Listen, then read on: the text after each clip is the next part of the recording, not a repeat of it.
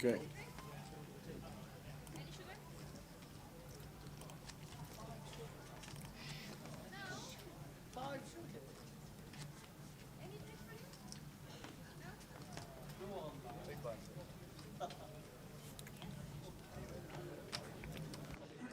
Some insurance with that.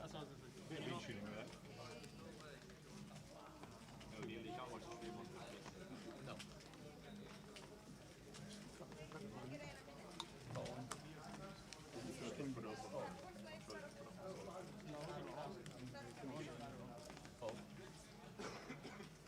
No one get on it, broke down. Sorry? String broke down. So it keeps screaming. 1,000. I was working on it.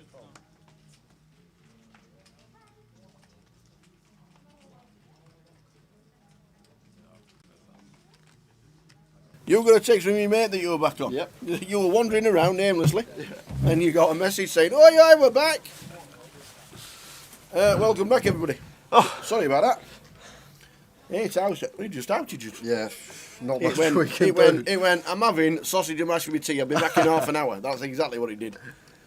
So it looks like we're now back and all good. Give us a thumbs up in the chat boxes, please. If everybody is back, hopefully all is okay.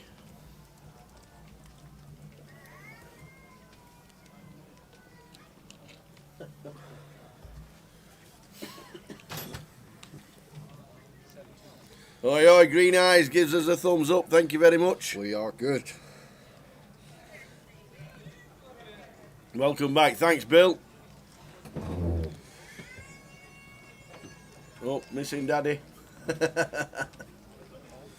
Oi, oi, we are back. GUKPT live in Luton.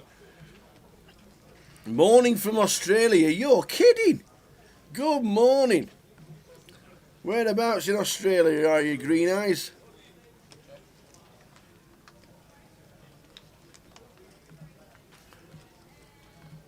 Are you Green Eyes? Yeah, we're on.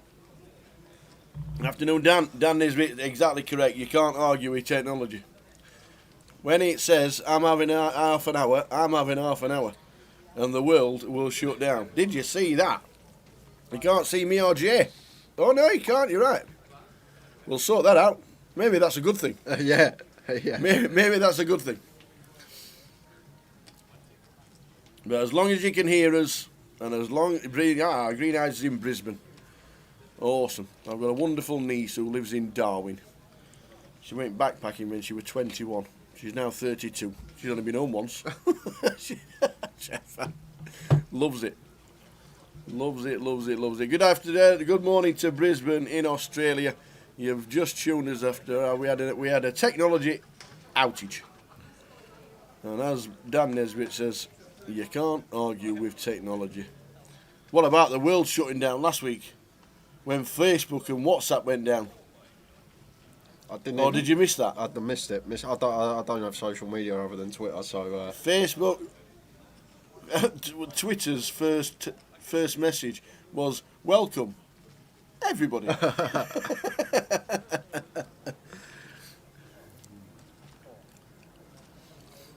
Yeah, Facebook, WhatsApp, Instagram, complete whatever Facebook owned. Yeah. Complete outage for 5 hours, the worldwide.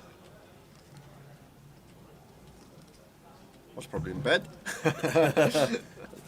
No, I don't know can't remember what time it was, but it was headline news, obviously. You've only been back home in the UK once in 18 years. Fantastic. Fantastic. Oh, Brisbane. I've not been to Brisbane. I've done Sydney, and I've been to Catherine, and I've been to the surroundings, but never Brisbane. Sorry if I did, Dan. I wouldn't have done it intentionally. Yeah, I did. I wouldn't have. No way. Right? I always say hello to everyone that Absolutely. says hello. Either that, or you might have seen me after Terry Jordan sent me to the cleaners. It might have been. I might have just had my head down walking out of the casino. Only been back home in the UK once. Where was you originally born, Green Eyes? Now you're in Brisbane. Obviously got the full passport and everything. Uh-oh. Oh man, it's playing up again. No, don't start. It's the actual internet itself. They actually outed. They outaged the and it just went off. It went from a 30 upload to 0. And I'm not technically minded, and that's why PK's here and he's the boss. But to me, I know that's not good. You're sitting here saying all these things to me, like 62% this. I went, PK, that means nothing to me. That means absolutely nothing to me, mate. It's, So we'll keep his eye on YouTube and we'll keep his eye on Twitch as well. And hopefully it is just originally from Oldham, now in Brisbane. Fantastic. it's a bit of a change. Absolutely. Absolutely.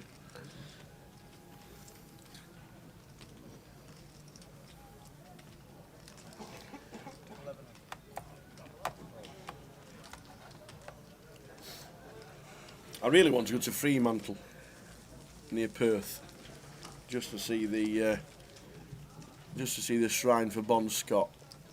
That's what I want to do the next time I go over and see my niece. Yeah, dodgy 50p's in Luton.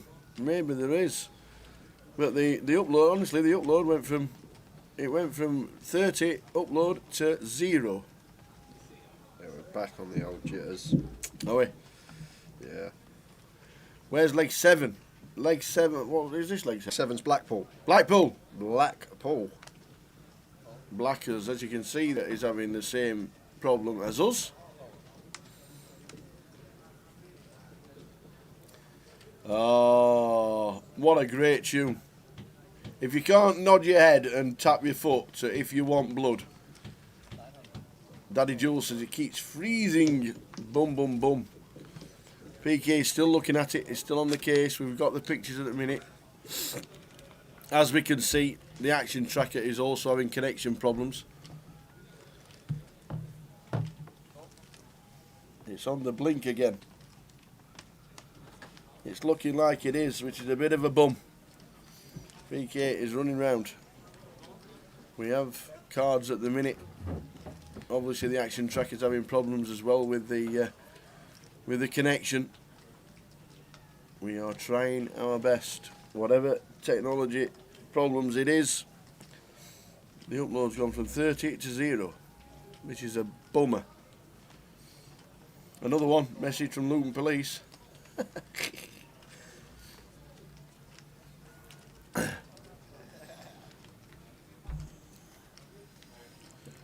I can tell you there's 137 playing day 1 here, and there are 82 players left, so 55 have gone by the wayside. Someone's just stole 500,000 Nexture points. Is that supposed to be nectar? Okay. Someone has stolen 500,000 nectar points. They were running down the street with 6 wine glasses or something. Police are looking for a very disappointed man with a wine glass.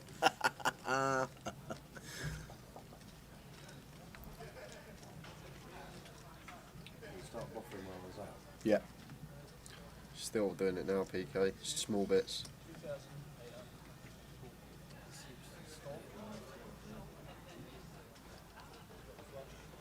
It's not as frequent, but still once every 10-15 seconds, I'd say. We are trying to get this sorted for everyone. The only positive is day 1-8. Try and get it out of the way early, and hopefully the rest of the stream will run smoothly.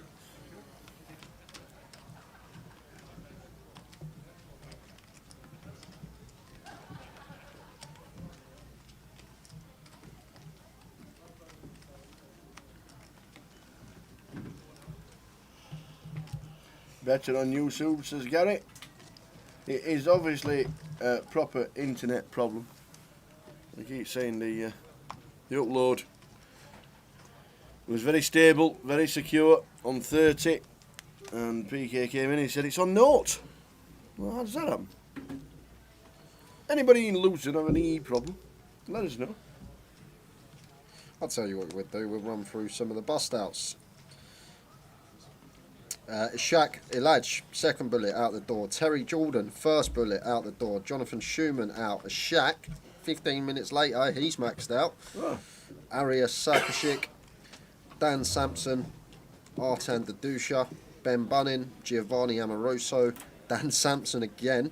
Again? Yep. Wow. Joshu Choppy, Leon Campbell, Yanis Karklins, Anthony Kennedy, Dan Sampson again. So he's maxed out. Wow. Anthony Kennedy again, 2 bullets in 10 minutes. And the last bust out was David Clarkson. So just run you through some of the bust outs. Obviously, Tony would have won with King 5 and would have turned quads. But you're never playing with King 5. We know the action track is having problems the same as the internet when it went down. So hopefully that'll come back to normal. Good to see you guys back. You should go for an affiliate so people can subscribe to support the team and support the stream. Well, you're the Twitch man. Yeah, I might need a little bit of help. Where's Mick the mod? I wouldn't know where to start on that. I know you can do, like, I see when I watch other Twitch channels, there's like donation drop boxes and gifts and stuff like that. But I'm still a bit of an amateur when it comes to Twitch, so maybe it's something we'll start looking at towards the grand final and stuff like that. A little bit of extras. We've been very substantial since we came back from lockdown in July. We've done 6 events since late July, and they've just been class. Numbers have just gone up and up. The side events are absolute unbelievable. And yeah, it is maybe something we should be doing by now because we are pretty well connected on Twitch now, aren't we? Yep, looks nice and clean now, Tower. Yeah. Hopefully we're all good, guys. Awesome. Everything looks smooth. Hopefully Facebook lads and lasses can just give us a thumbs up if you're watching on Facebook and make sure everything's good. Hopefully it now is. It just seems that the outage just hit and that was it. Yeah, not working. Having half an hour.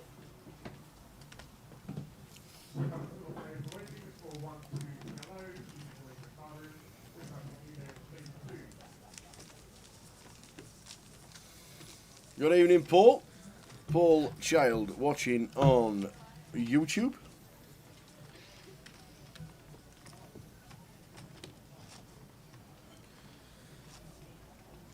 Evening, Warren, tuning in on Twitch. Old Pacho in the building.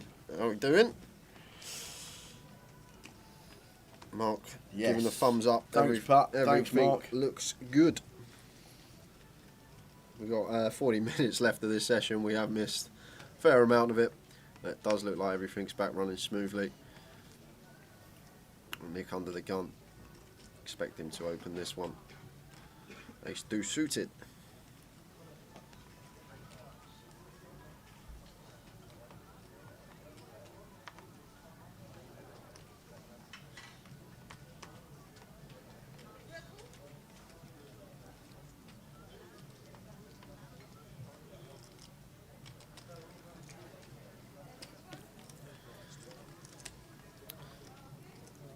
Didn't opt to open the ace deuce suited, thought better of it, and that's going to leave room for Eddie to open the button with the ace 10 of clubs.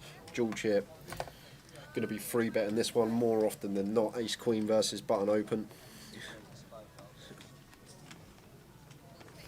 and makes it 5k. Like the sizing, just over 4x. Interesting though. Remember the start of this session, Eddie. Actually, it wasn't Eddie that opened. Someone else opened, and George free bet the kings out of the blinds to 2.5x.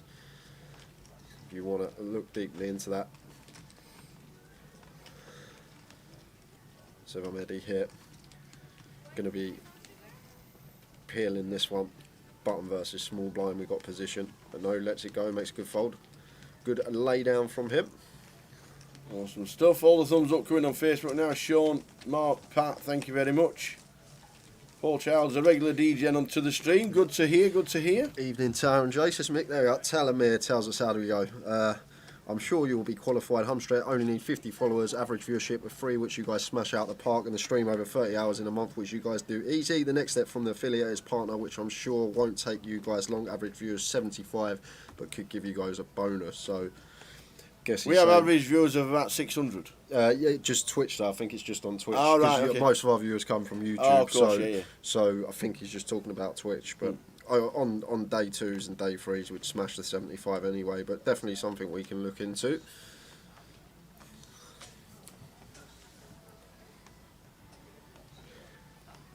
Are we going to keep this table seeing as though we've missed a lot of it, or does it change? No, it will change, unfortunately. It's not the players' fault that we miss some of the live stream. They have to move and change every break, so it's just an unfortunate situation for friends, family, and people who want to watch the people on this table. That it will change at the start for the start of level 7. Nothing they can do about it. They've been there for 2 hours. They didn't stop the game while we were out. It's just one of those things, unfortunately. Wrestling gets a lovely flop for us. Opening under the gun, A7 suited. And we're just going to snap fold the King 10.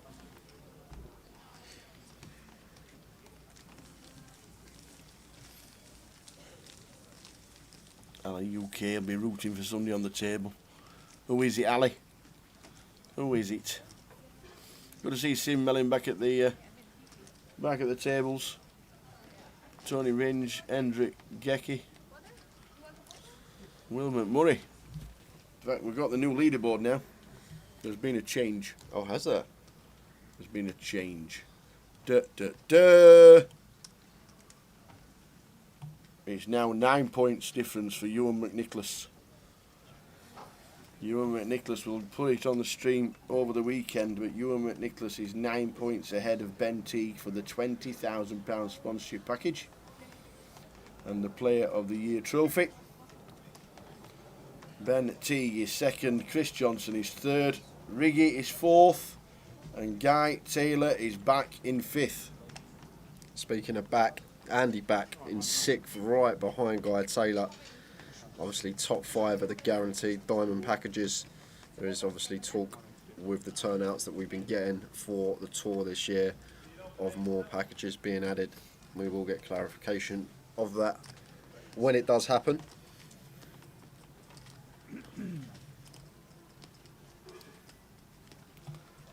Your boy Nick is rooting for on this one. Seat 3.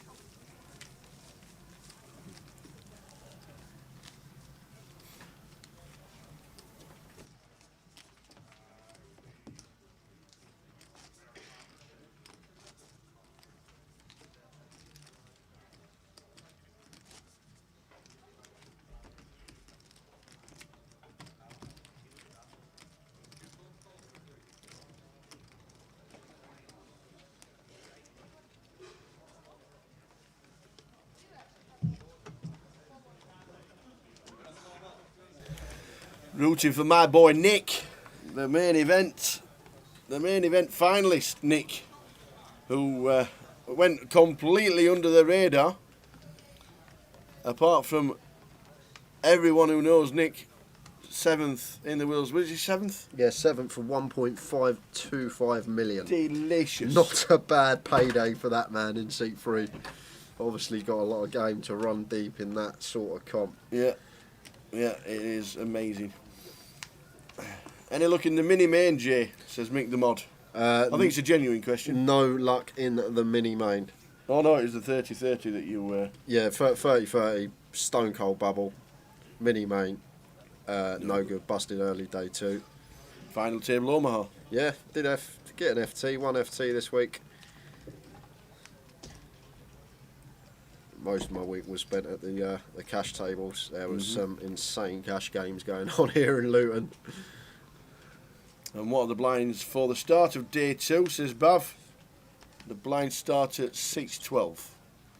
600, 1200. Level 11 of the day, no, level 11 of the tournament, sorry. The blinds start at 612, and if you buy in for the start of day 2, which you can, you'll get 17 bigs around there.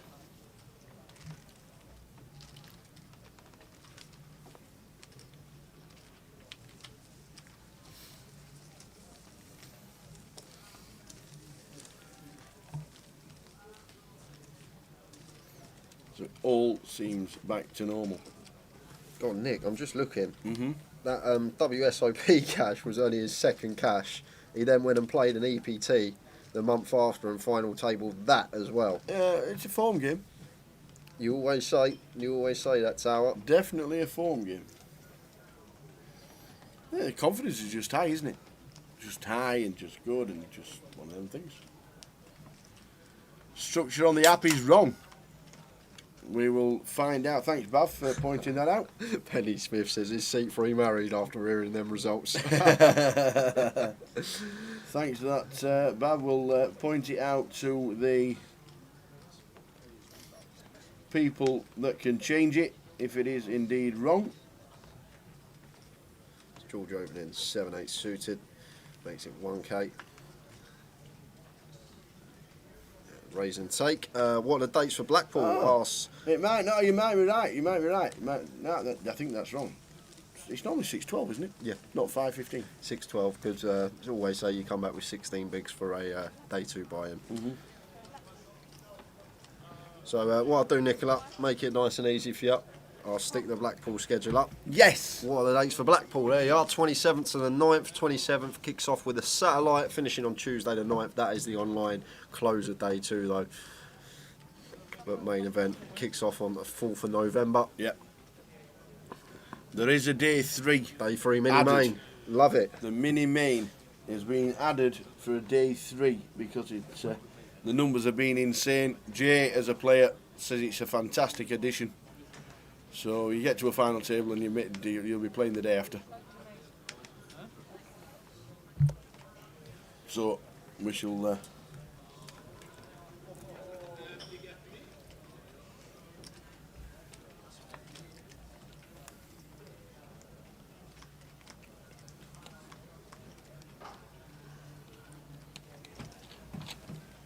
Zendrit opening the ladies, makes it 1.5.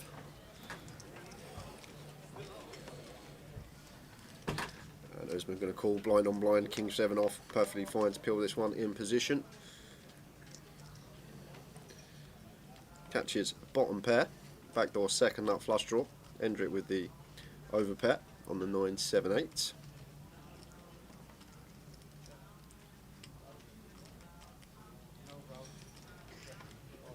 Endrit opts to check this one. A lot of time for that from Endrit. Checking this 7-8-9 board with the ladies. Good board to have a check with this particular hand. 4 of spades on the turn, and once Usman's checked back on the flop, now we can fire, start trying to get value from our queens. We are going to get called in this spot. Usman with pair, second nut flush draw.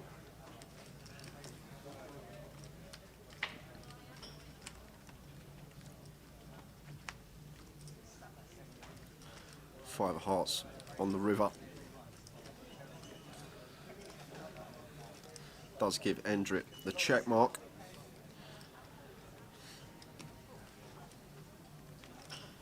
Might come in really small here for value. Potentially something like 1.5, 2k around that remit. Like a lot of 6x of our opponent probably going to bet this flop unless it's maybe like a 6-7, 6-8 type hand. So maybe might try and eke some value from a 1 pair holding here. Endrit, I love this. Got a lot of time for this. Value bet on the river.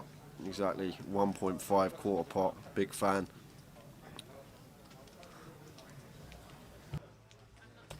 It's just a spot where a lot of players will just check, try and get to showdown because a 4-liner has completed, but thinking about the hand, blind on blind, a whole host Usman can have after he checks back turn and then calls, checks back flop and then calls turn.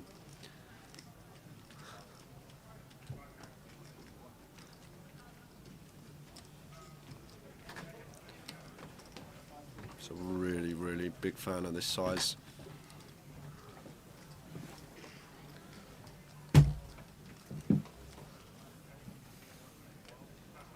He's going to get paid off. Well played, Endrit, with the ladies.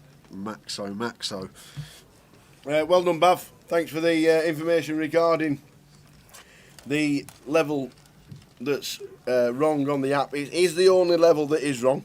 So the rest of the structure is exactly correct. Level 11 is 612. The reason for it is They wanted to make it 5-1500 to take the hundreds out of play, but it would have meant chipping up at the end of the night, which could take 15-20 minutes. So they didn't want to do it and waste people's time at the end of the night when they're bagging up. So they play 6-12 at the start level 11, and then they race off the 100 chips at the first break of day 2, and that's why they did it.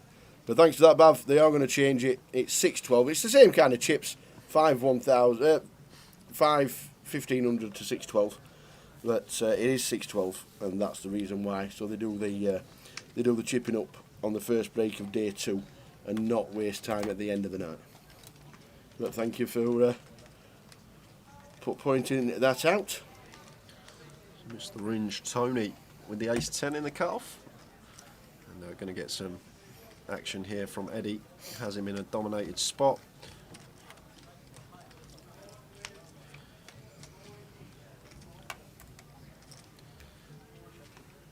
(10-4) deuce, 2 spades. Top pair, top kicker for Tony.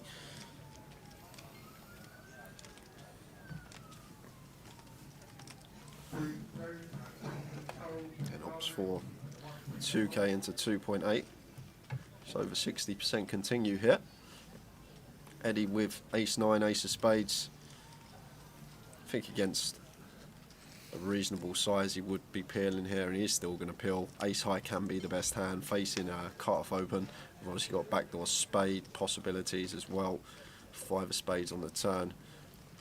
Tony snap checks this one behind, and how good does this boy run? Let me run like Usain, man. He's just some run Eddie. He had the old 4 outs against the Queens when he was all in on the flop. Found it, cracked the 10s with the 7s earlier, found the 2 outer, and somehow wins with ace-9 against ace-10 on 10-4 deuce. And Eddie gonna take that one down. It ran out really well for him, Tony. Good luck seeing, says Samantha Millman on Facebook. Good evening, Samantha.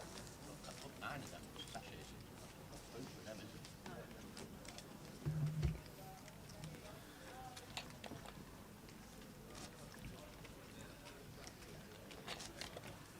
many teams do you get through in a day? About 30.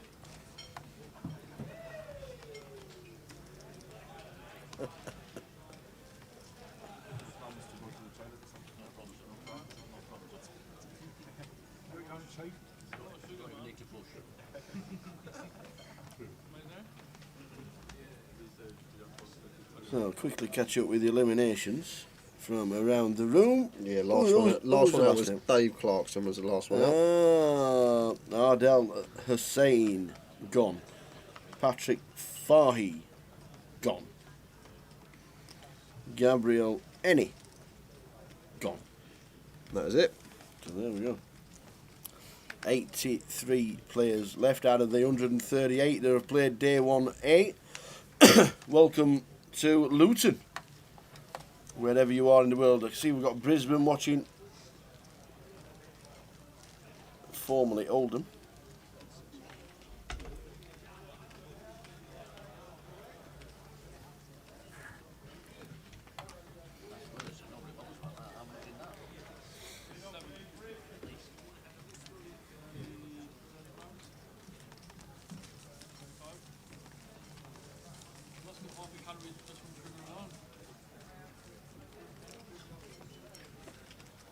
Eddie in seat 9 as well, Tower. Yeah. Played a £5 ticket into a £30 ticket, £30 ticket into £225 ticket, and then won a seat to the main. Oi, oi! Eddie. That's amazing. I love them stories. He's in for a £5. In for a £5. Probably playing for a £500,000 prize pool. And that is why these satellites on the Grosvenor client, such great value, running every night, all different kinds, getting for cheap. So there's been King 9 in the cutoff. Like to see him open this one once folded to us here. There is the raise.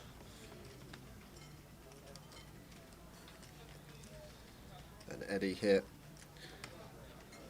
Like to see him 3-bet this versus cutoff open more often than not.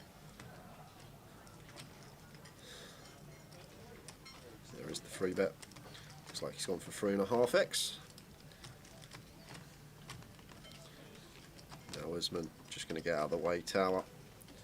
That's fine to open this hand and cut off, but once we get free bet on our direct left. Thanks for coming on to the next.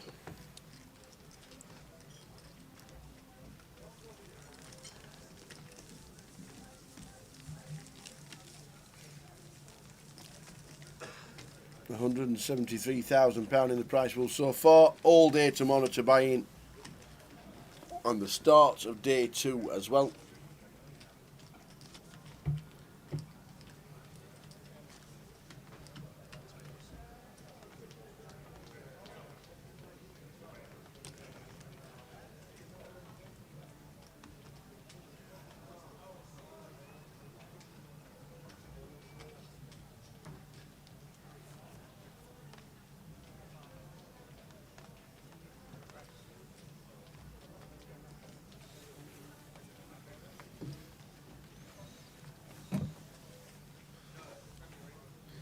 Eddie, ace deuce suited, cut off. He's going to be opening this one.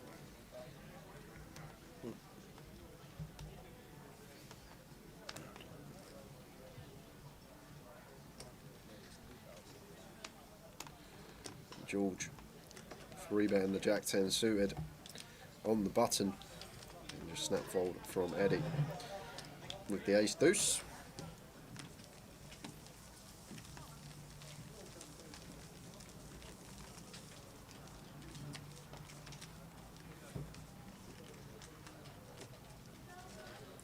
So we've got just over 20 minutes left of this session. We'll head out on a 15-minute break. New featured table when we return. Usual drill.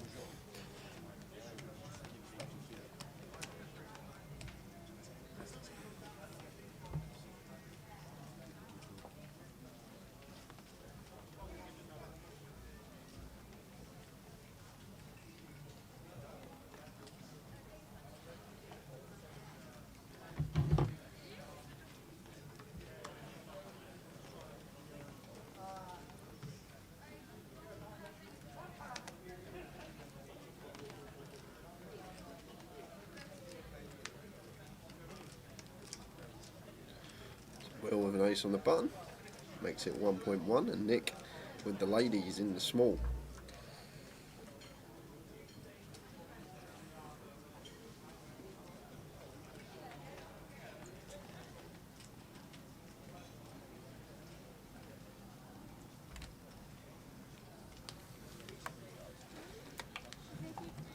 Free bet, which looks like 4k. Oh, 3k's on tiny, 2.5x. Trying to keep Will in, opted for a smaller size.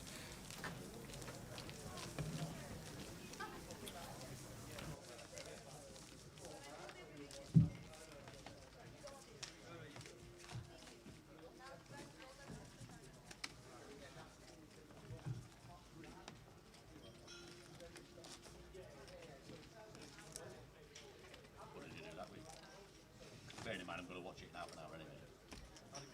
Idiot, how good. Just save me watching it. Okay, yeah. I'll probably look at 16 half hour. Or you get told.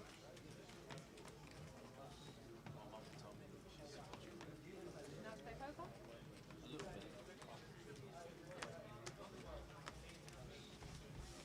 Bernie! Is Jamie Nixon still in? Well, he's had 2 bullets already. I'm aware if he's fired a third today. I don't think I've actually seen him when I had a little wander. Ah, there we are. Oh, He has fired a third bullet today. How do you know that? Well, PK just let us know because the featured table we have got coming up after the break. Oh, you got? You're excited, man. Yeah, we have got a fun one. We have got a fun one. I am looking forward to that in half hour's time. Chip Leader in the room is going to be joining us. Tower. Yay! I'll give you one guess who's the only man over 100k at the Albert. moment. Nope. Terry. There you go. Yeah. There you go. What a table after the break. Wilco's on it. Terry Jordan, Cully Sidhu, Jamie Nixon, the Mad Turk. Hey. And second in the National League, Ben Teague. That's a hand-picked lineup. Yes. That is a hand-picked lineup. So that one. Jamie Nixon is back in. and he's over starting stack. And he'll be with us At 8 o'clock. at 8 o'clock. We go for a break at 7:45. We have 15 minutes to go wet the whistle.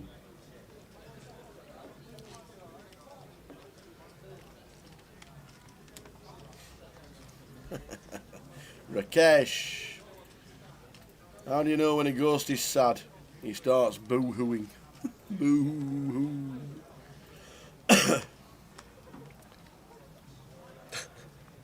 So bad. That's so bad.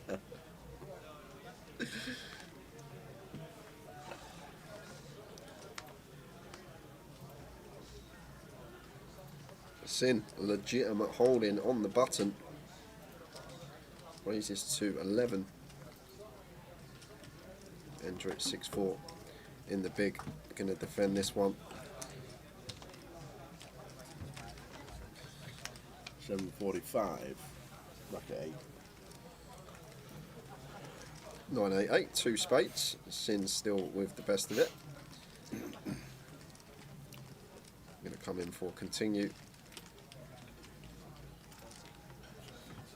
Just gets it through.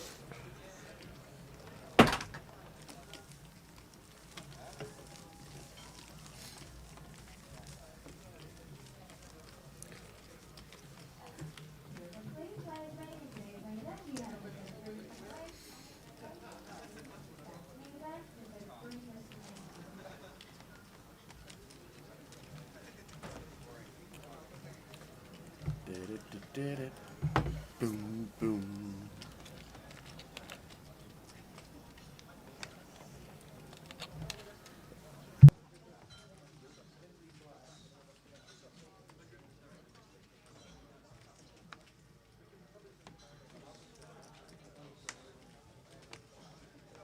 Obviously, with the big thing from Edinburgh is that a player who wasn't in the betting won GUKPT. Do you think that gave us the right outcome? Yeah, I That think, they refund- they had to- yeah, they had to void all I bets? think that's fair. I think it's as fair as it can be. Everyone got their money back and have another punt on Sunday. Yeah, yeah, we do have 50 to chuck at it. That's what you punted on last time. It's still there. Good. Good. Aye, aye. We're on. Oh, we're on. Oh, Yeah, Big Brother's watching you. But it was there. So yes, it's on Sunday. Day 3 players will have a markup. They'll be on the chip counts and the players. They'll compile odds for the final, however many are left, normally 3 tables. And you can have a little flutter. We don't mind who it is. We like to know who it is when you add a little bit of a flutter. But that's Sunday for day 3. A bit of fun while you're watching the live stream.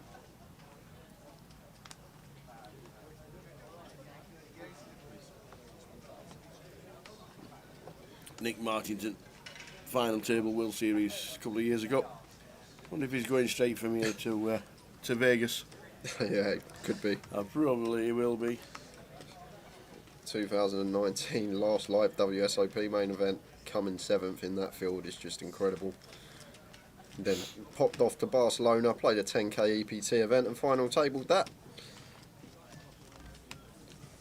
Obviously got game. Evening, Kerry. Kerry watching on Facebook. Sin Mellin is on this feature table. Go, go, go. Yeah, another 15 minutes to go before the break. And a new table incoming for levels 7 and 8.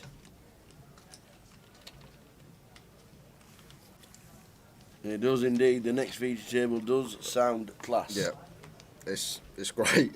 I'm just looking at it for a day 1. It's like a hand-picked feature, this one. Will finds the old Cowboys playing 31 bigs. Going to be opening.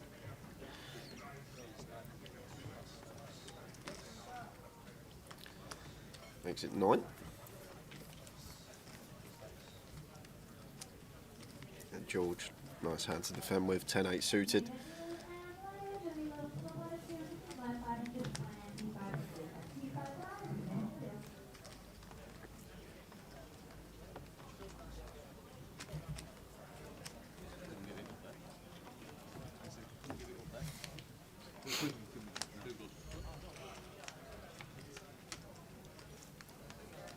flop.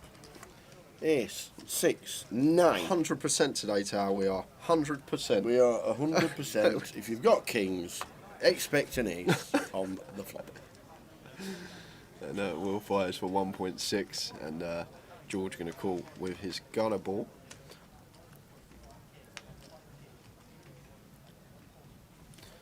Three of spades on the turn. I'd like to see Will check this one now behind here, Tower, as he does. King of spades on the river. River's a set, but 4 spades, very dangerous. 4 to a flush out there. And Will don't like it. He says, look, I've got kings. Don't show him the 10-8, George. Put them cards in the muck. Will McMurray going for a little breather.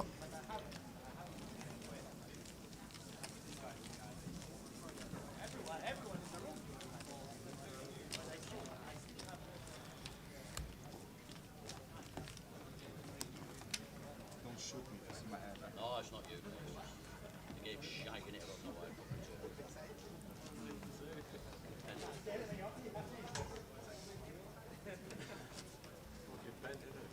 Obviously bending it.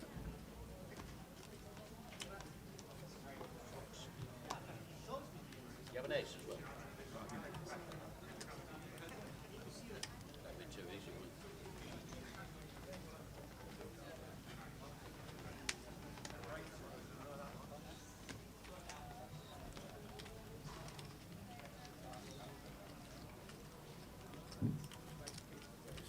King 6 suited for Endrick. Going to open this one in the hijack.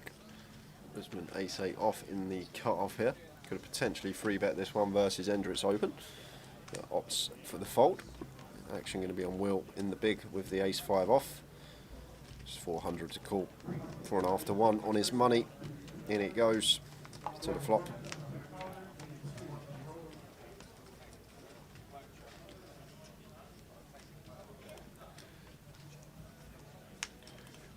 Will flops best here, but Endrick doesn't opt to come in for the continue. Now we're going to try and get some value from his ace. Looks like he's led for 2,000. Endrick with a flush draw, not going to be folding with position as well. Makes the quick call. And the river is the 4, which is a really good card for us as well. We chop with a lot of ace-x now that we were behind 2. It goes check, check, and we're going to take that one down.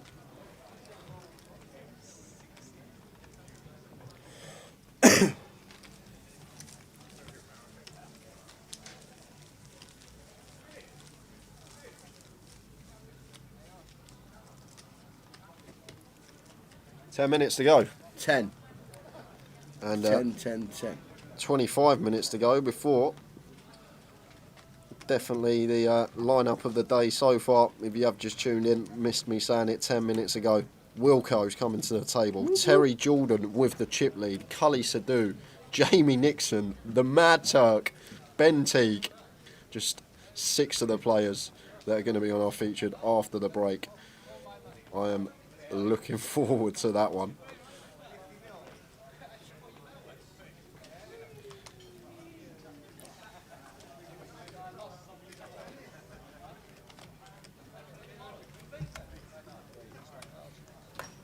We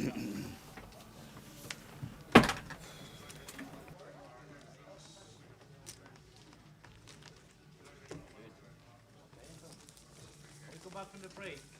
We've been table 10. Okay?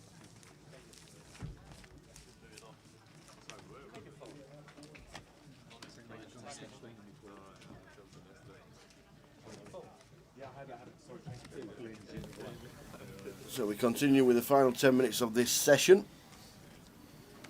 Back with a new table at 8 PM. 139 playing today. 81 players left. We've had 35 re-entries. 3 and 5, 35.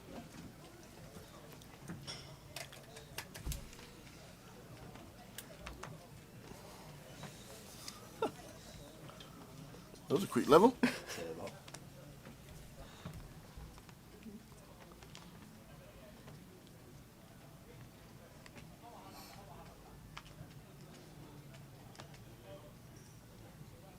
Will wants to open this one on the button. King Jack once folded to him. Yep. We're expecting big pot poker on the next feature table. You're not wrong. You are not wrong. What day is the day 3 mini main Blackpool? Whenever day 2 is, it'll be the day after.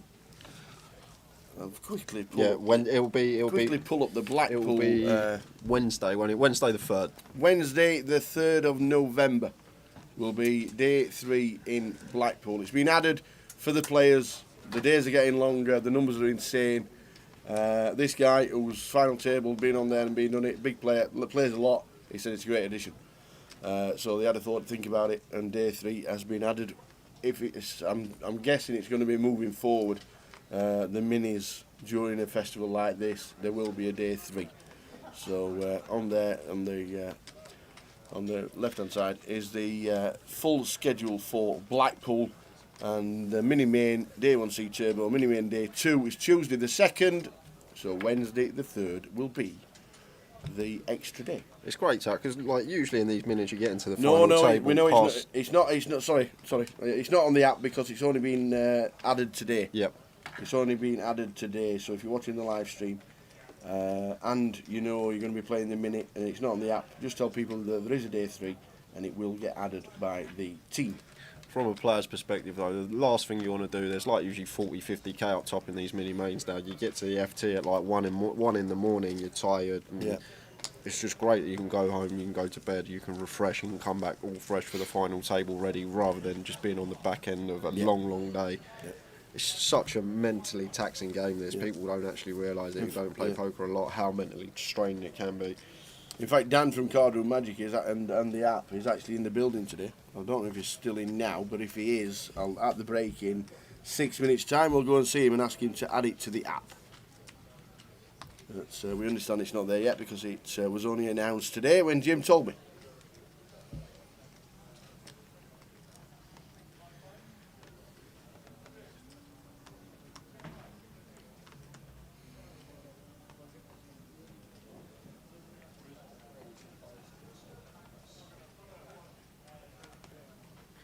Has been with King Queen. Makes it 1k UTG. Nicking the cut off with the 5s. Should just be calling here.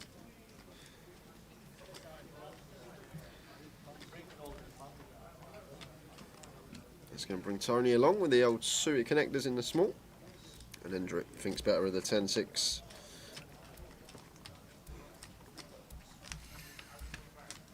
Flop time.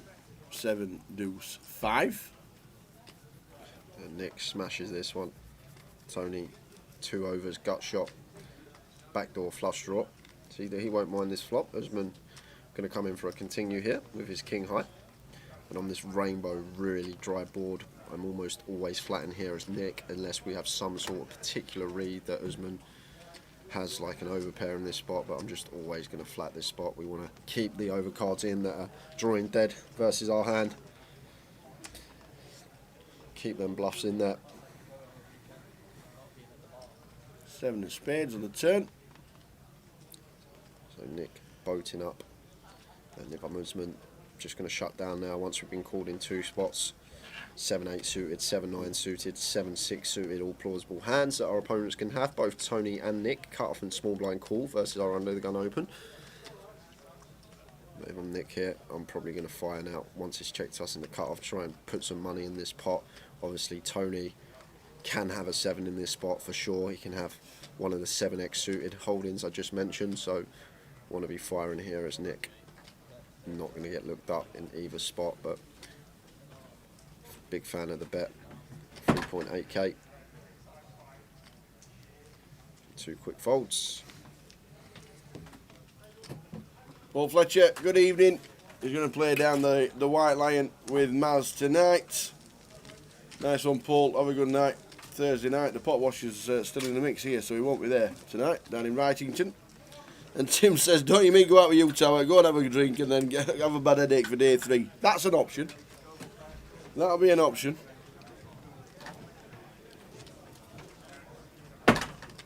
Anna says, good luck, Sin. Got a lot of people watching for Sin Melling. in seat number 5. Good to see you back at the poker table.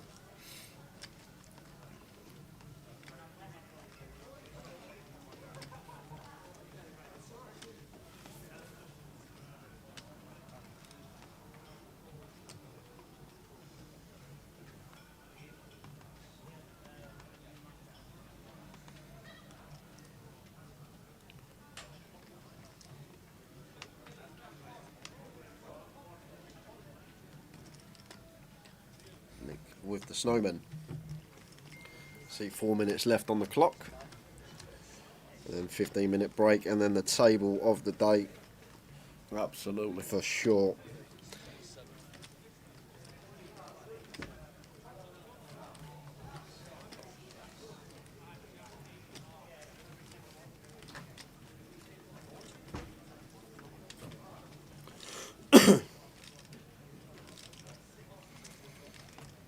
So Nick with the snowman, Tony 3 bets, Nick calls, 8s against ace king.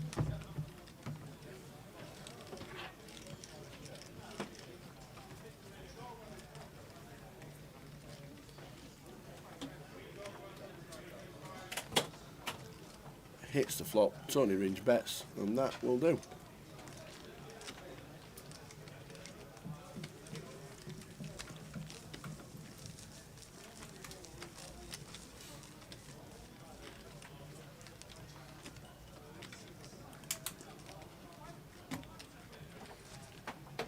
$307 entries the last time we were in Luton for the main event.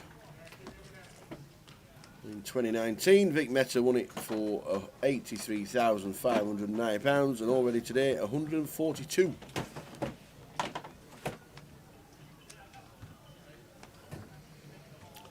It's going to get smashed. The 307.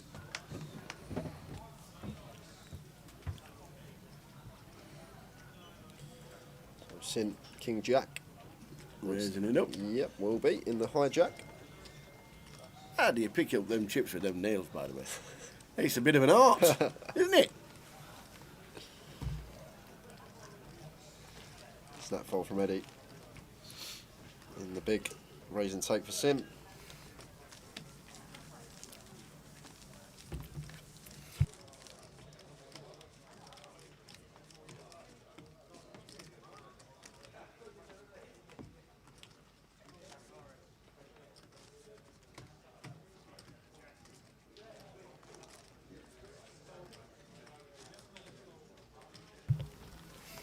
Last couple of hands of this sesh. This might be the last hand. Yeah, I'll make we'll the right see how we tower. go on. Unless it's raise and take, very Yep. likely to be Indeed the last it, one. indeed it. Let's stick it on. We're on. Back at 8 o'clock, and make sure you're here from the start because you might miss all the action. And I'm not joking either. When we return at 8 p.m. 115,000 chip lead is Mr. Jordan. TG. And he's on his second bullet today, Tower. Only 2. Only 2. You can only have 3. Yeah. That's 66%. But this could be the final hand. Tune in at 8 p.m. as we come back after the short 15 minutes. And we continue.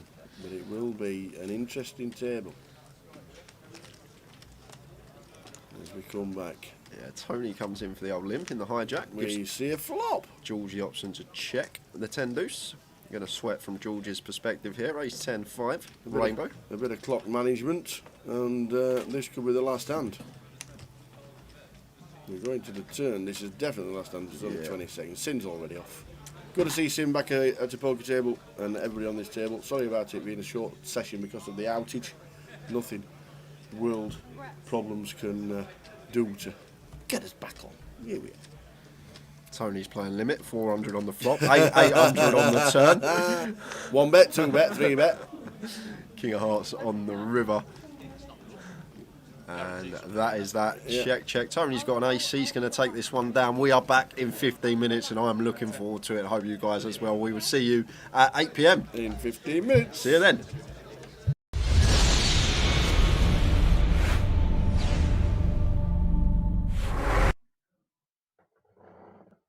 Welcome to another hour with the Tower. We are pleased to be joined this time by one of the guys who plays a circuit, and a lot of the circuit we will be talking about. Over 1 million in lifetime earnings, 8 GUKPT main event finals, and the 2019 Grosvenor Player of the Year. It is the one and only from Castaway, Mr. Tom. No, it's Richard Kellett. Hello, Tower. Just got my lockdown beard here that everyone might not be accustomed to, but That is a growth, man. That looks good.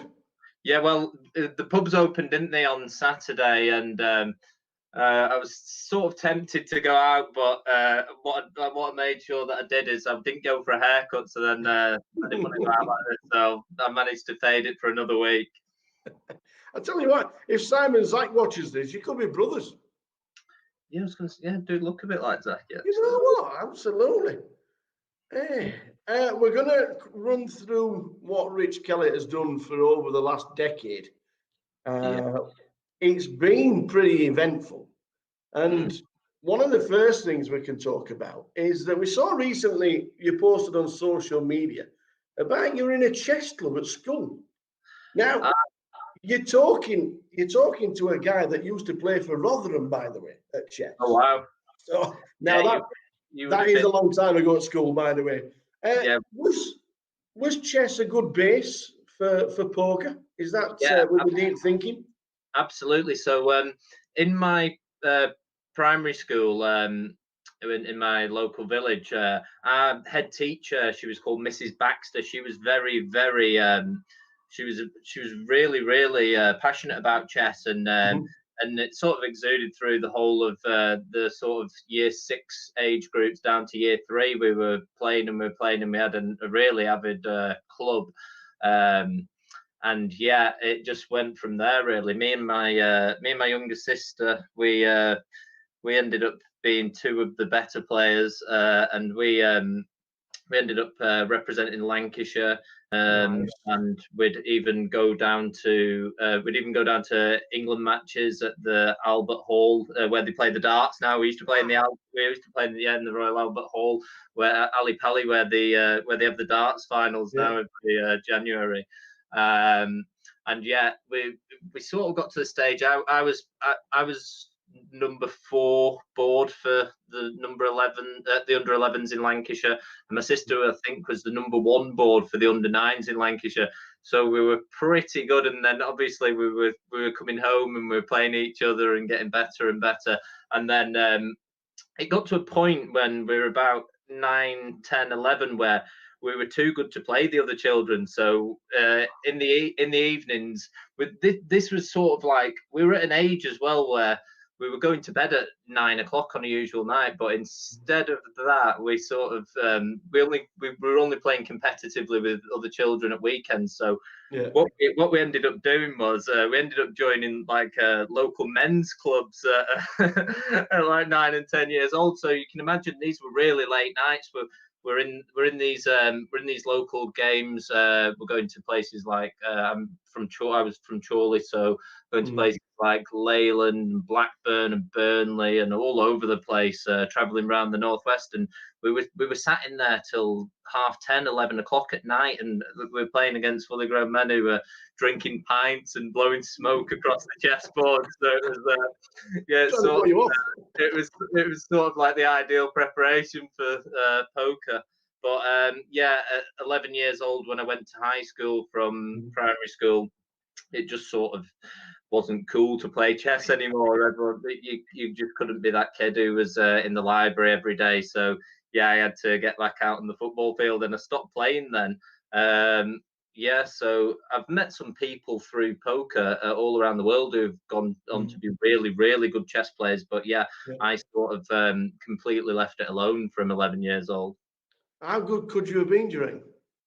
I don't know. I definitely felt like I definitely felt like I had some ceiling, because there's a guy in the local village, to me, who used to really give me a good pasting, and that always brought me back down to earth, sort of thing. So I don't know. I don't know, but it's leading into the poker thing from chess. The skill set is so similar because in chess you're thinking 3, 4, 5, 6 moves ahead, and it's exactly the same in poker with your pre-flop, your flop, your turn and river. It's the thought pattern is almost exactly the same, thinking moves ahead. So yeah, the skills are massively transferable. But I mean, I'd love to sort of play now, but it's you can't really win money, and the games are very time consuming. So it's yeah, I would love to play, but I don't know. Maybe in later life I'll get back into it. I think when I've got a bit more time and there's not so much poker going on all over the place. Absolutely. Where did you start first playing poker, and how did you learn, or was it just like? So this was 2005, 2006. I was just in year 11 at high school, and my friend is my best friend who lived 2 doors down from me and was really close with my family. He'd just gone to a local sixth form college, and this was obviously a year or two after the Moneymaker thing, and you've got Greg Raymer and all that. So it was basically the exact point at when professionals started winning the World Series main event every year to when amateurs started winning every year. So they were. I was in year 11 at high school. They were going to, well, as loosely say, they were going to college. They were just going sitting in the canteen and playing every day, and then they'd spill home at night, and they'd just all be playing around my friend's house. So like I sort of got introduced to it at 15 years old. Yeah, I've just got thrust straight into it with the older lads, really. Well, we got in at 15, so you could have been the Kelster 15, but Yeah. 2008. Yeah, before you started playing live, you got a massive result online. You come fifth in the full tilt 750,000 guarantee for 33,000. That was July 2008.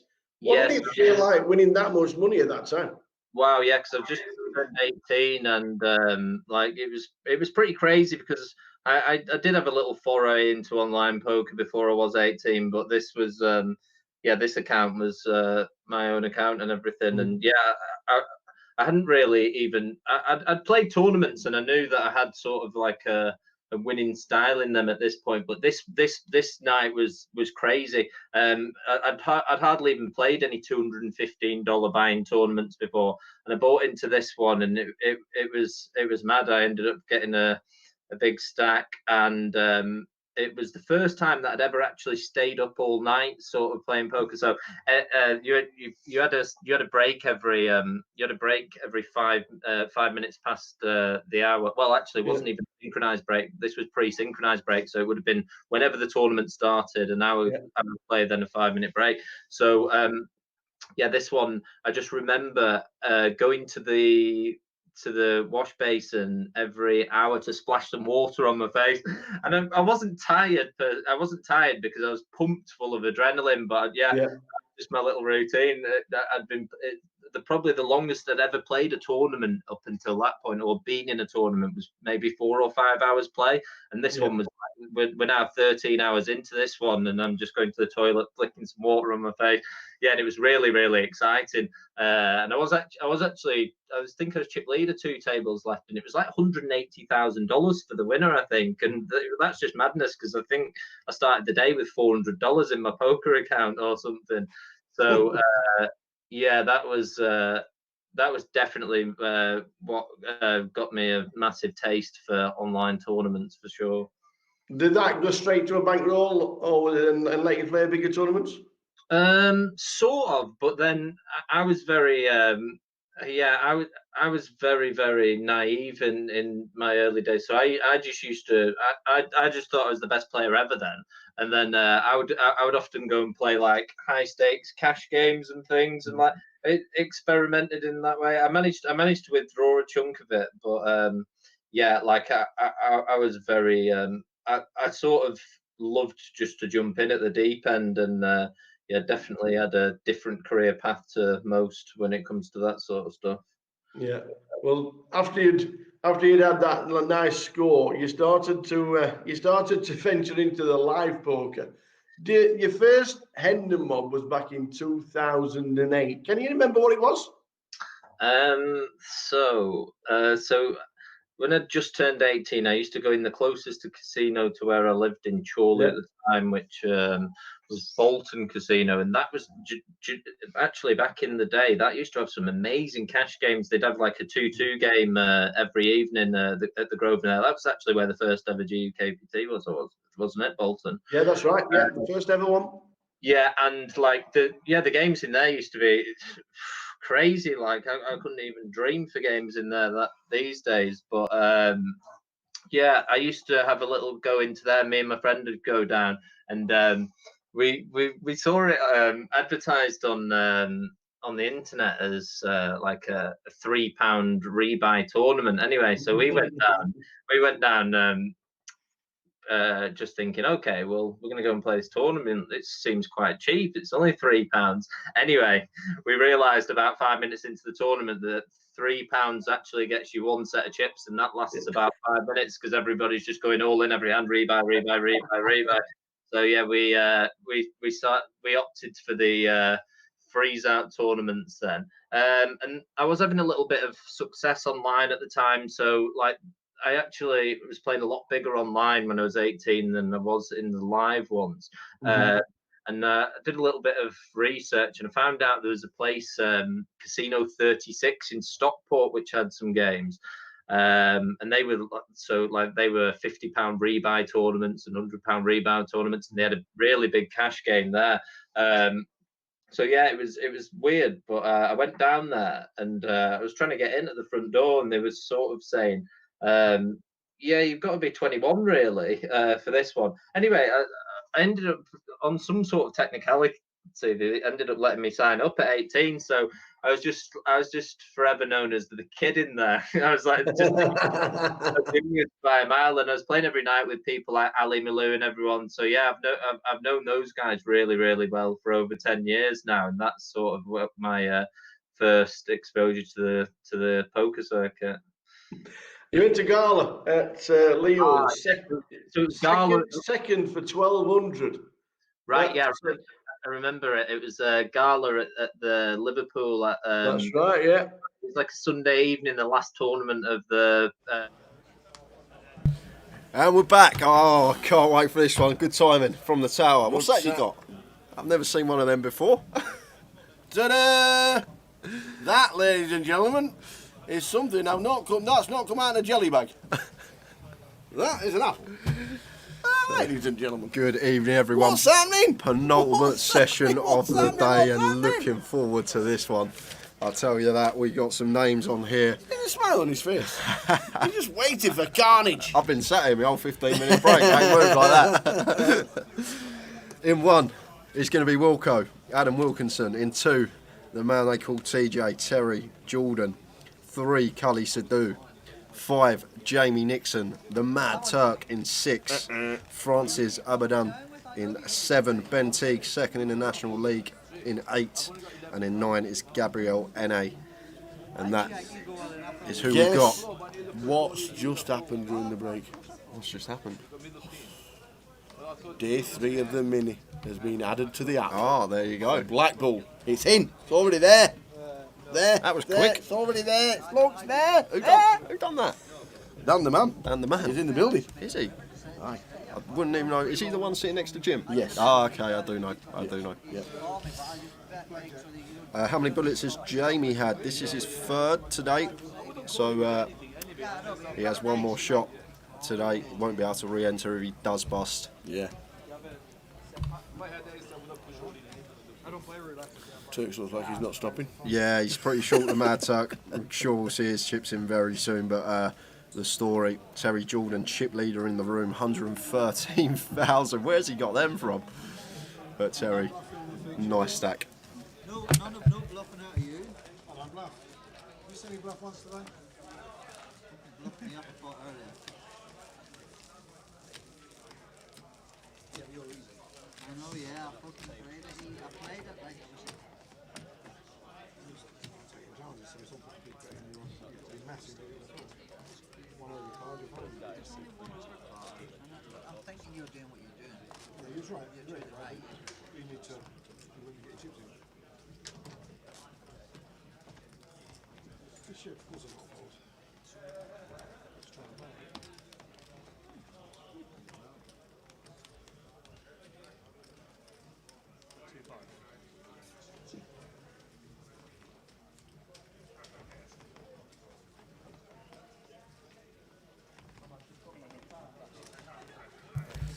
Go on then. Here we go. Get excited. TJ's in hand. Well, A7. To be fair, he's not been in hand this level yet. Oh, his first one. So A7 for Terry. I've most certainly seen him open worse, so not the worst from him. Jamie going to peel the 10-9 suited. Mad Turk's out the way. Francis does the same. Ben's in the small. I love when Terry's on the table. He just creates this dynamic and you get really fun hands. Great to watch.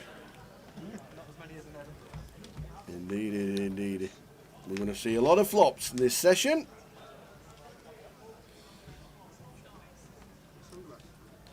Six 6-3 rainbow. Terry coming in for a continue. Bet of 1,000. Jamie going to pull out the float with some really nice backdoors, and Ben might even call here with 2 overs, getting 8 to 1 on the call. There is the call.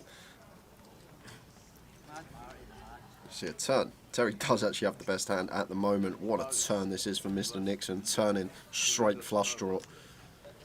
And Terry turning top pair, top kicker. So action turn here. This is what we're looking for as Jamie when we float this hand.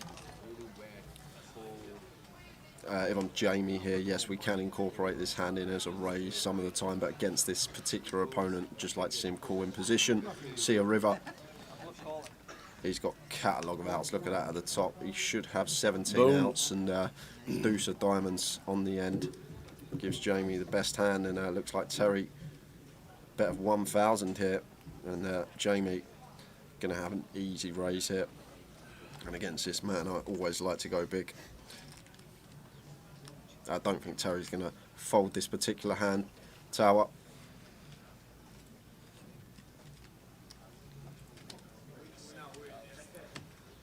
Lose my chips first, I'll lose my chips all first hand, shall I? Yes. Flush. Fold. It's a great start for Jamie Nixon. It is indeed.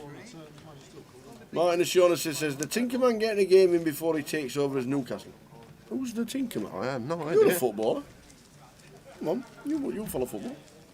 Who's the Tinkerman? I don't know. Ah, Claudio Ranieri. Yeah, it's the man in the corner who sorts everything out. Claudio, he's not going to take over at Newcastle, is he? Now they've become the richest club in the world.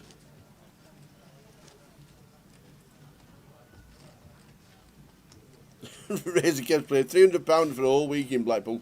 He's paying £100 tomorrow for one night in London. Nothing wrong with that. Yeah, kiss me quick hat. You got to play at least one event with the hat on. You have to go and buy a hat, a kiss me quick hat, and then you've got to play it. Got to play with it on. Terry straight back amongst it after losing the first one. Queen 5 this time. And then when you leave it Jay, he'll be doing the live comms with it on. Let me tell you. Oh, let me tell you.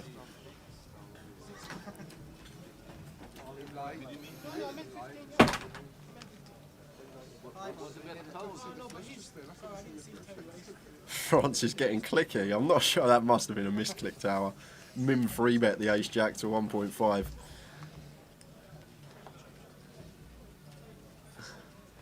Had to have been a misclick that from Francis, I think. All in from the Turk.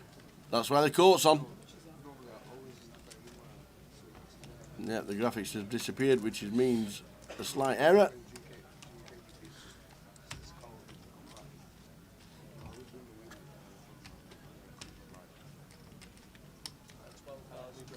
But France is in a tough spot here, Tower, with these two particular opponents. Yeah, I was just about to say, I wouldn't even mind him just moving in here with the ace jack of diamonds. I actually can't remember what Turk had. He might have him beat, but I remember Francis had the ace jack of diamonds. What did Turk have? Oh, he's got ace 10. He's got ace 10 of hearts. Ace 10 of hearts for Turk. And Francis in very good shape. So the Mad Turk, second hand of the session, is going to need to find a 10 or some hearts. The Turk needs help.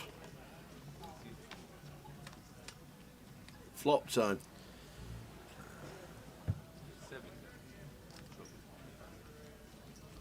Looks like he's paired.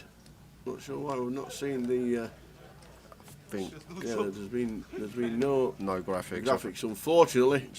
Looks like we're going to lose Turk with no graphics. He taps the table, and the ace 10 against the ace jack. The ace jack definitely plays because the Turk's on his way. Just flat there. Apologies for the no graphics for the Mad Turk, but we have lost one.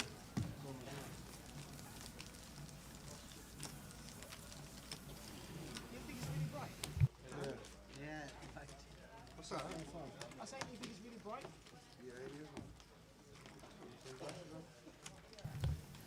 So apologies about the no graphics, but we did. It was ace 10. It was against the ace jack.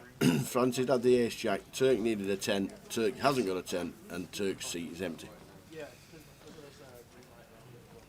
Apologies for the no graphics, but sometimes it's a bummer. It's Terry, Queen 7 this time. Complete round. Yeah, no, he's not under the gun. Terry's in the big blind.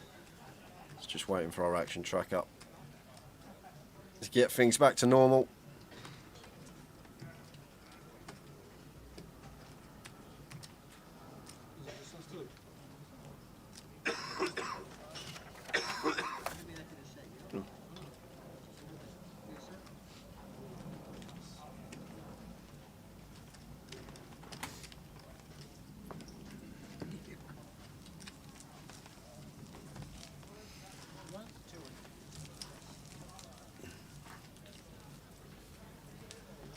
Won a few events in his time as Mad Turk, Usul Eminoglu, affectionately known as the Mad Turk. Christened it himself, you know. Ladies and gentlemen, I am the Mad Turk. Top dude is old Usul. Won a few events in his time while we've been there watching him.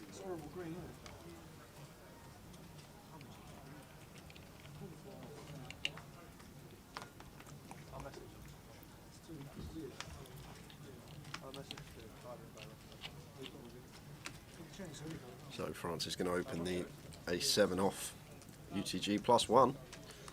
Wants to get in amongst it. I don't actually mind it at this particular table tower. I usually say about EP, these raggy aces, offsuit, just letting them go. But with Terry at the table, I don't mind coming in for wider opens because he's going to peel so wide and you can start getting value from him in that sense.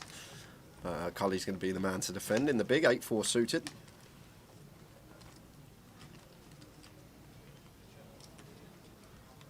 Nine deuce. And France is just going to continue this dry pair rainbow One board. bet will win. Gets it through.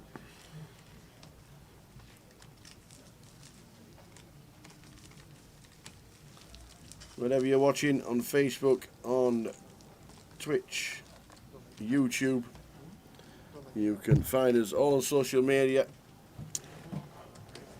Join in the fun. Facebook, Twitter, YouTube and Twitch.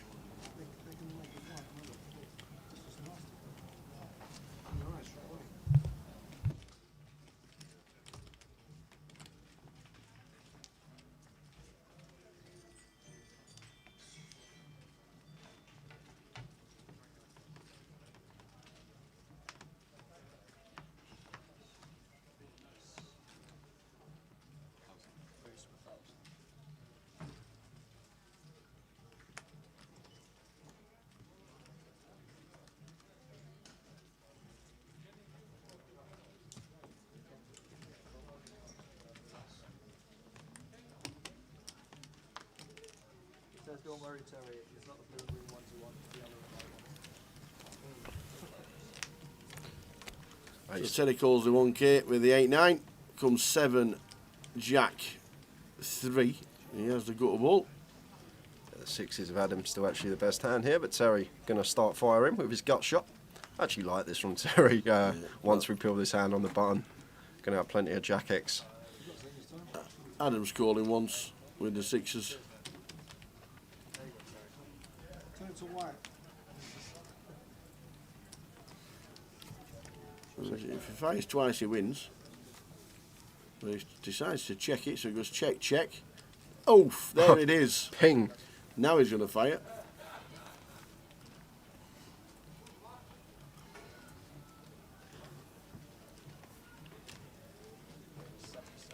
That looks like pot size. 7.7. Just south of pot. And now Wilco in one of these spots versus river spots versus Mr. Jordan, where he can actually have any hand. He could have anything here, Tower. He could have 7-3 for 2 pair. He could just have a bluff. Takes it down after pinging his gut shot.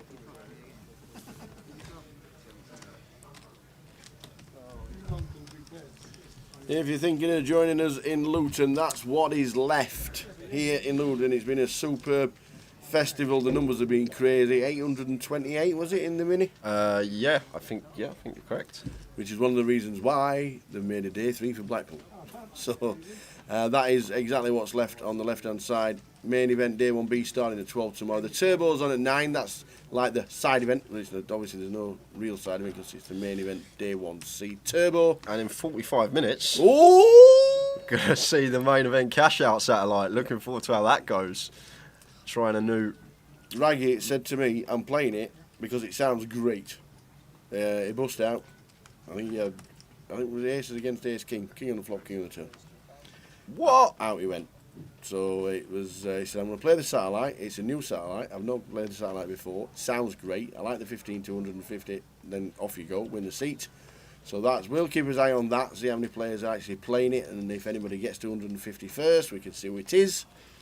And then the side event on Saturday is the bounty that starts at 4. Or does it start at 6? Need to check that. We need to confirm the bounty for Saturday. Sunday is the seniors, the 200, and then online is the £110 closer, 25,000 guarantee. That's what's left here in Luton. Terry just calling with a 5-3 here on 10-10-10. Look at this. Just spikes the 5 on the turn. And Ben checks it over to him, and Terry going to fire up. Ben going to make the call with king high. Does he get there on the river? No. That's a bad card for Ben. Good card for Terry. And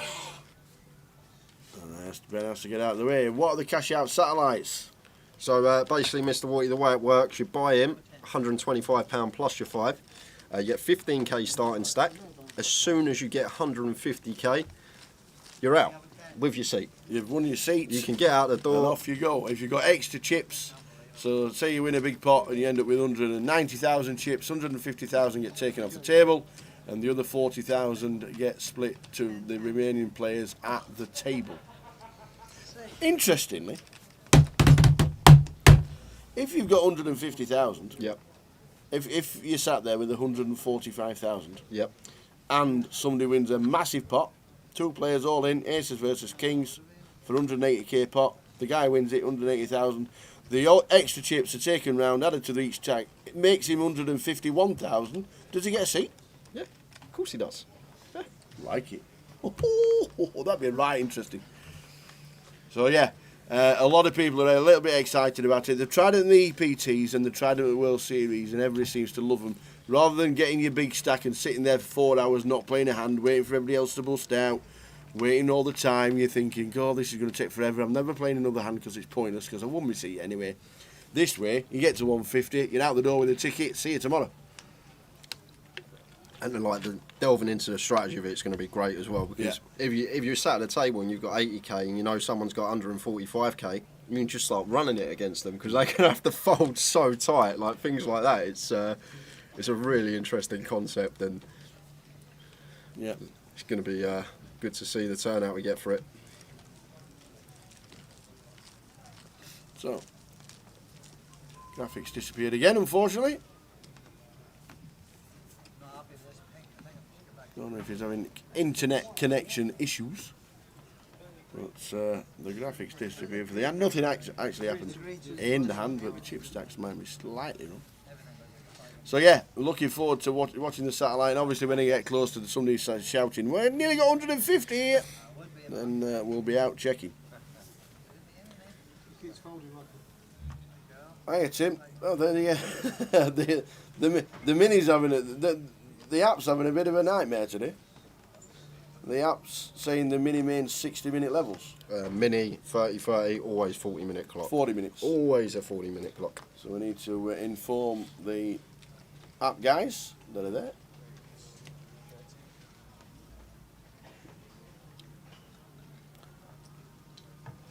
They're having a bit of a mare. Other guys with the app, I don't know why it's changed or what's happened, or somebody's put the wrong structure in for something. But we can always tell them, and they'll always do it correctly.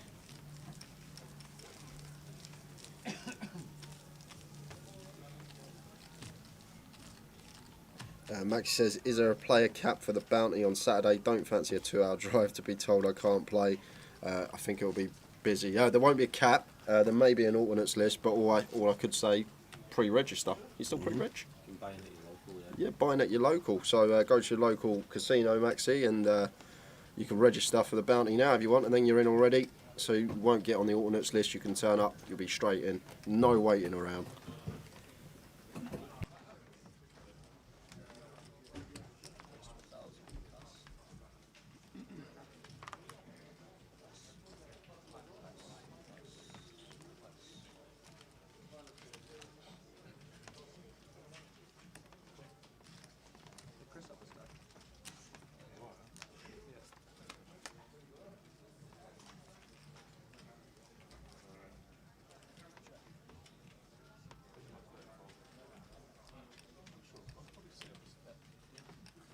just a normal McGuire stuff, yeah.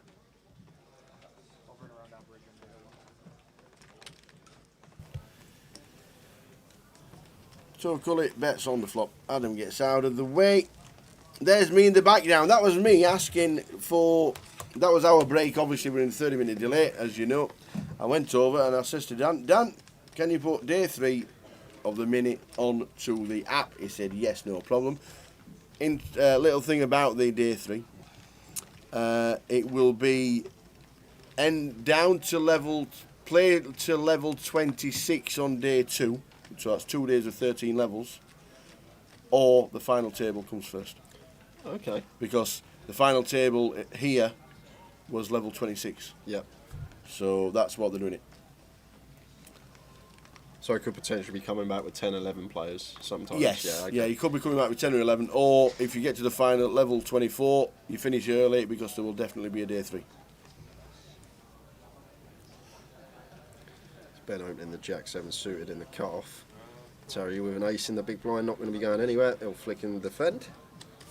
Stevie K says, can we pre-reg the next mini main for Blackpool now? Yes, you can. You can buy in at your local, say I want to play Blackpool mini main, I want to buy in now. What will be next on the app, hopefully, is buying on the... Will there be ever Through be the app. Yeah, that's a great idea. What, like through your debit card or something? Yeah. Well, now you can use your debit card to register for any NPL event. And I don't see what... I don't know how hard it is to apply it to the app. But if you clicked on and you said you want to register your details. Your card's registered for your G1 card anyway. So maybe that's something for the future to be able to buy in.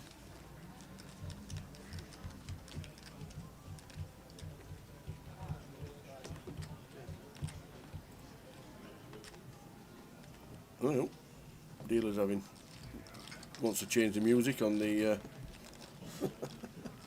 Wants to change the music on his headphones. Swapped.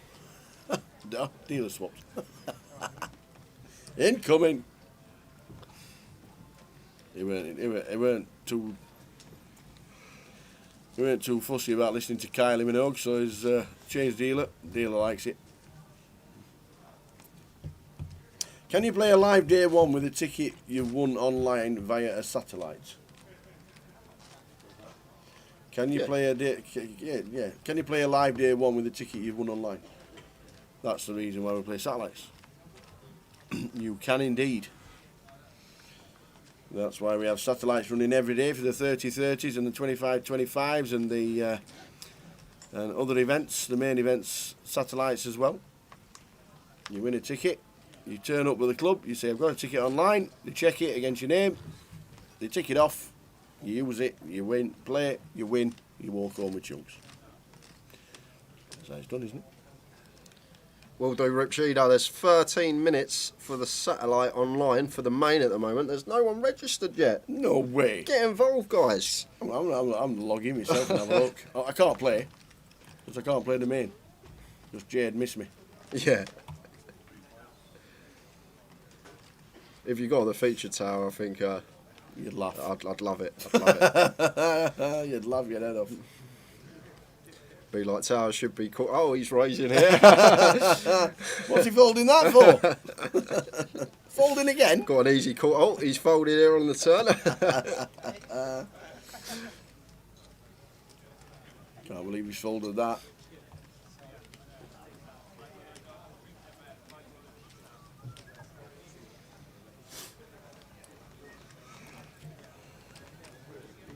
So with a Queen 4 suited, Rivers trips,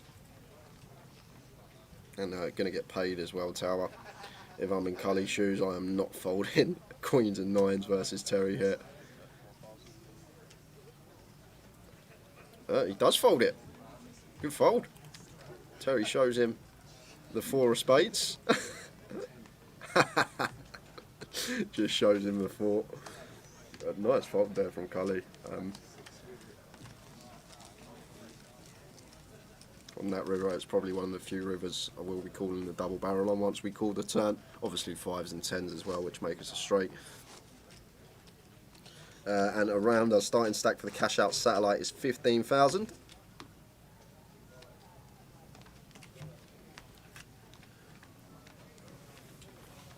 How you doing that, Barry? It's 27. Second nuts. Yeah.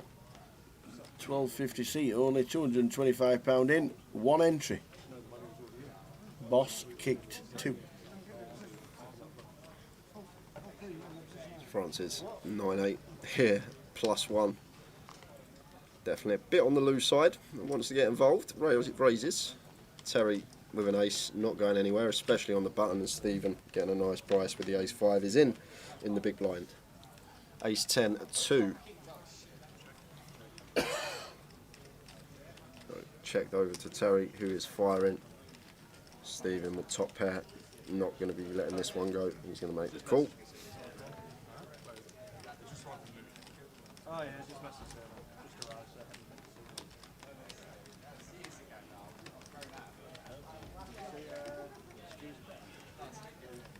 3 of hearts on the turn. Does bring in a still will draw for Stephen. The king on the end means the 8 is going to play for Terry, so ace 8 is going to get the check mark.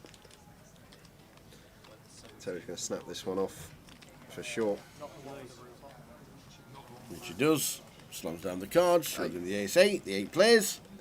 The satellite, 2 seats guaranteed, but it needs 4 runners, which means there's value if there's only 4 playing, because it will start if we do get 4 players.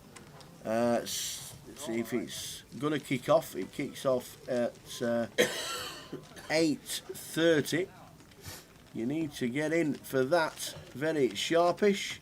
Starts in 8 minutes time. There's only 1 registered. It needs 4 to start. 2 seats guaranteed for the 1250 GUKPT. If you fancy it, get yourself in. And in 20 minutes time, there's a £30 ticket.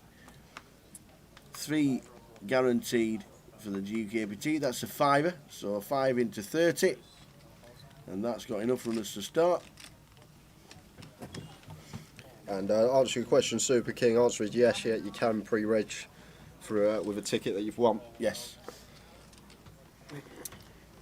It's back to the action. So it looks like going 4-way to this flop. Jamie going to defend the A7 in the big blind. 3 players with an ace here. Stephen actually equity favourite here with the worst hand.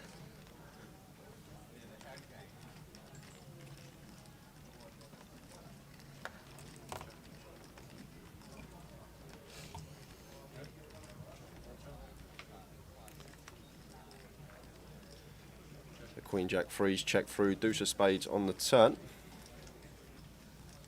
Yeah, Bowen card's caught, I think, one of the sensors to They look right.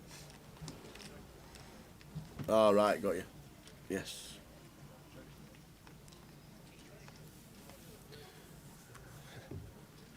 Terry going to value bet his free. No, he's going to check. That pot's going the way of Terry. 133k.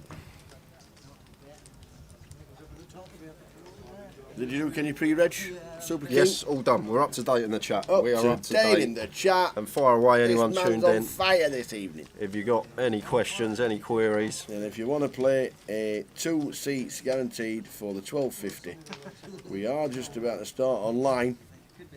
There's 2 runners in it at the moment. We need 2 more for it to kick off and a bit of value. Because there'll be 2 £1,250 tickets. And if there's only 4 in, that's only 900. Extra value if you fancy it. 225 buying. Needing 4 players. Kicks off in 5 minutes if you fancy it online.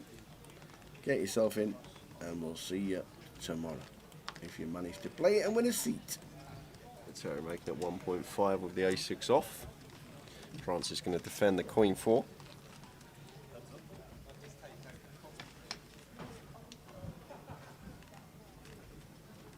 Nine six deuce, 2 hearts flop. Terry flopping middle pair top kicker, going to come straight in for a bet. Quick fold from Francis, what I expect to see. It does have some plausible backdoors here, but out of position. More often than not, it's going to hit the muck.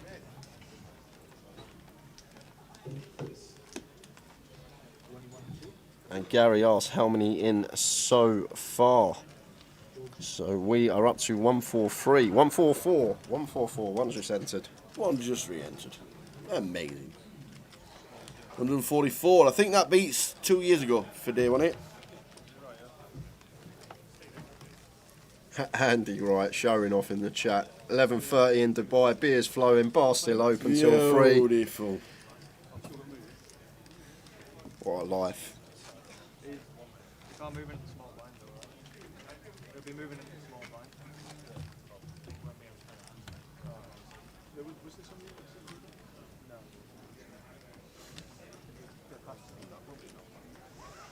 He's only skinny. Look at all these chicks I've just suddenly got.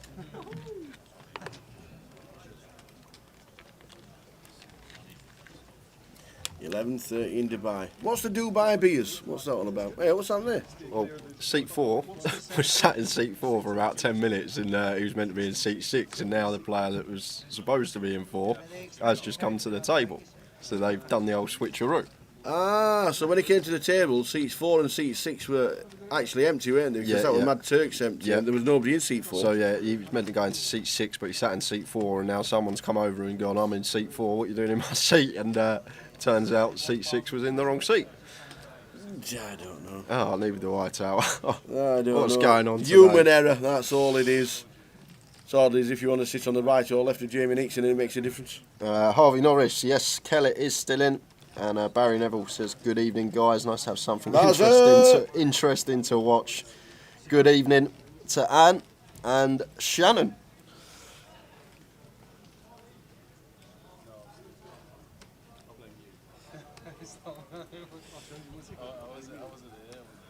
It's a great time to tune in, Barry. This is definitely featured table of the day.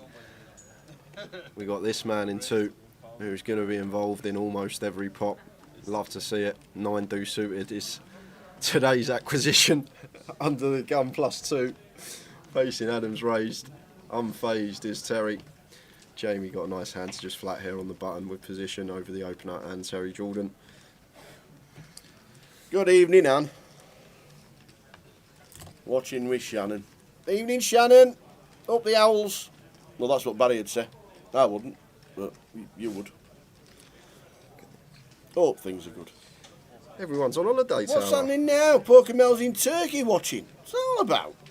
Wi-Fi not the greatest, we're getting some of it. With cocktail in hand. Very nice. Which part of Turkey are you in? I want to know. And how's the weather during the day in October? It's normally around about 25 in October. Yeah. Because they do have the Turkish Open Golf in a couple of weeks' time. I think Jamie should have just flatted here, Tower. Yeah, I think you're right. It's an open from Wilco under the gun, and Terry's involved. Like with this particular hand, it's fine to just peel the 1K in position, see a flop. I understand what he's thinking and why he's free bet that. But I think once we want Terry in that pot. Like it's a lot of the time. Just like to see a call, take a flop in position against the opener and Terry. But Wilco slams the 4-bet straight back in his face, and just going to have to get out of the way with the King Queen. I love the 3-bet with King Queen a lot of the time, but in that particular scenario, which is going to be very rare, maybe we should just be flatting.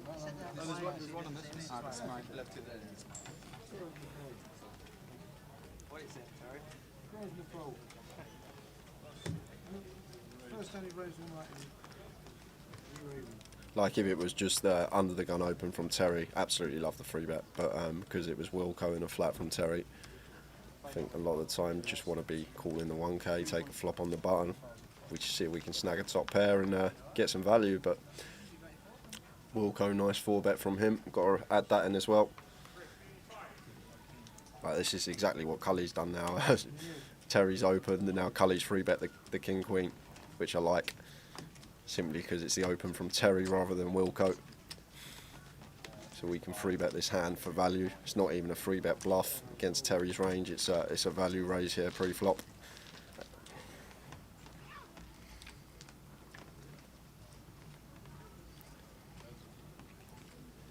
King Jack Deuce Rainbow, lovely flop here for Cully. Flopping top pair, decent kicker.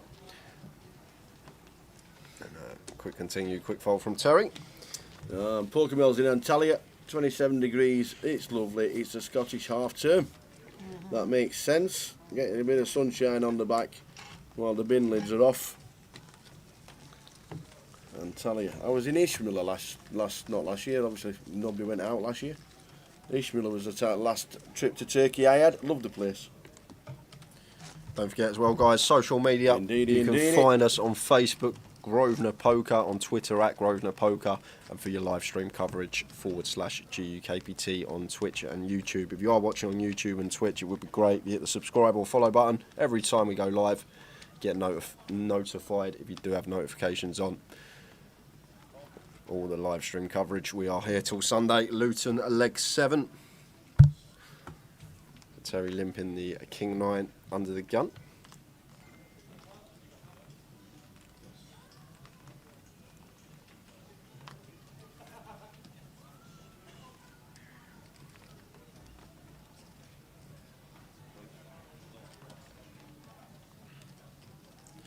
So Gabriel probably just going to complete this.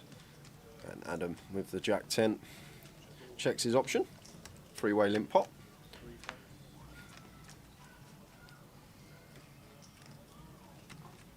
So all players with this one. Terry actually with the best of it here. Checks through. 10 of clubs. Yeah, that's going to give Adam the best hand. And he's going to get some action as well because Gabriel has made top pair on the turn himself. Going to get a chop after the ace rolls off on the river, and going to chop this one up. Evening, Macca. Chris Johnson watching on Facebook. Good evening. How are you This doing, is Chris? a great table, by the way. Are you making it for day 1B tomorrow? Yeah, I'm sure he'll be here. He's been here all week, Chris. Has he? Yeah, I've seen him here. Sure it'll be. But down for the main. The silent assassin. Yep. Sits there, gets Spot in on. quietly, gets the trophies, takes the money and runs. Off he goes. Go see you next time. Top player, Chris. Top player. Hiya, John. John Mercer on Facebook. Good evening. Great watching, excellent commentary. It is indeed Jason, man. And good evening So sour though. good evening to Mad as a Wasp, Richard Whitmore watching on Facey as well. Enjoying the live stream. Nice one, Mad as a Wasp. Hope to see you because he's watching, he's tuned in. Wilco, one of his good pals is in.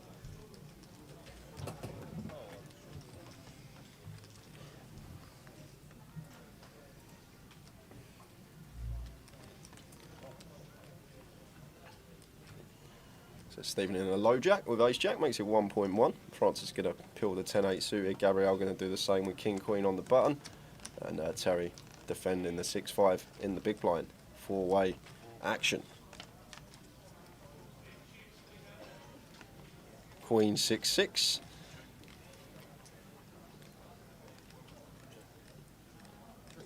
Terry going to be loving this flop. Big fan of this check here from Gabrielle, should say, multi-way with the king queen. Just understanding the only bad turn card for him is an ace, and we're well ahead.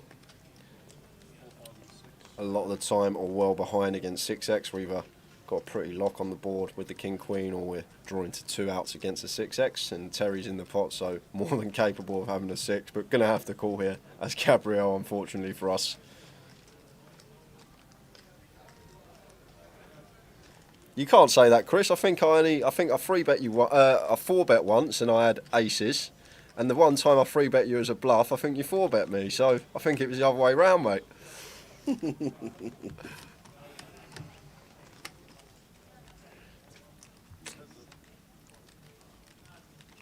Nine of spades on the river, and Terry with trip sixes here. Looks like 10k. And obviously Gabriel well aware that Terry comes 6, but I don't see how we can fold here, Tal. This is the problem, playing against this man sometimes. Like, Terry might do this with Queen Jack or Queen 10, like, he might play that the same sort of way, so be very surprised. It would be a great fold if you could find it, Gabriel. But like I say, these river spots versus Terry, you're playing a guess in the game because he can have a whole host of 6x here. Yeah, and there's the call, and he's going to get the bad news. Mr. Jordan with the 6-5 off. Gabriel pays it off, shows him the king queen, and Terry up to 150k. Oi, oi. So 20 minutes to go until the live satellite. We'll be giving you information on that. Did it kick off? Yes, it did. 7 entries in the 1250 satellite. £225 buy-in. 2 seats. It's a freeze out. It's on live. It's online. If you want to play it, get yourself on Grosvenor Poker for a chance of winning a £1,250 token for Luton or Blackpool, whichever you fancy. It's been running for 5 minutes and there's 7 in it. Get in! Get in now! Go, go, go!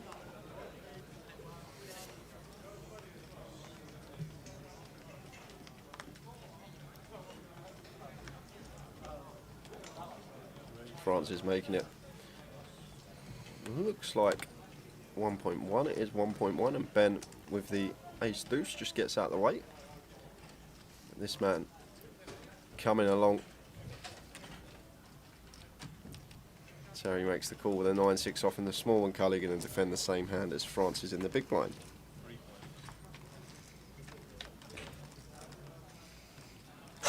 What a flop. Ace, king, queen, Cully flops it. So does So does Francis. Francis. Cully's actually got the 4% free roll here as well, which is interesting. I bet 2.5, and I'm always raising here as Cully here tower. But it looks like he's going to flat. Just the reason being, like ace, queen, king, we have no immediate blockers to Francis. Ace X, King X, Queen X. Like, he's got ace, queen, he's got No, king, shocking. queen. All these hands, he's got the sets. So I'll just try and get some money in, and if we're not raising flop, I expect him to raise turn here tower, get the betting lead. We don't want to call when Francis check back a hand like ace jack, ace 10. So if we're not raising flop, I think we are going to be raising turn here as Cully, almost always. Size up a nice little river shove for us. Want to get the maximum from ace king, ace queen, king queen, sets of queens, kings, aces, all in there. And the good thing as well, the jack 10 that we got the jack of clubs in here, so more likely to have a value hand here, our opponent. And Francis snap all in, snap call from Cully, chop it up. Chop it up. Much ado about nothing.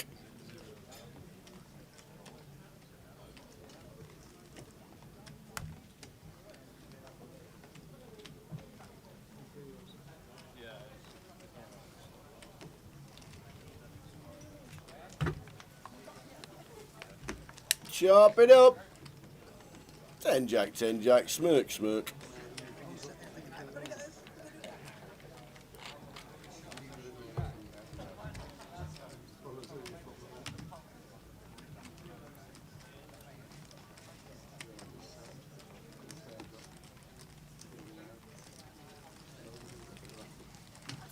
So, wherever you're watching from around the world, we've seen Turkey, Australia, Dubai watching, all Holland. drinking beers, Holland been watching.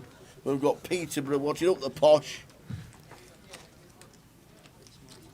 Up the posh. Chiesa in Italy, always tuned in. Yeah. Global.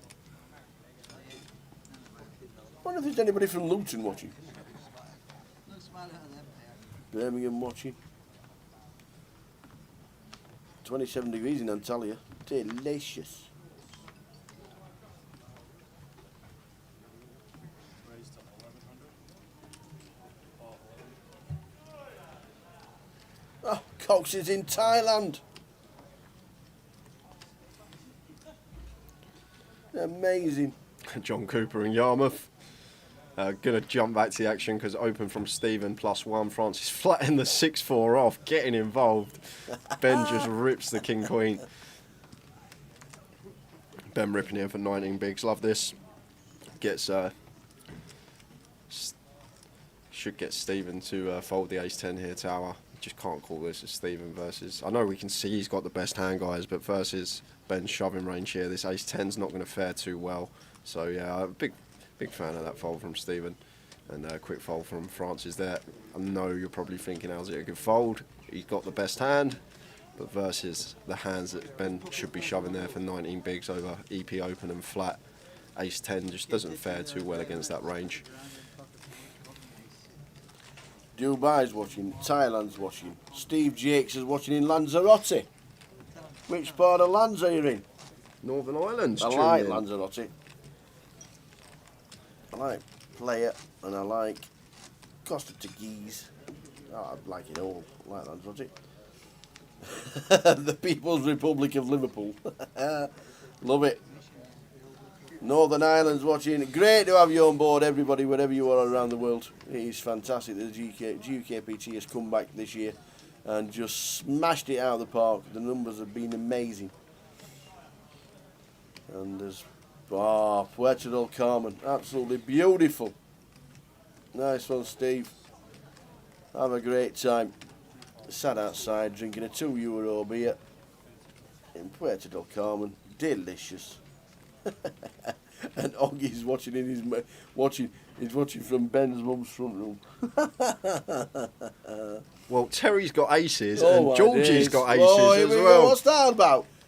Chop pot. Everybody loves a chop pot. Georgie 4 bets. Terry's not 4 betting. This could just be a rip from Terry. I like Terry's way of thinking. Look, if you've got it, you've got it. If you haven't, you haven't. Have some of that, he's going to say. Well, if you got it, you got it, Terry. We got the nuts here as Terry, so there's no, if you got it, you got it. He's just going to, I don't think Terry's the type to flat aces. He's going to come in for a 5 bet here, I reckon, and could just see all the chips go in. Uses his image, potentially, thinks he could get called off by jacks, 10s. I know we can see both with aces in this scenario, but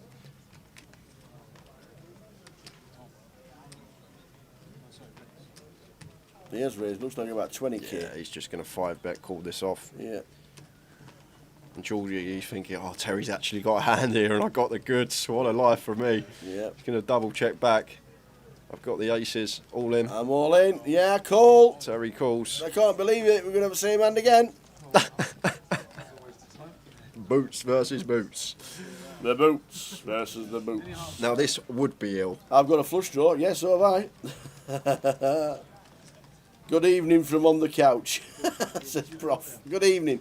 Are we going to have a sick one? No. Maybe maybe. 4% for Georgie versus Maybe. Terry.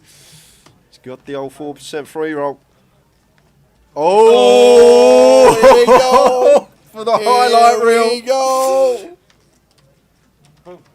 Oh! It's so Unbelievable. Terry Jordan gets free rolled aces v aces. How does that even happen? Oh my days. Oh wow! Oh wow! See, when you sit in your correct seat, that happens. That is Shades of the one drop years ago. Wow! Wow! Wow! ill. That is ill. That is ill. And Terry, He's on tilt. yep. Terry will be in the 9 o'clock satellite soon. Oh, that just happened, Tower. Wow. I was not expecting it to That run out is like just that. Sick. Oh. Oh, aces v aces, all in pre for a 120k pot. It's for 240 big blind pot, Tower. Oh my days. 240 big blind pot, and you get it in with the aces. Look at versus George. the He's smiling. It's because aces. he's sat in the right seat. Oh, jeez. Terry, can he believe it, man? Can he believe it, he says.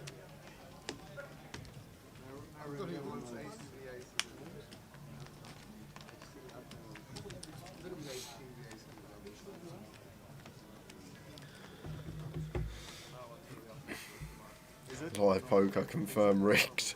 That is a brutal hand. Oh, I'm smiling, but that was me. God, you'd feel that at the table. Them ones hurt. They really do hurt. And Terry's going to want to get them chips back ASAP.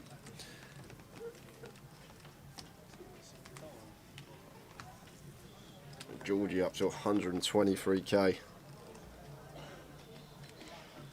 And I'd be surprised now if Terry made the end of the session, Tower. I know he's got 85k, he's got 170 bigs. It's just going to affect him. See how it does. He's in with the ace-8 here. France's original opener, ace-5 suited. Flop of king, jack, 10, 2 spades. So top pair, dummy and gutter for Cully. Backdoor spades, Broadway draw for Terry. Definitely one we can incorporate a check in with some of the time as Cully with this king 9, but opts to just come out firing. Against these two opponents, actually, Francis has been pretty wild, and obviously we all know Terry can be wild as well, so maybe we do want to veer more towards just betting our top pair here and queen on the turn, giving both players a straight, and Terry with the Broadway. Cully with a king high straight, and if I'm Cully here, 4.5, I think I call once, fold river. I can't just fold to this man here once. After what's just happened with the aces, I'm calling here and passing pretty much all rivers here in this particular spot, except an ace, obviously. Two of clubs. Oh, read us. As he's watching Terry Jordan. Yeah, I think Cully can let this one go, Yeah. Tower, because we can quite easily have an ace ourselves here as Cully. I know Terry's just lost that pot, but like I said, I think the right play after we turn our straight is to call Terry's lead and fold river, because I think Terry's going to shut down on river when he doesn't have it. If he bluffs turn some of the time. But already made the correct decision versus Terry Jordan once as Cully. Oh, he is reaching for chips. Can he make the correct decision again? Oh. Cully's just said I'm going straight, which he has.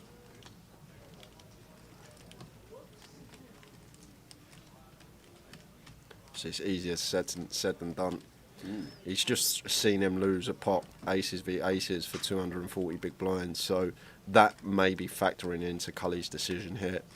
You may think Terry is just at it, trying to get his chips back quickly. And if Cully calls, that has to be the reasoning. It has to be to do with the pot that we've just seen previously to this one. like I said, I think the right play against this man would just to be call the turn, fold river, especially against this sizing. Yeah, that's good fold, Good Cully. fold. Very good fold. Evening, Claire. Claire Morgan joining. Evening, Claire, and Ridos is watching in Qatar. Qatar. Working here for the World Cup. Great coverage. Coming home for the 30-30 Berry Mill Road in Manchester. Looking forward to it. Interesting. Nice one, Ridos. Safe journey back when you get back, and enjoy the GUKPT here in Luton.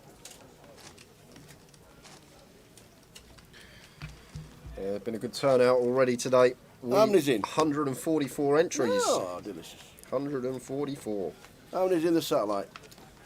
How many It we starts got in the it starts satellite? in 8. We got online. On 7. the online one. Yeah, the online one has got 7 runners in it. A bit of added value there because there's 2 £1,250 seats up for grabs for Blackpool or this one in Luton. 2 tickets available. Added value at the minute. There is a slight overlay. If you want to join in, get yourself in. It's on now, online. Well, we've had a lot of bust outs in the last 40 minutes or so, Tower. Run everyone through. If they got any friends or family in the field. Abdel Hussein is out. Ifshak Mohammed. Ludo Geilik is here. Ludo's here. Ludo's here. He's busted. Yeah. Rob Garfield out. Artan Dedusha out. Wow. Claire Hullett out. That Claire's on our feet still, isn't she? There he goes. Steve O'Keefe out. Will McMurray is gone again. Oh, man. Alex Burton, Raymond Kabai, Vince Melly, Hamish Majoria, and Asif Ilyas are just some of the bust outs from the last 40 minutes. Wowzers. That was a few eliminations. Yeah, wasn't it was.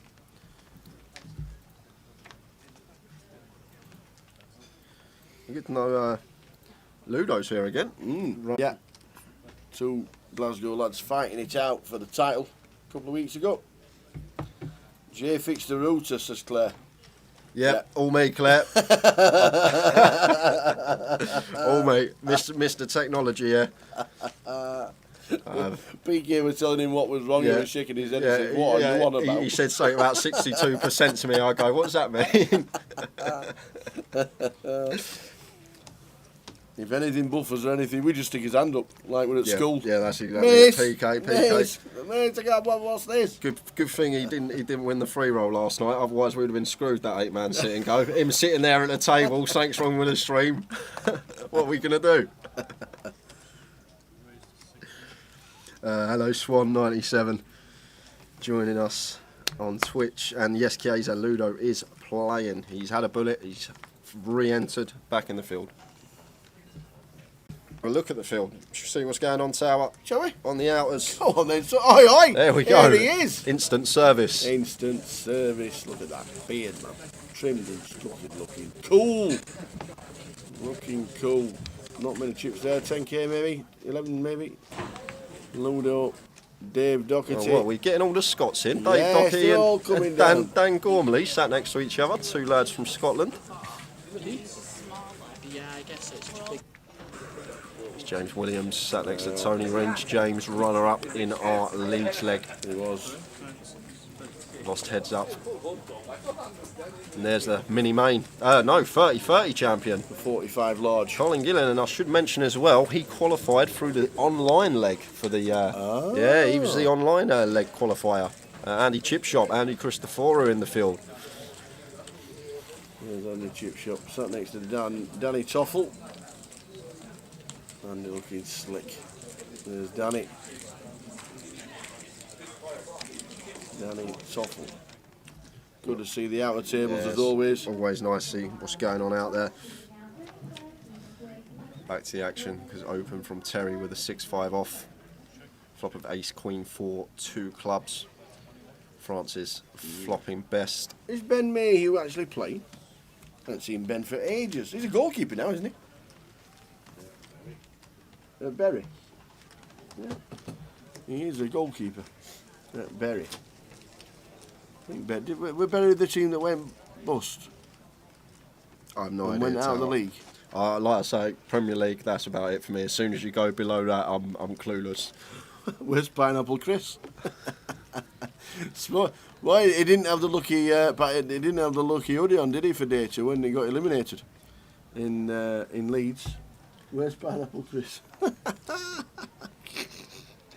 We had a laugh and joke about the hoodie, but he took it all in great spirits. I thought he was. I'm sure he's a goalkeeper, isn't he? Ben Mayhew. He turns up sometimes. I'm sure Berry folded, didn't he? While they were in League Two. And they started again.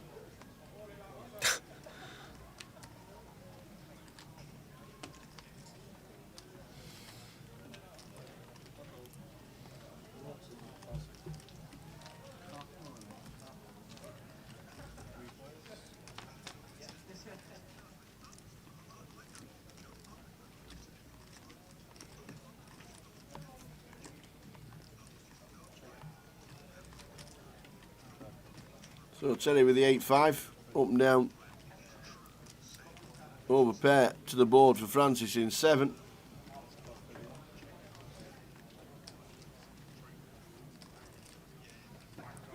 Yeah, 9 on the turn would be action tower. 9 of spades specifically, with Adam in there as well. That is what I'm rooting for. I love the action. Can he shout the 9 of spades out of the pack? The Jack of Diamonds. Jack of Diamonds on the turn. Still a good card here for Francis. Yes, there's now an overcard to our 9s, but there shouldn't really be any Jack X out there. Unless it's Terry turning 2 pair with like a Jack 6, Jack 7, Jack 3 suited type hand. So like Francis' decision here, Tao to come in for another street of value. Obviously Adam in the big blind, he's going to have plenty of hands he can call with. Raises it up. He raises, does Adam. To 15,000. And Terry cold calls. And now what are we doing here as Francis with the 9s? Just lets them go. I agree. Wilco. He's a big favourite to win a monster. I know, he gets the best hand to fold, he gets worse to call. That'll do nicely for Wilco. It might go check, check. But Adam is, he's not, he's reaching. He's looking down at Terry, he's thinking, what have you got?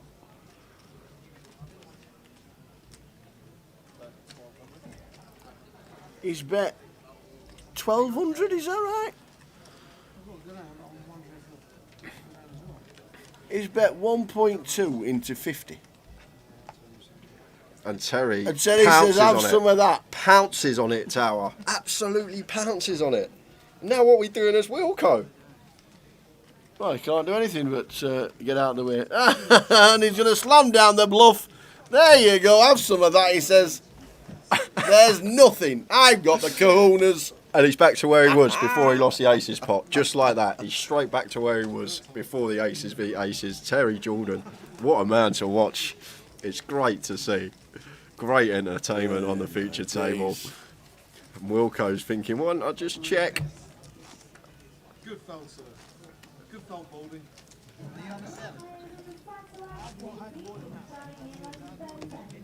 Satellite starting, guys. Satellite is just kicking off. Zolo tuned in. He's from Sweden. Good evening, Sweden. Good evening, Sweden. Just starting to get into the cold months in Sweden. Oh, all that snow.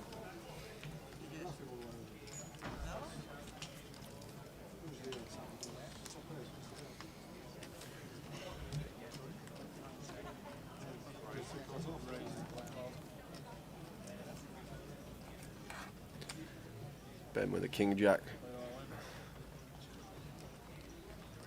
Makes it 1k. And Gabriel going to shove here for 6.8. So shoving for just sub 14 bigs over the open from Ben in the cutoff. Like this from him. Terry Cole calling the A6 in the big blind. And Ben with the King Jack just going to have to get out of the way. And Terry with a cold call with the A6.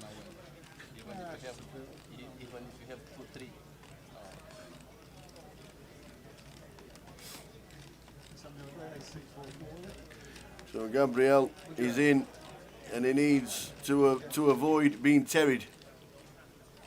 There is a flop there by the looks. Oh no, the card is out. Here we are. Gabriel, is it the That's set? it. Terry's dead to drawing running 6 ace or running a6, and that is That'll it. do That is it. nicely. So that's a double. Redos. Forgot to say, you were talking about Steph Boyd, the mole earlier. He's my cousin and he's planning to join me out here in Qatar for the World Cup, all being well with his op. Yeah, absolutely. We saw him in the videos in the background and we have done all season. He's a top lad, he's Steph. The poker community is thinking of you. Absolutely. He got a lot of love when he's posted that long post on social media regarding his operation. And fingers crossed everything goes according to plan, and hopefully he comes through it okay.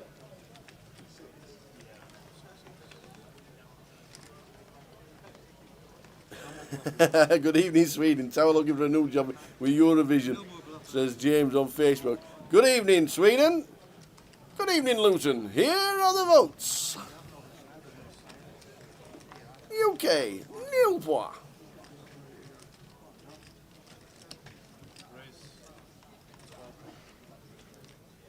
Luton have biggest football supporters from Sweden. Do they really? I know a lot of Scandies, don't they support Liverpool and stuff like that. I know a lot of people from Denmark used to support Liverpool. I know quite a few. Well, so I'm saying quite a few. I'm saying I'm probably about 5 who do support Liverpool. Obviously, they had Jan Molby playing for them years gone by. I'm guessing there will have been others as well that I don't spring to mind as quick.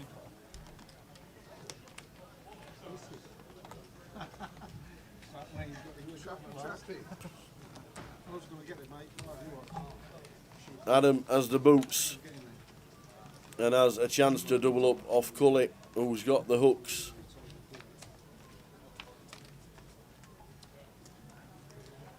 That's good for the aces at this moment in time. That's still good for Adam Wilkinson, who looks like doubling up with the aces. And does, off Cully. So you like Arsenal and Atletico Madrid? Good to watch a lot of football.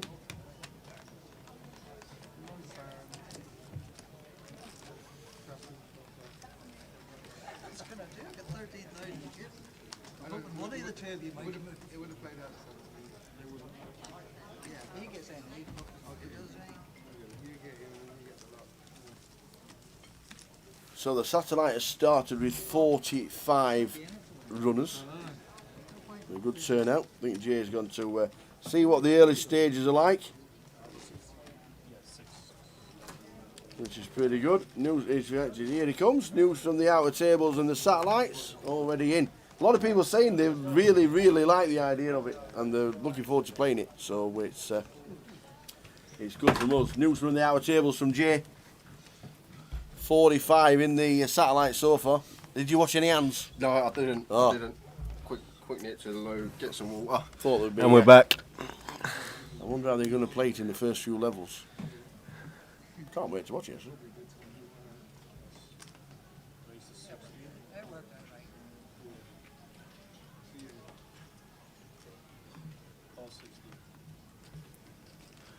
Well, I missed Tony. Probably missed the hand. I see Terry's lost a bit. He's up to 130, 140. I'm guessing he played the last pot.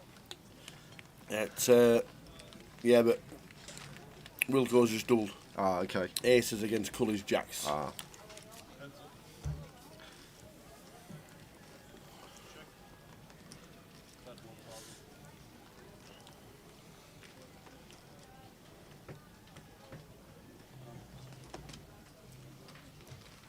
Set it back up to 125,000 when he started at the start of this session. Yeah, blinds now up, now playing 300, 600. Unfortunately, only 55 minutes left of this table. I wish we could keep it until the end of the day, but we always do rotate every 2 hours.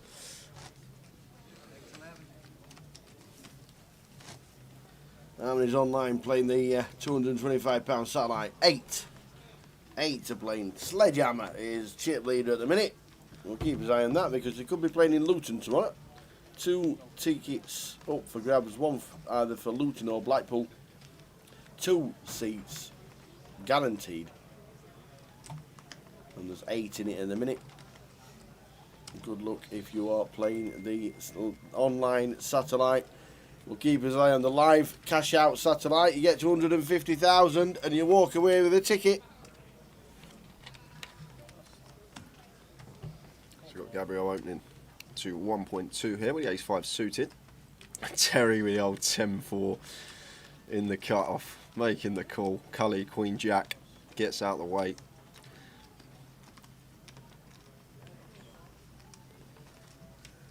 And Jamie Nixon getting 6 to 1, 6.5 to 1. I'm probably going to defend here, and Terry in the pot as well.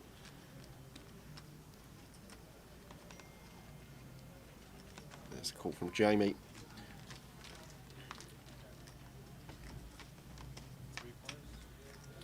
Three players to the flop. Ace 6-3, 2 hots. So the ace-5 suited flopping the best of it. Opts to check this one and it checks through. And Jamie actually picking up nut flush draw on this turn, and Terry does pick up a small flush draw himself. And Gabriel opting to check again, and Jamie gets to realise that equity and hits the nuts on the river. And if I'm Jamie here, no need to check.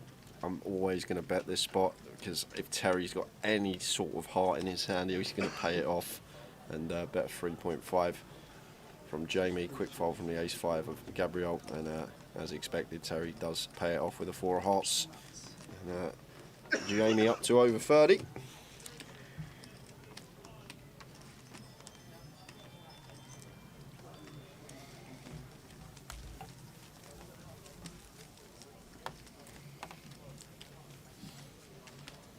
So the buy-in for this event was £1,250, £1,250 total.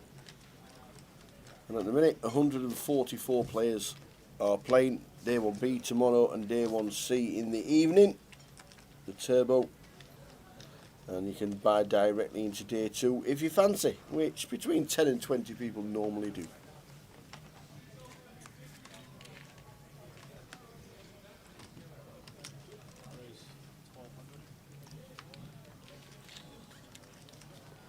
Francis making it 1.2.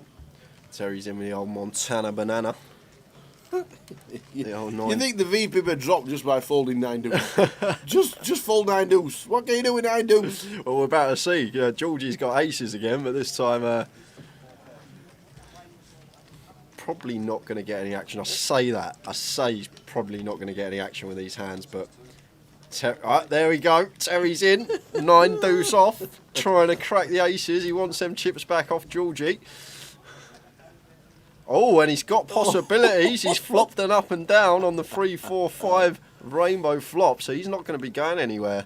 And Georgie going to be coming in for a bet here almost always. If he turns a set, that would be absolutely ill. Yeah, it would be, would it, Tower?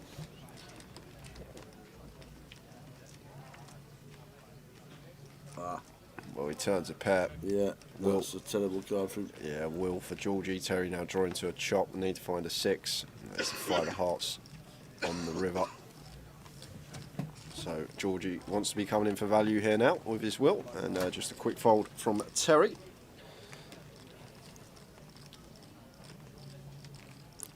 Yeah, Scott, it's great entertainment when TJ's got chips. Great to watch, really fun. Love the way that he does play. Just no fear, in with any hand. Never afraid to get all his chips in.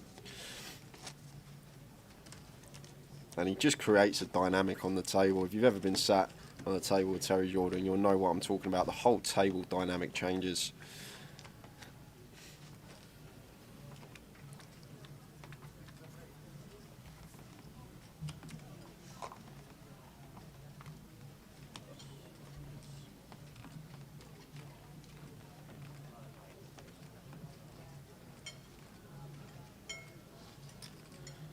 Adam with the king queen, he's going to open. Terry's in behind him, the old 10-5 of diamonds.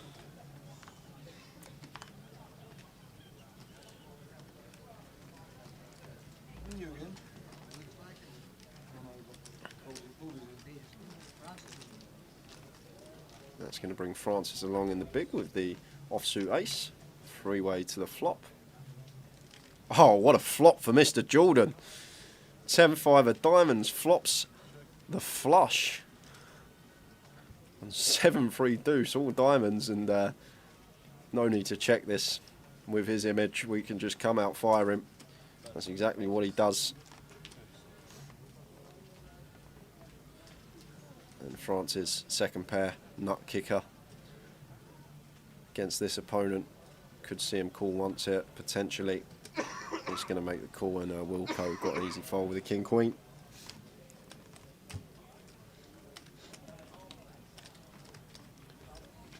Ace or a 3 on the turn could be terrible for Francis, but it's a 6 of diamonds. Bit of an action killer for Terry. Check, check. And the river is the 6 of clubs. So Terry going to get the check mark. Did have it already on the turn. Francis now with 2 pair. Terry might check this one behind. Very difficult to get called by worse, but he's going to come in for value, maybe thinking his image can potentially get him paid. Wow, and Francis opts to move all in, and a snap fold from Terry. What is going on this table? Francis just rips the ace-3 against Terry. What is going on? Great move, I must say, but braver man than I am in a 12-15 main event. Check, shove, bluffing that man. Takes some heart and he gets it through. Gets Terry off of the best hand. This is a session and a half. Only 45 minutes remaining. Where has the time gone? But Francis there moves. I guess Francis' thought process is, Terry, if he's got the ace or king of diamonds, he's probably going to bet the turn. So you know what, we're going to rep it ourselves, and fair play to him, getting that one through.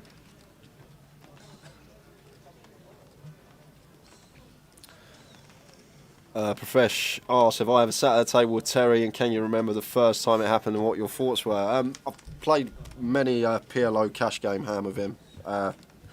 Lots and lots of 5-card PLO with Terry, few Hold'em, not the sample size I have a PLO in him, but I've played Hold'em cash with him as well.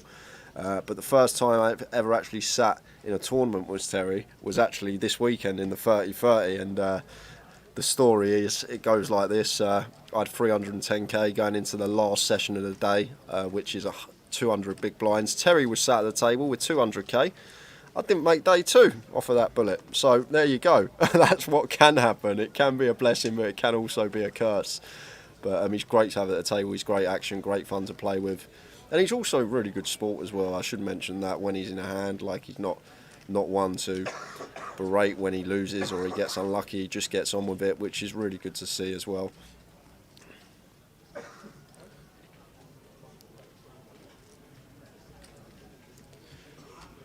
Yeah, I played probably close to 20,000 5-card PLO hands with Terry.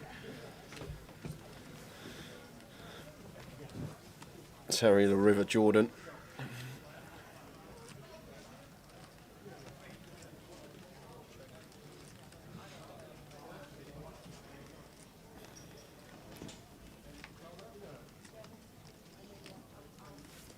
That's a really sexy check from Jamie here on the turn. Going to try and induce something from Francis on the river after Francis come in for the donk lead on the flop.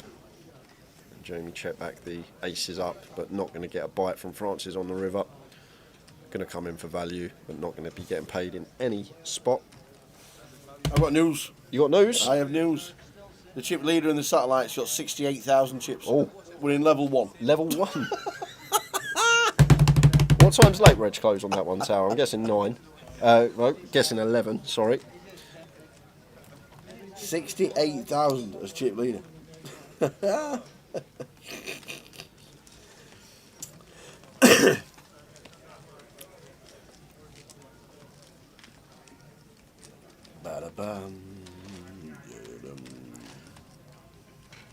Yeah, Nathan, there was some really good 6-card PLO games here this week. Cash games, really fun.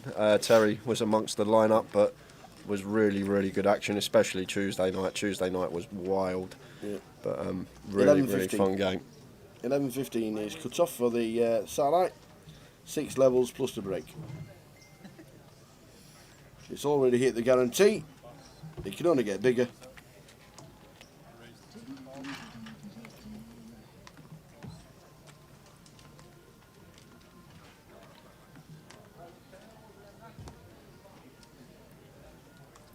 Terry opening the 8 tray this time. It is suited, to be fair to him, and Georgie once again comes in with a free bet. Every time Georgie's free bet Terry, though, he has had a legitimate holding. And Jamie here with Ace Jack now going to have to get out of the way. I know there's that dynamic that Georgie can free bet for value very wide against Terry. And we got an all in from Stephen here. It is an under raise, so I wouldn't be surprised to see Terry pull the 8-3 suited. But he's going to let it go, and Georgie going to flick in 2.7 more. Flip it up. Who's flipping? How many's in the satellite? 54 at the minute. Chip leaders on 68,000 already. Get to 150, you win a seat. Can Stephen survive?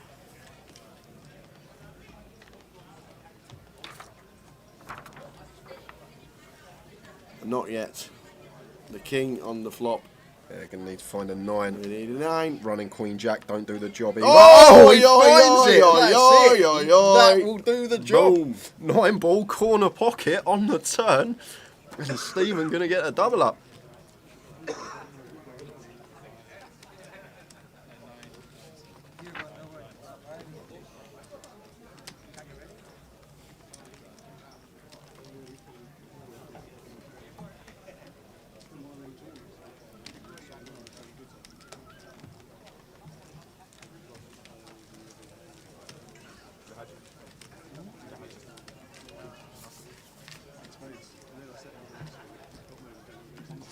Right.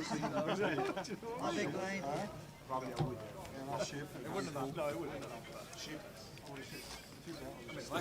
What odds are the first seat gone before the end of late reg? Big possibility. Interesting to watch how they actually play as well. I think they're 8-handed. They might be 9-handed. Could be 8.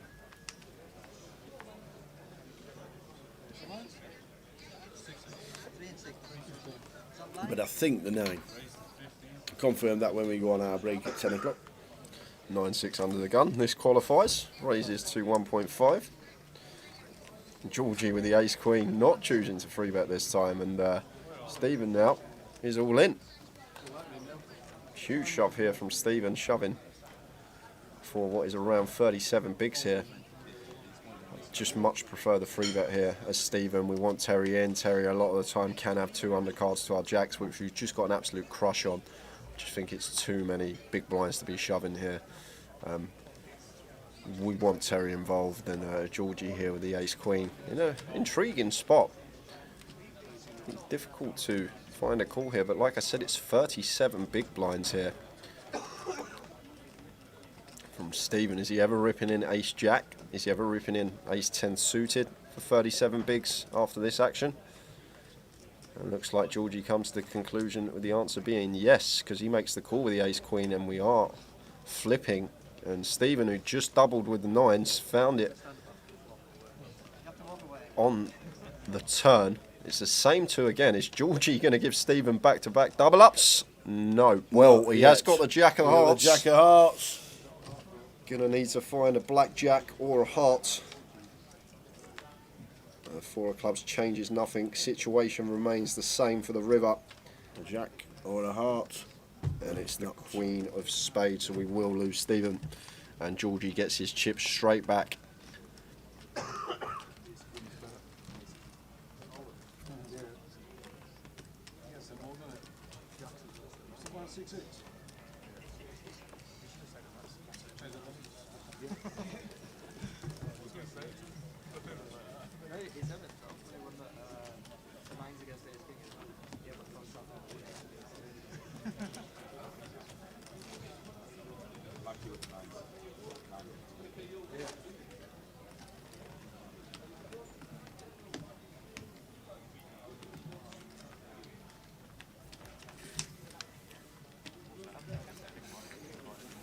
$60 players remain, 145 in. Should we see who's busted? Oh, Tara? go on then, Grim. Should we run through the bust outs? So we have lost since Asif Ilyas, Keith Miller, Dean Wall, John Gardner, Adel Hussein is out again, John Schumann, and we've just lost this second Stephen O'Keefe from our featured table. Man.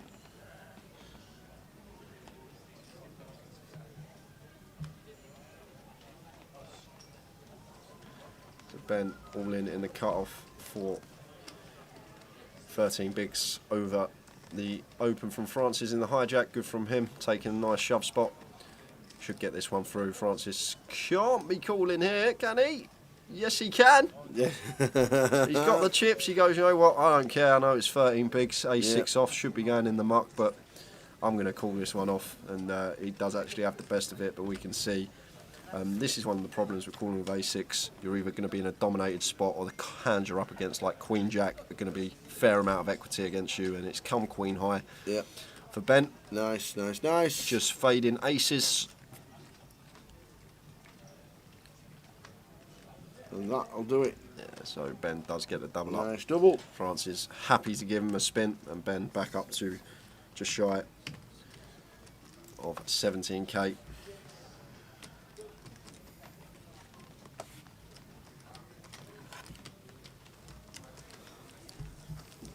Oh, Ben's got a fan club in the chat. You have the AC. I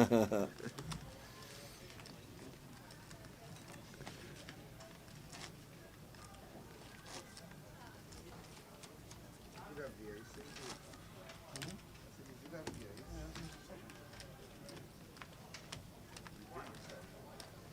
have the AC. 35 minutes left on the clock for the session, and then we would head out on the final break of the day. This one's flown by. Mr. Jordan providing top-notch entertainment at the feature, as always.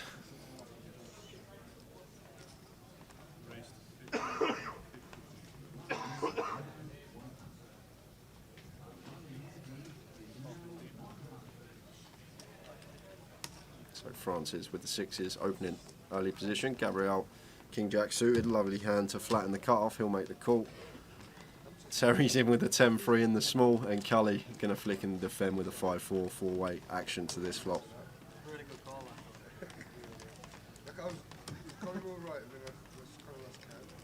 Good balls at 3.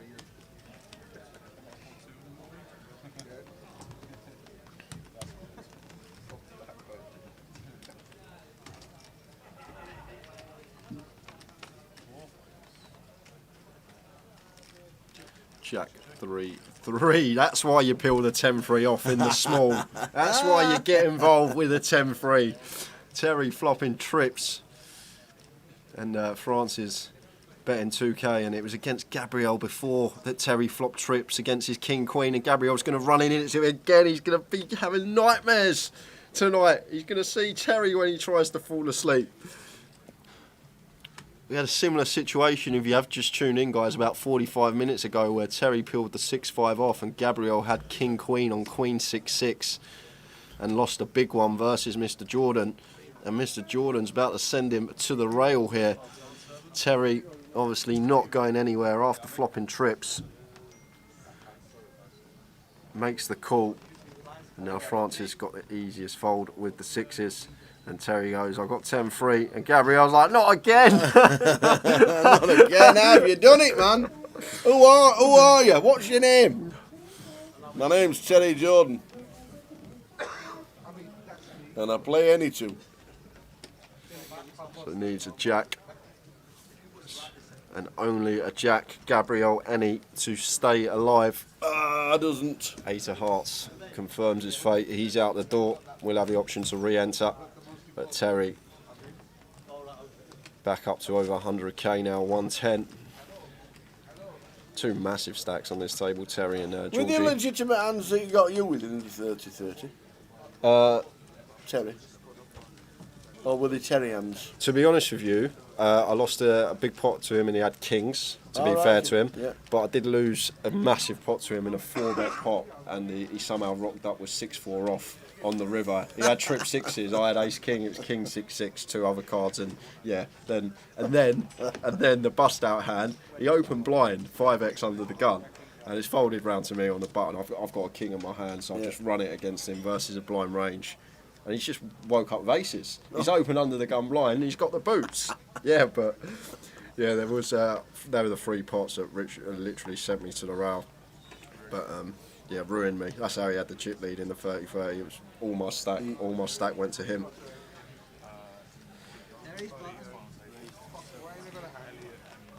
Fair play to the man. Gets involved in pots.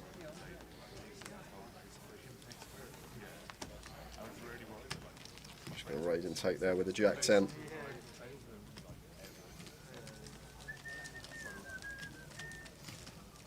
The app has been updated. Went to see Dan the man, and I says, "Can you just update the clock for the minute in Blackpool?" He says, "Yeah, give me 5 minutes," and it's done. Always good for you guys to send out messages if there is something that's not right. We tell the lads, and the lads do it. And because they're on site, it's great. And the minute has been changed from that 60-minute clock that was being advertised. It's a 40-minute clock in the mini, and a 40-minute clock in the 30.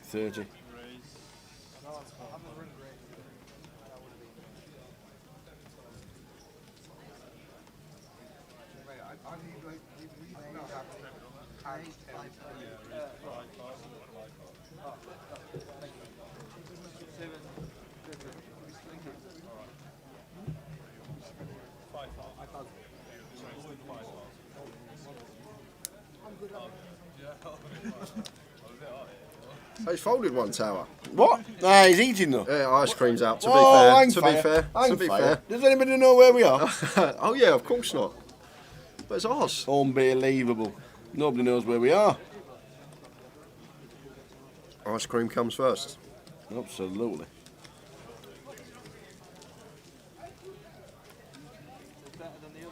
Jim Marlowe said it's funny until it happens to you. I was still laughing, to be fair. I had to laugh, Jim. The funniest thing as well about it,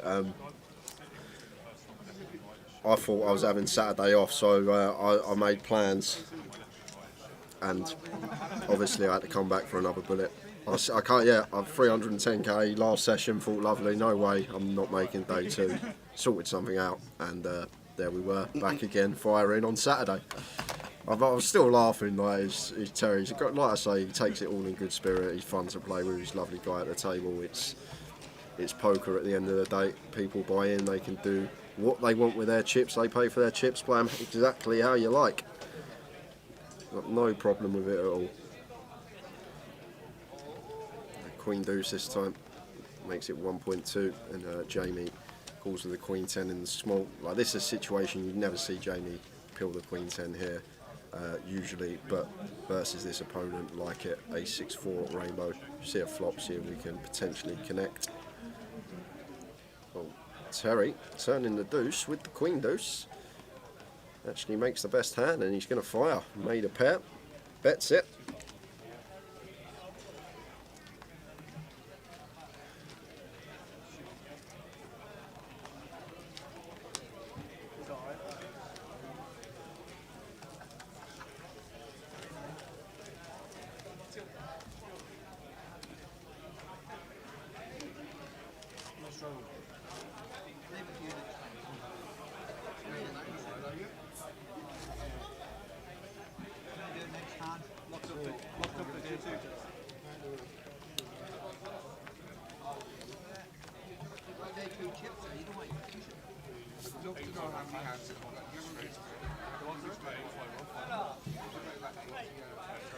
So just, well, 30 minutes exactly to the end of this session. What a session it's been. It always is when Terry's involved.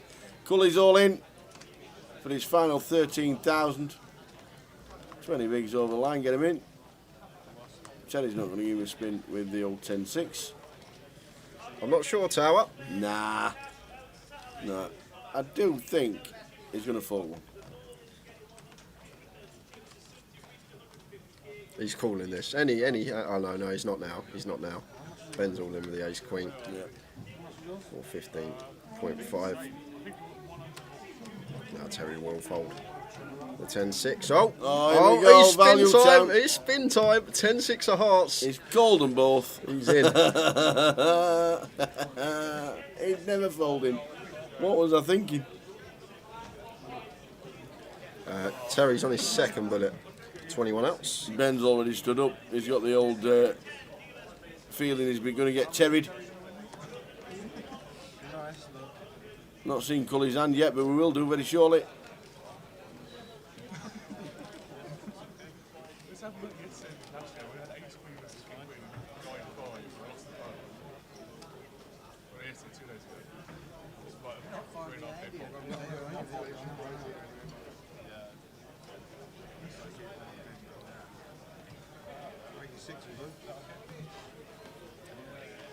So, ace queen for Ben. 10-6 of hearts for Terry. Cully with an unknown holding. They're both standing up. There they are, king queen. Oh, Terry, look at Terry. He's not in bad shape against these two hands, Tower. Cully's got the hoodie on. He's got the bag ready. Oh, that's massive for Ben Tower. That is huge. That is, he's just fading runners now, three-way. And there we go. Yeah. That's it. Treble up for Ben. Very nice. Cully's out the indeed. door. Big treble up. So we're going to lose Cully Sadu. Just before that, on outer tables, we lost Pete Wigglesworth and Sim Mellon. Oh, lost in, have we? Oh man, sort of the break. That's not Ben Windsor, that's Ben T. Ben T, second in the National Poker League at this moment in time.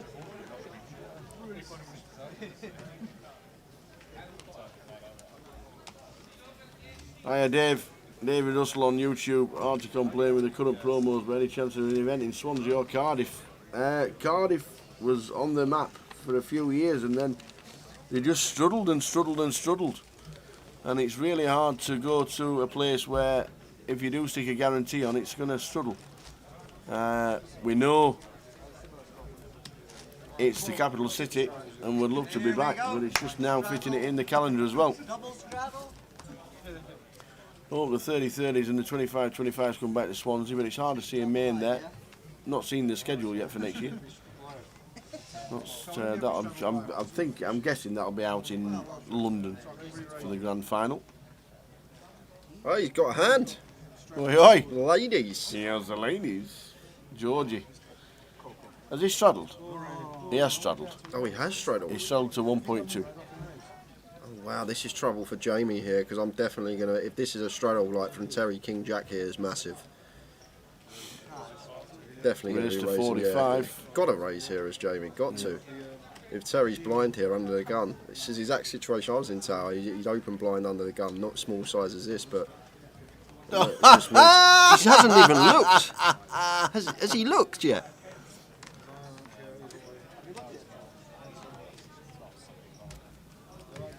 Well, this is weird because I'm not sure if he's even looked yet, Tower. Well, he's looking He's down looked now. now. He says, I'm happy with the hand. So we're facing a blind shove here as Jamie. Terry's just put it in blind, but unbeknown to him, till he just looked, he's actually got queens. And this is weird for Jamie. He does get out of the way, but like King Jack against a blind hand is going to be favourite, obviously. Queen 7 off is the average hand in poker, so King Jack obviously well above average. And Terry blind finds the ladies and great to see, just moved in blind, even though he had 90k and Georgie behind him had him covered and had limped, who could have easily limped the monster there. Still fearless, puts it in.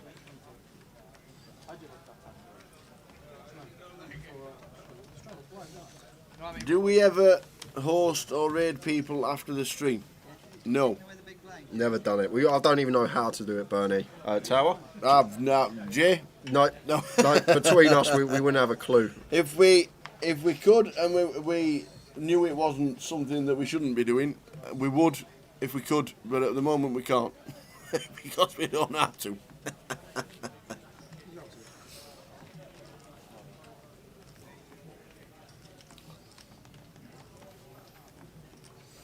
Joe says he definitely looked. I'm having a look now. I didn't Are see you him just look. looking? I'm having a look now. Okay. Because if he did, I missed it. Oh yeah, right here. Wilco's covering it. Ah, right, okay. Okay, he did look. But when the wide shot went back on him, didn't look after that. That's Right. why I missed that. Was a straddle. Woke up with Queens in the straddle that's not live. You don't miss much, do you, Mr. Fields? Here's King for Adam in C1 this time. King high flop, checks, waiting for Teddy to come in on the big, but he doesn't. Georgie bets 2k with the hooks, and Adam raises 6.5.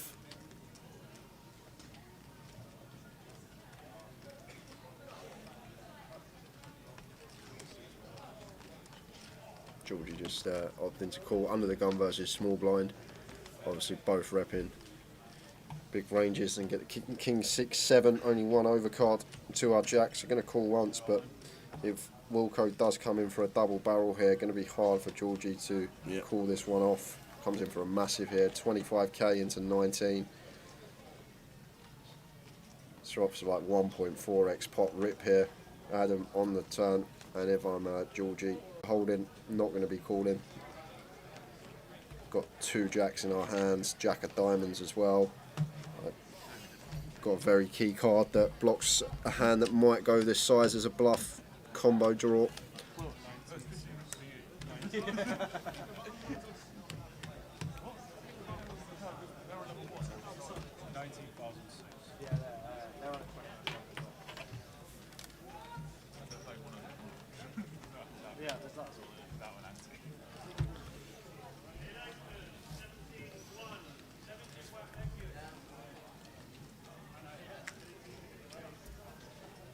I think that's that like the point.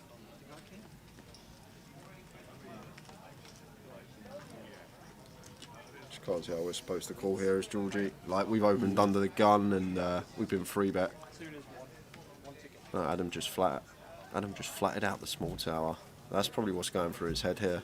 Just a flat from Adam out the small, and Adam opted to raise top pair, top kicker. It's actually a really pretty weird line. Can have sixes, can have sevens. Like, hand like King X of diamonds. We're behind two anyway. Just don't see what we're meant to be. 8-9 of diamonds gets there on the turn. Yeah, he's not calling. I don't think he's calling ever He's here, not Tal. calling.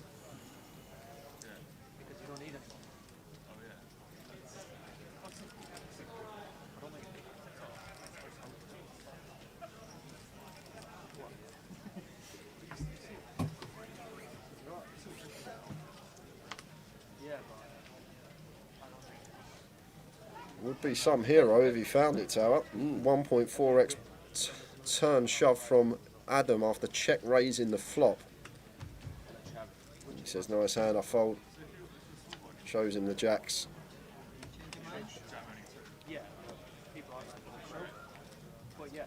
Wilco shows him the ace king. It does. I might be thinking about I don't know. Uh-oh. Uh-oh. I think it's been pretty decent for about 4 hours. Yeah, it's still. Oh, Hopefully, if we give it a refresh, same here. Uh-oh. Uh-oh. Don't want you to tell us bad news. Already looking into it just in case. Mine's okay, Tower. There's Yeah. no buffering on mine. It's straight through, clean. Fingers crossed it's just a minimal buffer and back we go to live streaming as we do. Yeah, Lou Bear says he's okay as well.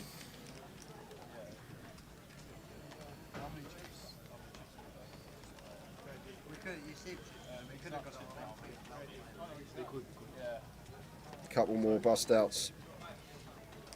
James Williams. Oh, James has gone. Running up in Leeds. And a non. And a non. A non.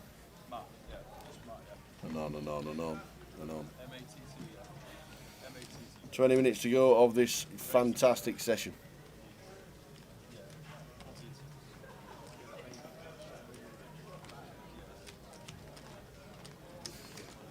Audio's all good. Occasionally the picture just freezes and then gets back to normal.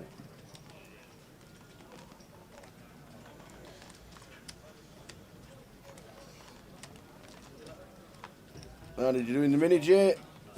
No good. Busted early day 2. Got it in On 8. your table around midday. Yeah. Got it in 8s, v 7s, v King Jack for a triple up, and didn't hold. It's a flip versus a King Jack. Yeah. Got less than 50% there. Meant to lose that one more often than I win it.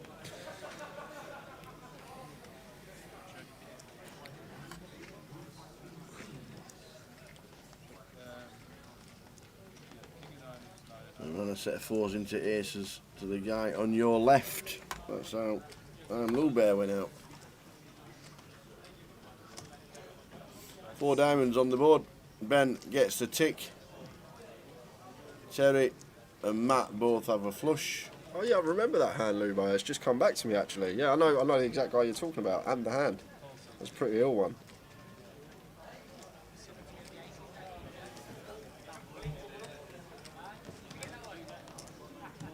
Ben can't fold. Ben's not folded. Ben's definitely not folded. He's got the nuts.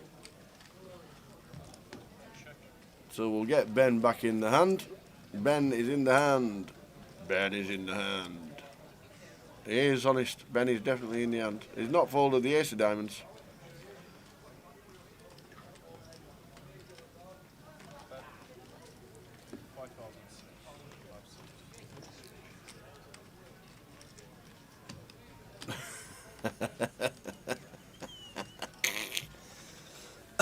So Ben Teague looks like winning another. Yeah, I'd be surprised if he got paid off here. Matt, the thing is, Matt should understand with Terry in the pot, Ben's going to be less inclined to bluff this 4 diamond board, so got a pretty easy fold with a 10 of diamonds and makes the correct decision.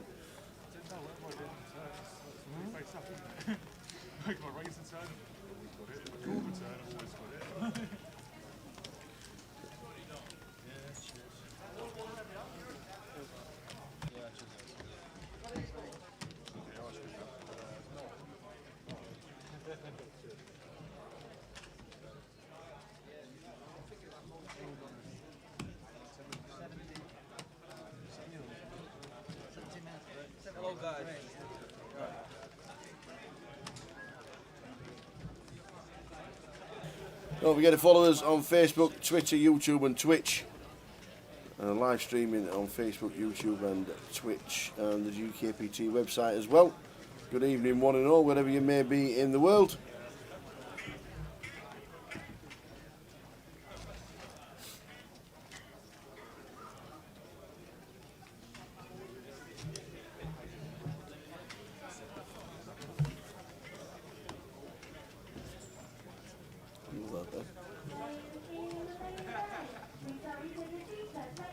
Cheers, Jim. See you tomorrow, mate. Nice one, Jim. All the best, and we'll see you tomorrow for day 1B, starting at midday, 12:30 on the live stream.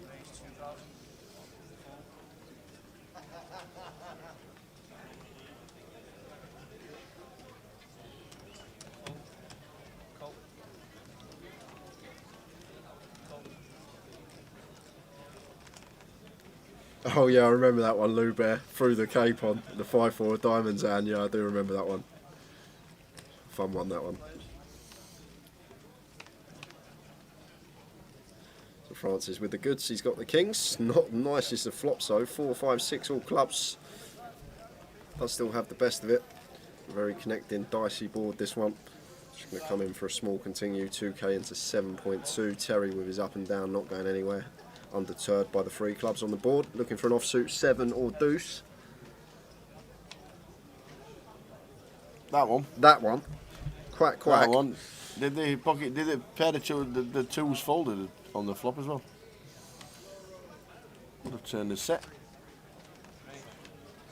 So he comes straight in for a raise to 5.5, and Francis doesn't even think about it, just calls straight away with the kings. Obviously Terry can have a whole host of 3x here, you can have a whole host of flop flushes, and ace of spades on the river. So Terry with the best of it. Terry won't know it, but it's actually a terrible card on the river.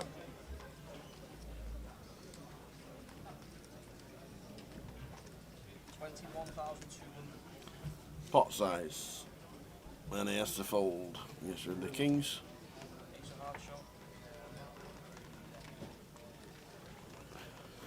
Shows him the ace. He got the goods on the turn, he shows him the other card. Amazing.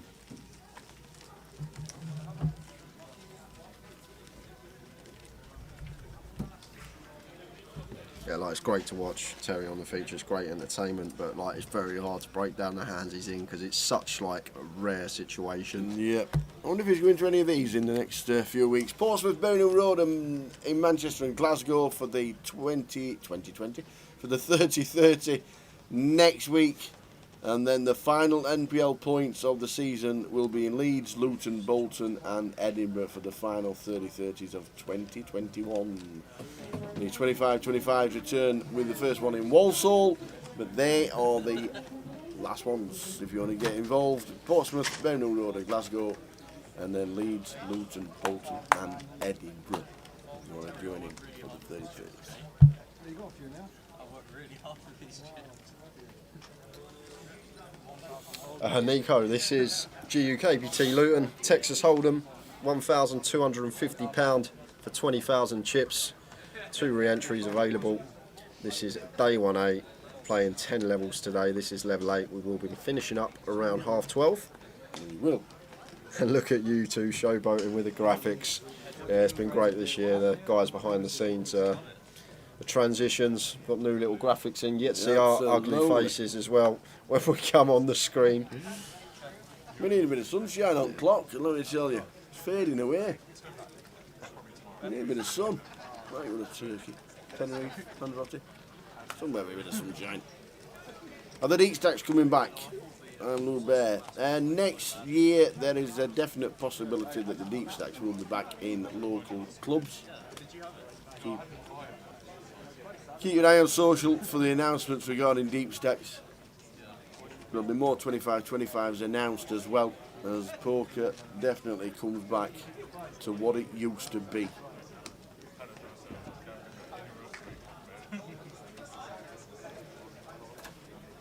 We had 18 months of nothingness, and then all of a sudden we all came back and it went mad.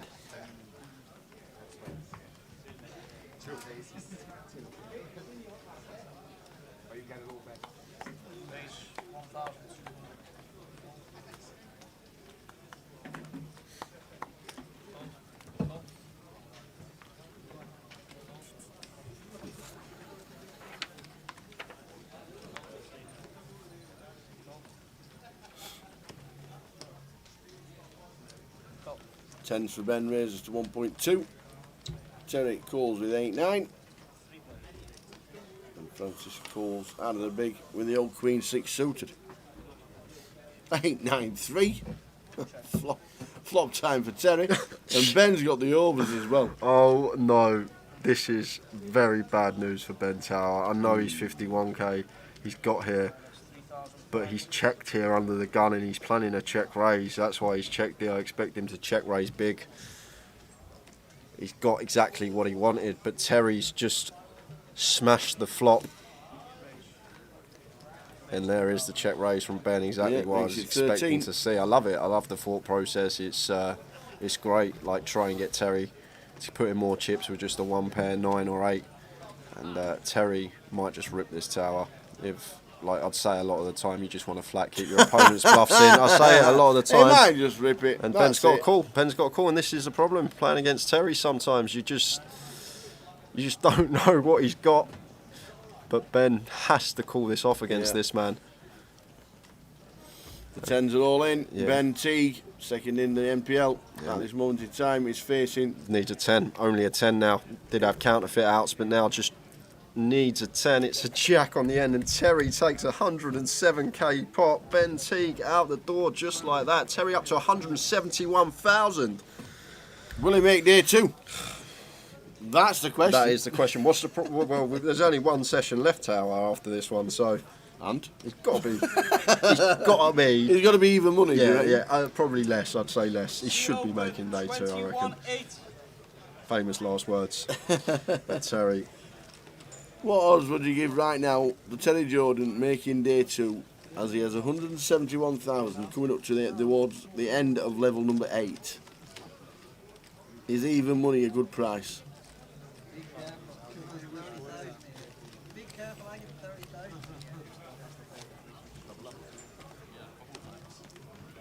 Once, 366. Go for the double.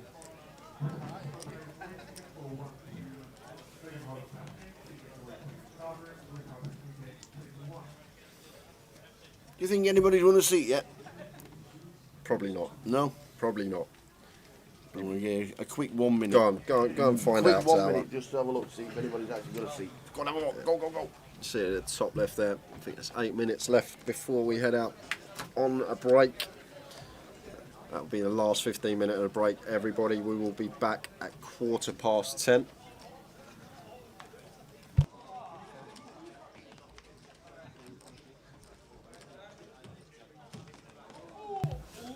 So Terry opening to 1.2. Sorry, I think this is a straddle.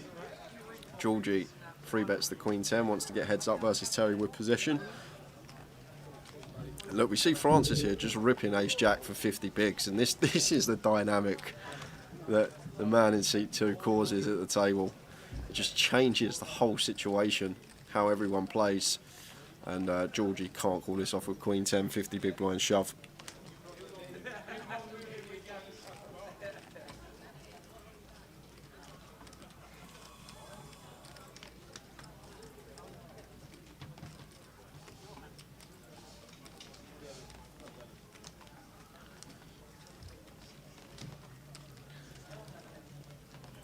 Francis gets it through.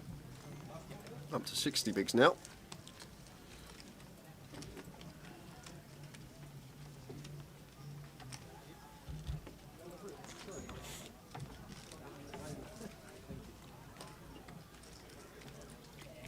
Harvey Norris says, any chip counts around? I'll see if we can get a few for you, Harvey. What we'll have to do, try and get them in for when we come back after the break. Obviously, we're going to have a new feature table when we return, and it's a good one. It's another good one. David Doherty, Dan Gormley, Chris Maguire, Maz Bako, all in the mix. So another interesting featured table after the break. Definitely going to see a lot different to what we've seen this last couple of hours. But once again, some good names on there. Good table to close out the day.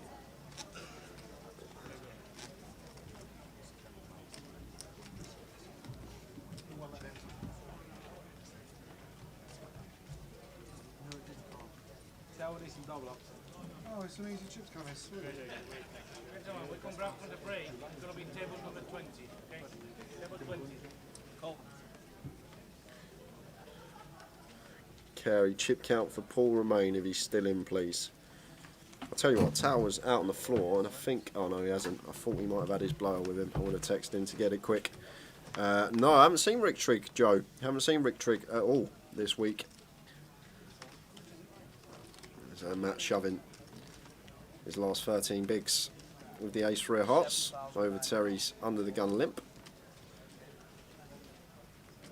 And Nick is back, just sat down, he's got the kings.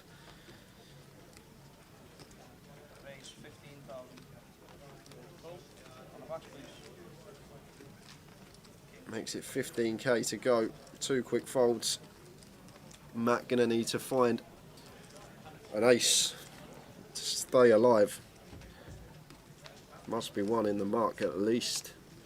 Maybe some hearts as well. 22% equity. Should usually have a lot more than this. There you are, 2 aces in the mark and 1 free. Gonna need to find the case ace or the case free. Well, that's a great turn for us because now we pick up hearts. Ace, 3 or heart to stay alive. And it is a heart. Rivers the nuts. Matt's going to double up. And Paul Romain's got 30k carry.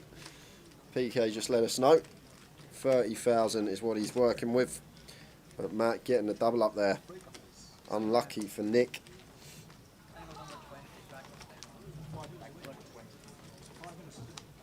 And Carl Pickles just letting me know Rick Trigg is going to be playing tomorrow.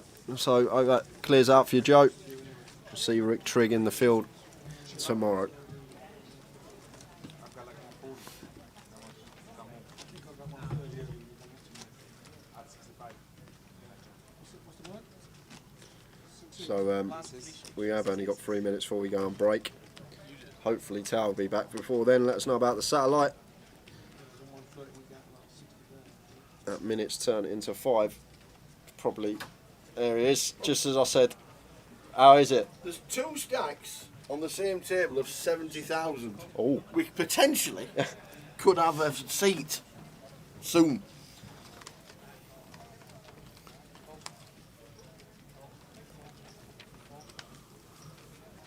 We could potentially have a seat on the same table. 70,000, 2 of them. Most of the stacks are like 35, 40,000 maybe as big stacks on the table, so it's obviously still pretty short, small stakes at the minute because the blinds are, I think they're only in level 2 or level 3. 72 in it though. Turnout's really good. 5 cash tables. There's a 5-5 PLO.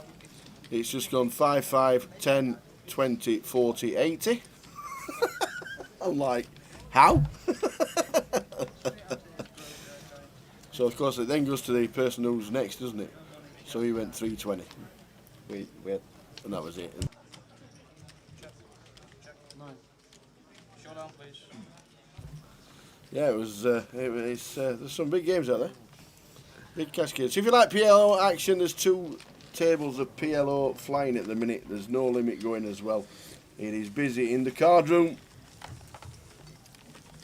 Gary Miller did bust early on.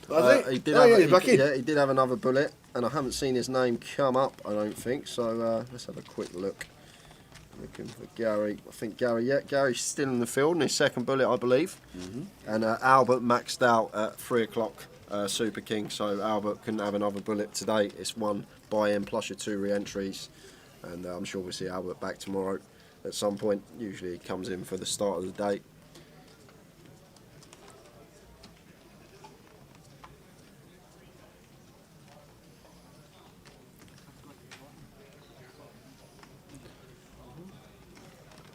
I think that is 3.5 minutes left on the clock. Awesome. Probably 3 more hands. As Danny with the ace-3 just ripping here.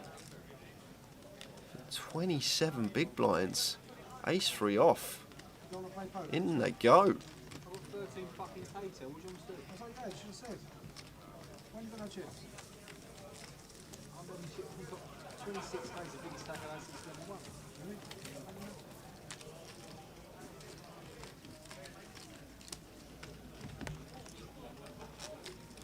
Is that your first bullet? Or your second?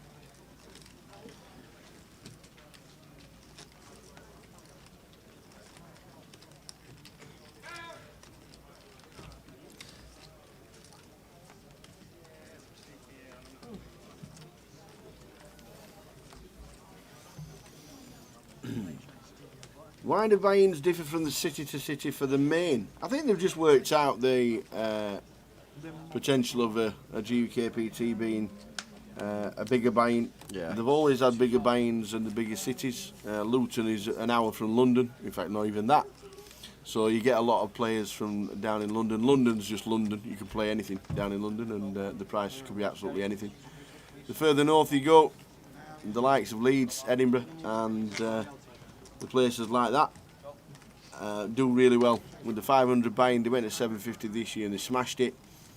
And Blackpool has always had a same size buy-in as Luton and they've kept it like that for that reason.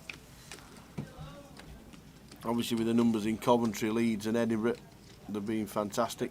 Yes, if you put them to a 1250, you don't know what the prize pool would have been, but they decided that smaller buy-ins for the what they potentially see as a smaller buy-in city or town, then that'll work perfectly.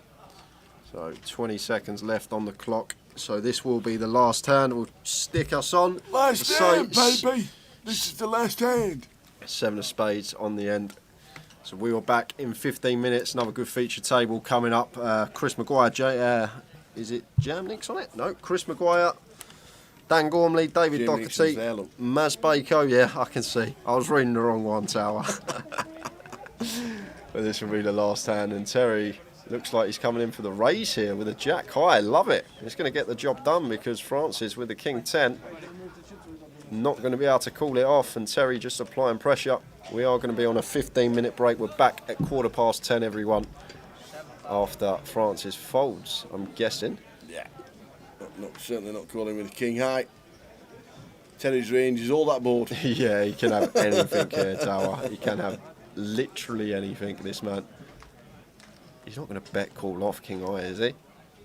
No, not with 30. Not with Johnny. No. Wow. He's bet called off king high. What genius!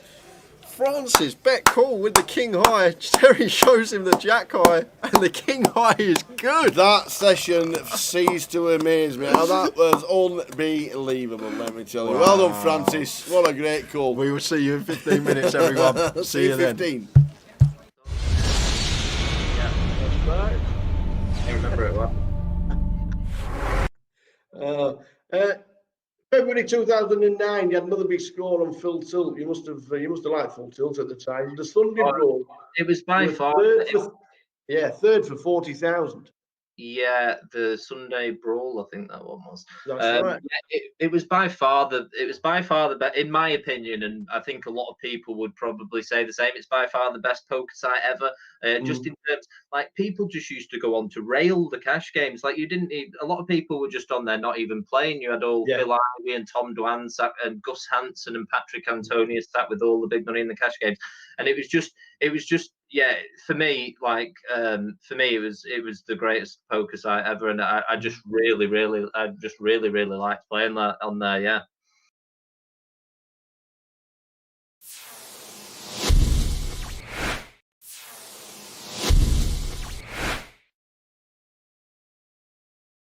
Yeah, you scored for 40,000, but the following month you played an EPT. Is that what you bankrolled yourself into the EPT with?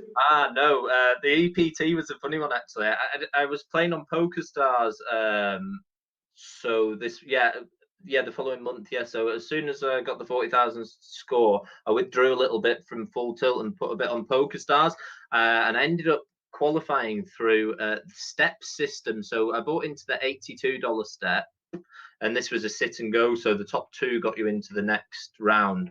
And yeah, I bought into the $82 step and got into the 215 and the 630 and the 2,100. And anyway, I'm then in the 2,100 playing for an EPT Dortmund package, and I get heads up with the little Italian guy. Do you remember Dario Minieri? Oh yes, I do. I know the name. Yeah, I was heads up with Dario Minieri, and I think I ended up trapping him, and he made a big bluff, and then I called it off, and yeah, I was super excited about that one. I managed to get the €5,300 buy-in, and I got the Hilton hotel free and some money for flights. So I told my friend we're off to Dortmund in Germany. 667 runners there were, and you were chip leader with 70 left. Yeah. Was you nervous? Was you excited? It was a crazy experience. Day one, I just sort of was playing pretty tight and didn't wait. I couldn't really get many spots day one. I was finding it quite tough. And then in the last level, I got a big double up with 9s against 4s and bagged a moderate stack for day two. And then day two was just an absolute whirlwind.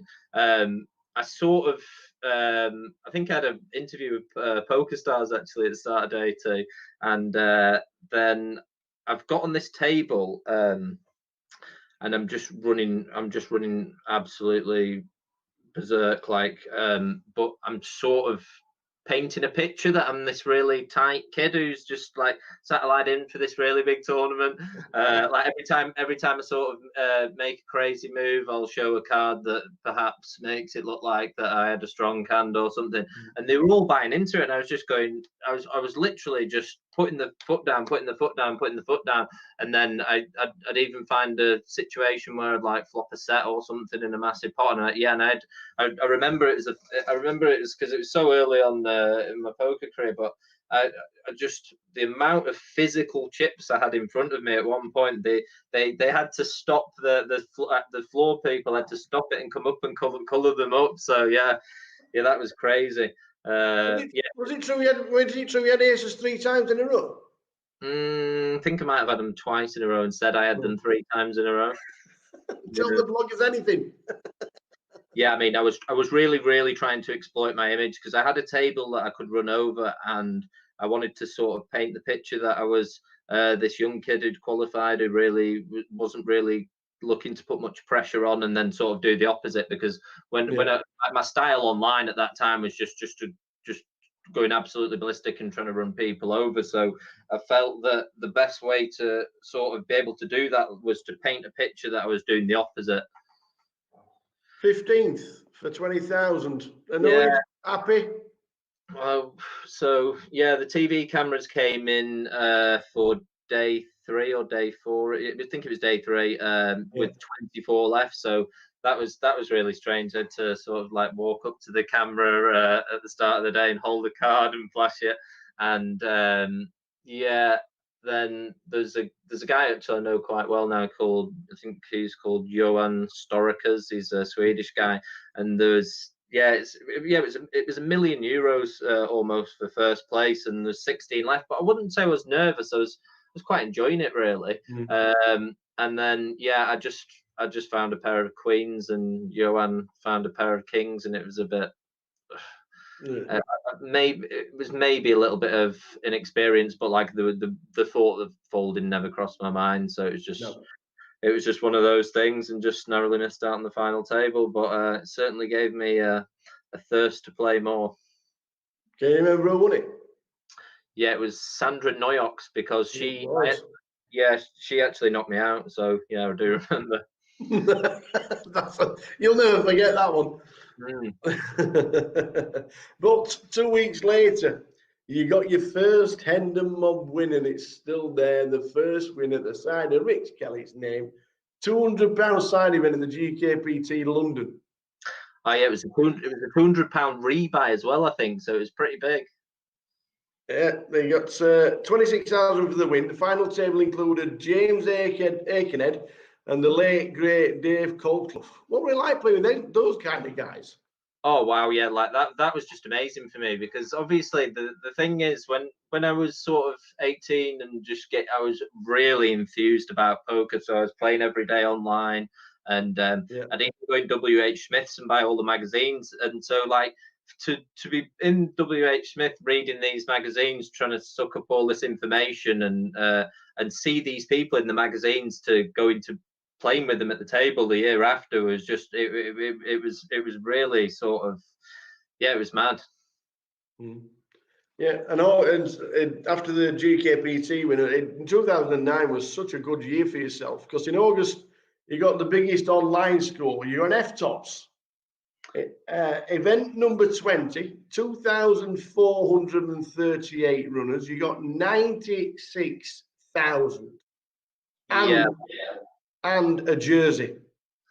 Wow, yeah, that was incredible. I was my friend stayed up all night with me. The guy my friend who lived 2 doors down from me, who taught me how to play poker, actually, he stayed up with me all night, and that one went on until about 7 a.m. And actually, back on Full Tilt, they used to have another really cool feature. Any of their red pros. If you knock them out, you got the buy-in for the tournament back, and you got a T-shirt that said "I knocked out Full Tilt Pro." And with about 3 or 4 tables left, I knocked out Alan Cunningham. Oh yeah. Really, really famous American pro at the time. So I knocked him out. I got the $215 back for my tournament entry, and the Full Tilt T-shirts. I used to have quite a big collection of them, as you can imagine. I imagine Mormons probably with garages somewhere filled with them. You got a jersey for winning the F-Tops as well. Can you remember what you did with it? I think I ended up selling it for about $300 or something. Somebody's walking around and they've not played F-tops at all, but they've got the jersey. Yeah, it was like a big, like I was a very, very, I was very, very slight build back then. It was a big American gold That's right, football jersey thing. Yeah, it didn't look good on me. But he just carried on. 2009 was fantastic because you run deep in the World Series Poker Europe, which was down in London at the time. In the 1K, finishing 28th out of 608 entries. Yes, it was only for 3,000, but that kind of field down in London must have been a bit exciting. Well, funny story about that one actually. So is that the 1K event that JP Kelly won? Yeah. Right. Well, yes, it was. Yes, it was. Yeah. So me and JP Kelly were JP Kelly was first in chips overnight going into day 2, and I was second in chips overnight going into day 2. And I think I'd played on the Friday, and day 2 was on the Sunday. That Sunday was the Sunday that Michael Owen scored that goal against Man City. When so yeah, but on the Saturday, interestingly enough, I actually had my biggest ever cash game winning session ever. I was playing in the Vic in London, and I ended up buying in for about 5,000. And then, like at the when it got to something like 6 a.m., I was playing Bambos heads up. If you know Bambos, he was an absolute legend in the Vic. I absolutely loved him. But if he was on tilt or something, he would just play crazy, and he'd always like to go to the cashier, and he'd say more chips please, and he'd get a big stack of the 5K chips. So no matter how many chips you have, he'd just come back and plonk 150K on the table. So yeah, I was up to about, I must have been up to about 65,000. So I was winning £60,000 in this cash game, and like that at the time for me was just like absolutely insane. It was like fairy tale stuff, really. And then I ended up and Bambos was straddling every hand for me. So like we were playing heads up, and if I didn't want to put the straddle on, he was like, "Okay, Richard, I put it on for you." So like he was just trying to make pots enormous and things, and I was like, I'm in for £5,000. Do I really want to play 120,000 pot here? And it was getting 6:30 a.m. So I had this big day 2 at midday, and then I think Sam Trickett said to me the next day, he said, like, what have you done? Like, why would you ever leave in that spot? That's the best spot you're ever going to get in a cash game. And I was just like, yeah, I had a day 2, and then I was excited for that day 2. At one point, you sat next to Chris Ferguson. Yeah, Jesus was on my left. What's that like, knowing he's won the World Series? Well, yeah, he's quite an imposing character to be honest. I think I ended up playing one pot with him blind versus blind. See, this is crazy because like I can even like this is probably one of my most mad poker skills. Like I can remember the exact hand that I played against him like 10 years ago. I had ace 10 in the small blind, just one hand, and he had king 9 in the big blind, and I just remember how I hadn't played out, and I lost that to him, and I thought, yeah, I don't really want to get into another pot against him. It just wanders around, doesn't he, all nice and quiet, but must be so intimidating at the tables. Yeah, it was. I felt intimidated in that pot, to be honest. Yeah, and I think I got a little bit of a lesson taught in that one. Did you play the World Series main event at all in Europe? The one down in London. I did play that. I'm trying to think. But to be honest with you, that. Oi, back ready. Last session of the day. Tower will be coming in very shortly. Table we've got for you. Going to run you through Dave Doherty in 1, Dan Gormley 2, Darren Floyd 3, 4 is going to be Maz Bako, 5 Riyad Solomon, 6 Michael Darginio, 7 Ali Surashik, and in 8 is Chris Maguire. It's the final feature table of the day, just about to get under the way. Here he comes. 80k, big stack. 80k. Yeah, getting close. The old Sati. 80k, 70 odd runners in it. It's brilliant. You know when you go to London, you know when you come out of Victoria, right over traffic, hell. Yeah. The sauce is really So off we go. Set and ready. Let's do it! Plenty of runners in that satellite as well, the 225, which which we were looking at earlier. Only 2 runners just looked like it wasn't going to start. Then it started. Pulls back, says, "Come on, the pot washer." Yes, here he is. Here he is. Sat in seat number 8, Chris Maguire. Decent table yet again. Yeah, it's going to be a different table from the last. It's going to be a lot easier to break down some hands, put it that way. I actually thought vaping was banned in casinos then. Huh? I thought it was as well, Tower. I don't like being a killjoy, but I might be having words.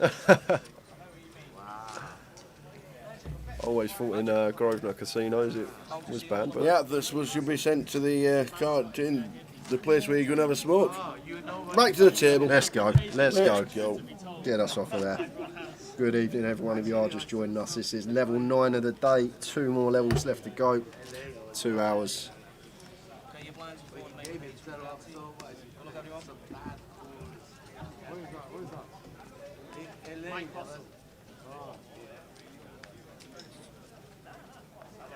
It's like before it was like the original.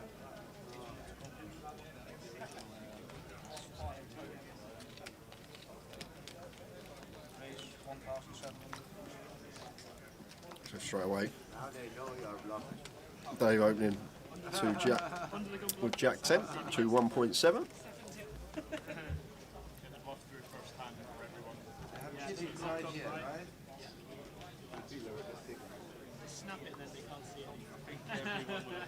Michelle on the button, gets out of the way.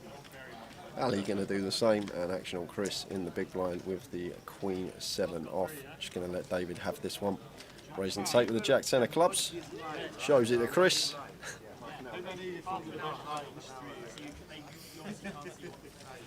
Josh Hornby. So each individual card has a chip in it, and basically each chip, when it goes on the sensor under the table, it's registered to a card in the deck, and that's how it works. So RFID registers the cards, and then when they're put on the box, a circle in front of the player, there's a device under that circle that reads the cards, reads the chip in the cards, and then lets us know on stream what card it is that the player is holding. Come a long way from glass tables. Absolutely.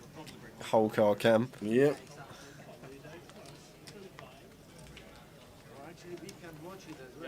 That's the last thing that came on these. I know, but like You can watch it after. your card. Get Luton on here, just and it's even more aggressive. Falls around to Ali on the button. Got a lovely hand to open here. 9-8 suited.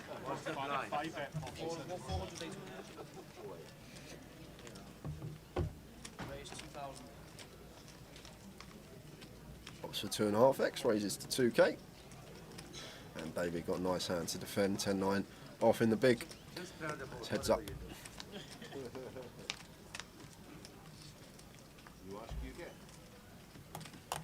Ace King Deuce. Yeah, this pot should always be going Ali's way. This is a board that we're just going to have lots of bets on after opening. So I expect him to come in for the continuation bet, and David would just have to fold the 10 height. Does have the best hand here, but Ali as the original opener. This board should be favouring his range.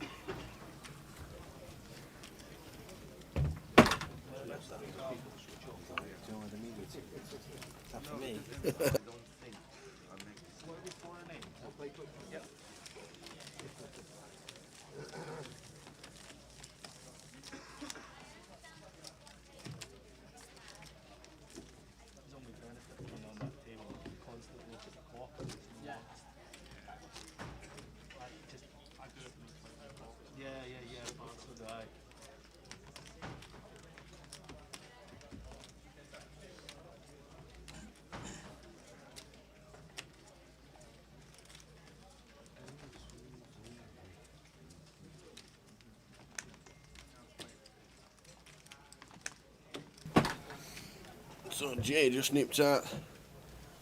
Jay has just nipped out for his supper.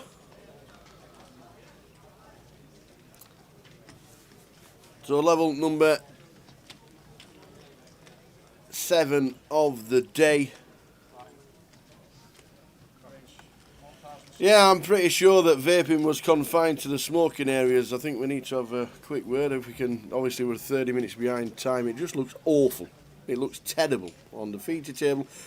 In this day and age with Corona, I don't feel that blowing your own breath into the air like that should be allowed. And it's a cigarette, and it should be refined to the smoking area. In my opinion, that's my opinion.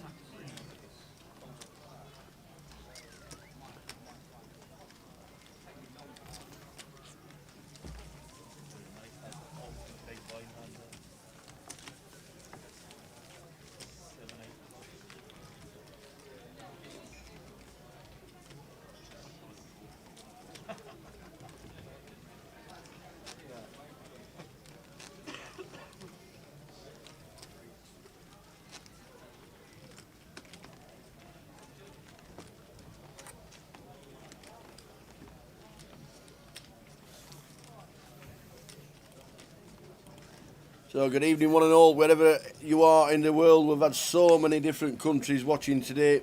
Dubai watching, we've had Turkey watching, we've had Australia watching, Lanzarote, all on holiday, all enjoying life. We've even had Qatar watching as well,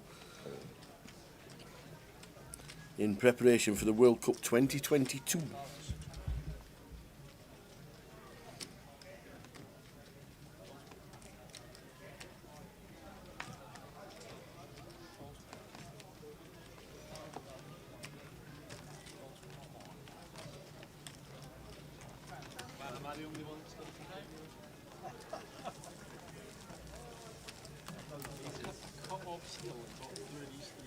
I know, right?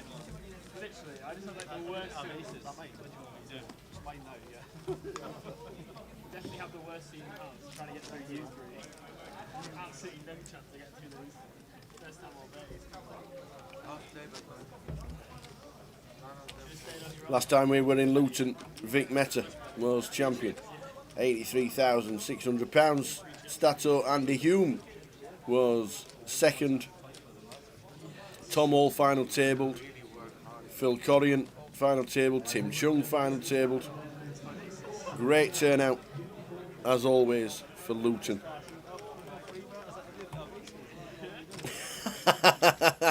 Forget the vaping. Is the kid in seat 318 or not? That's a good shout, isn't it? That is a good shout. I am pretty sure he's been checked.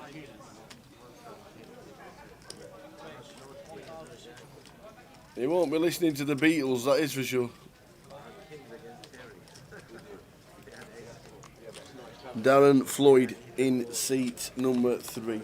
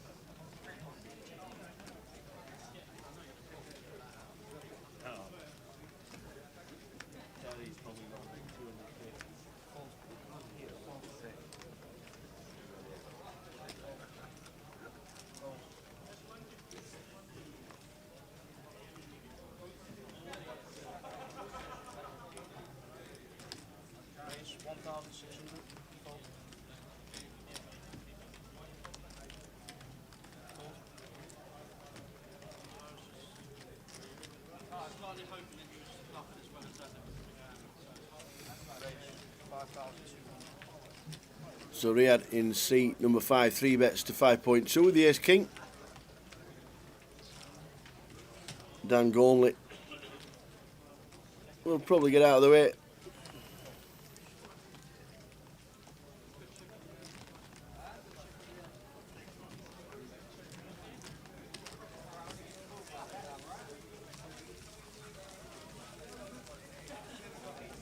You know, it's no good to wear your mask like that. It doesn't make any difference. Why? Because it's your nose. It's nothing to do with it. The Scottish government are watching it. You have to wear it. I'm not Scottish. We have to wear it. He has to wear it. They don't let him back in. Yeah. No, seriously, I'm not joking. Your mask is only to protect others from you, not from you. Well, that's well, both ways. You know what I mean? Or if you sneeze. But if you sneeze, that's a different thing. Yeah. This is the guys for me. We've been watching the new satellite that started at 9 o'clock, which was the cash out satellite. Get to 150,000 from your initial 15,000. So 10x you stack and you get yourself a seat.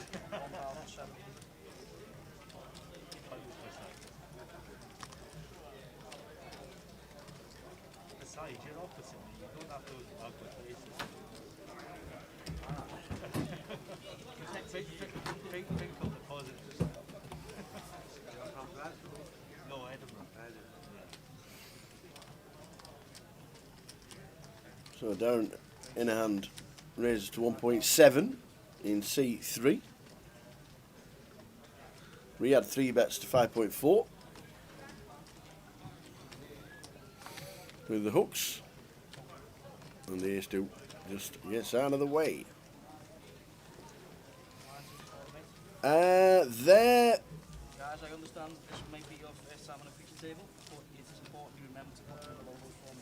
I want to see the hand every time. The last time we saw, I think there was something like 6 seats. I'll have a look very shortly. The Poker Live app will tell all information. Click on it, go to Luton, click on tournaments. There were 5 seats guaranteed. It's collected £11,125 so far, so it's nearly 10 seats. Very nearly 10 seats.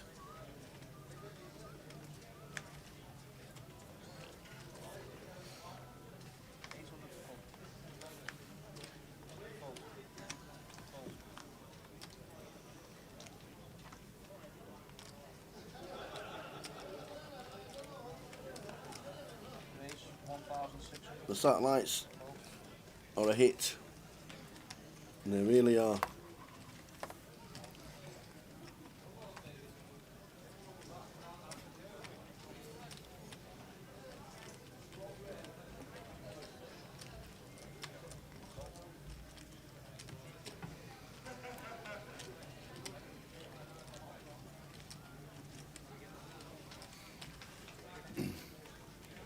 Dan Gormley raises with the hooks. Maz calls with the 9s. Riyadh coming in for a raise. Makes it 7 with the ace king. Michelle in seat 6. Gets out of the way.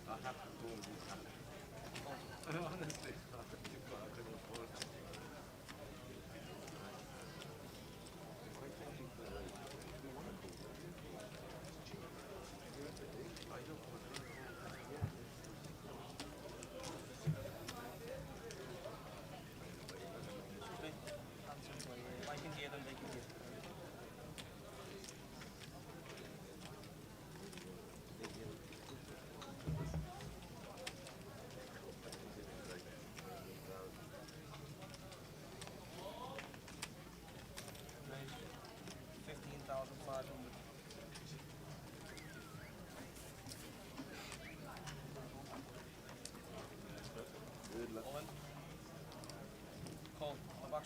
All in and a call. The hooks against ace king. The standard race. Who wins it? Riyadh in 5. Is the all-in player. Dan Gormley as the jacks.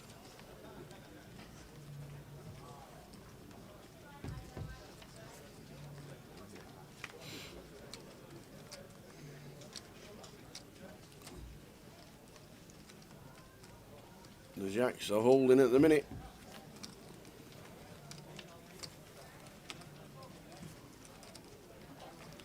Still in front. And they stay there. Just lost Riyadh Solomon. And before Riyadh, we lost Jamie Nixon on the outer tables. We lost the Mad Turk. Seat open. We lost Gary 21-5. Bluston. They are the 4 eliminated players in this session so far. Riyadh, Jamie Nixon, the Mad Turk Yusul Eminoglu, and Gary Bluston.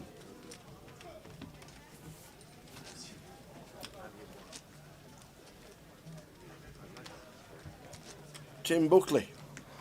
I'm not sure where you get 7 seats and 250 quid from for 8th. But with £11,375, that's more than 7 seats, isn't it?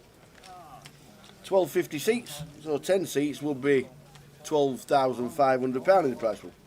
And we're on 11,375 at the minute.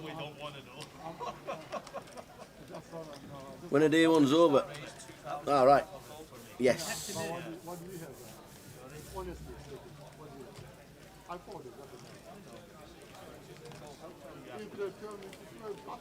I'll tell you after. That's fair, right? Yeah. You've still got another 8. Stop. Heads up. It was revenge. End of level 6 for the Baines at 11:15 is the cut-off. So we might get to 10 seats in the satellite, which will be incredible turnout for the first ever cash-out satellite. Not a bad flop if you sat with the second nut flush. Chris has got an up and downer. We know the check mark is already there. Good.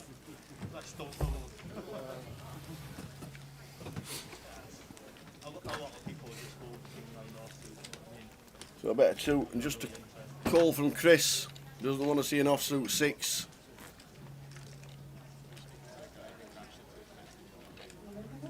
Let's turn top pair. Yeah, that's just as bad, Tower.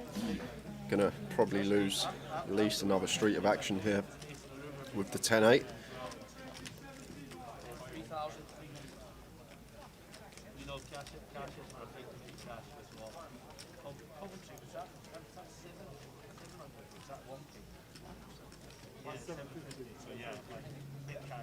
Can't see Chris folding here. Tower getting this price. We are ahead of some of Darren's Ace King, Ace Queen, King Queen with a heart in it, bare heart. There's the call from Chris on the turn.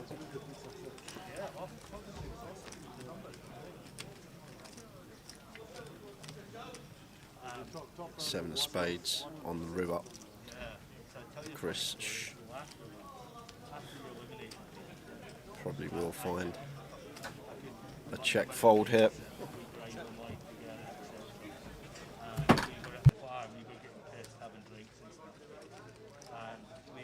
We were drinking until 6 a.m. My flight home to Edinburgh was meant to be at 11:30 a.m. I slept in. I missed my flight. Yeah, I missed my flight. I took another one for the Monday. Spare 10k here from Darren on the river, and Chris just sitting here with top pair. Darren can definitely go bet with jacks, queens, kings and aces. Obviously some flop flushes in there. You can have set of 9s, set of 4s, quad 7s on the end. Problem Chris has got though, there is a whole host of bluffs that Darren can have in this situation. Hands like jack queen with a heart, king jack with a heart, king queen with a heart, hand like ace jack with a heart. Lots of these bare heart combinations that are going to be running through Chris's head. These are the toughest spots, the river spots, when your opponent can credibly have plenty of value and plenty of bluffs, and Chris pays that one off. Darren takes that one down with a king queen. Lovely flop for him.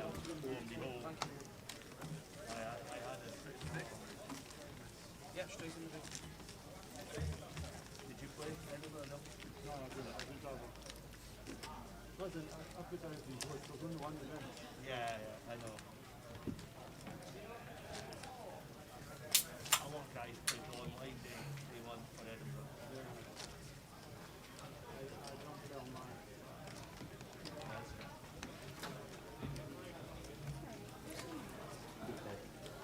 I was a good turnout. I was a good turnout. Much bigger now. Well, the thing is, like, I was thinking the day about this. Well, he obviously had worries about it. He had worries about it. Like I said, he's been alive in Scotland for, what, 2 years now. So, all the locals are going to play. Like, for the Reds, etc. for that, it's been great for them. Paul's just all the local guy who's playing. You know?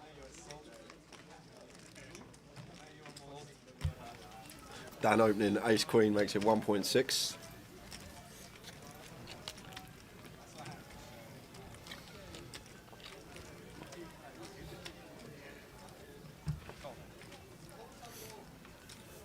Hamish, lovely hand to defend here. Queen jack suited in the big blind. Happy to take a flop with this one. Won't want it to come queen high though. Could get us in some trouble. Does not want to see a queen high flop. Unless it's got a jack with it. Or a couple of spades. Yeah. Oh, a couple of spades. The old 9-5-5 flop, 2 spades. It's down with the ace queen. Like to see him bet here. These paired boards heads up with the pre-flop aggression. It's going to be hard for your opponent to connect. It's about 1.6, and Hamish not going to be going anywhere though with 2 overcards flush draw. So just going to make the call. Definitely a hand we could raise here, Tower. Queen jack suited. We're going to have plenty of 5x defending out the big blinds. We could credibly rep a 5 for value, but opts to just call. 8 of diamonds on the turn. Now picks up gut shot to go with his flush draw, and Dan might choose to check this one behind here. A lot of the gut shots, the 6-7, 8-7, 8-6 now make a pair, or they're straight. So like the choice to check here. And the queen on the river. That's the worst possible card for him. Yeah, and Dan's going to have a nice value bet here now. And a lot of the time here, from Dan's perspective, the way Hamish has played this hand, like these paired boards, pretty easy to range your opponents on. He's going to have a 9, a 5 or a flush draw on this flop. Maybe some gut shots that we spoke about, so going to try and target them. But unbeknown to him, Hamish with the actual queen X of spades, so perfect river. And Dan sees that was the money card for him. Absolutely.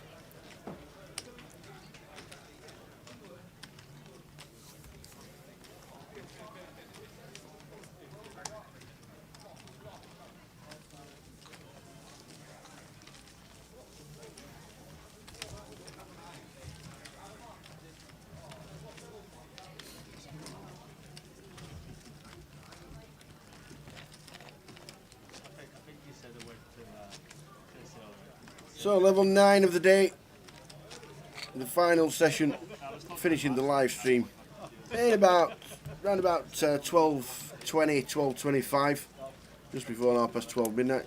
Usually a 12-hour live stream. Great numbers again, 147 in the main event.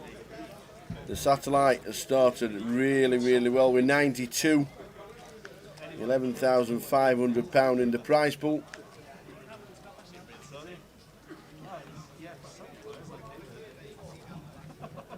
Buying was £1,250. Michelle's got the Cowboys in the hijack.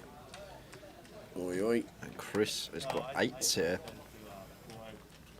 Michelle playing just sub 30 bigs, close to 27.5. Chris just going to flat the 8s for that reason. It's horrible for us if we free bet and Michelle rips on us. And David here going to be giving Michelle a double up here, Tower. I'm probably going to free bet to around sort of 8k here. Sort of the mark I'd like to see. Maybe might go a pinch smaller, try and induce potentially from the queens. Raises it up. And now it's gone a pinch smaller. Makes it 7. Trying to induce potentially Michelle to shove with his 20k stack. And there's going to be an all-in from Michelle fold from Chris. David's going to snap it off, and Michelle could be on his way to a double.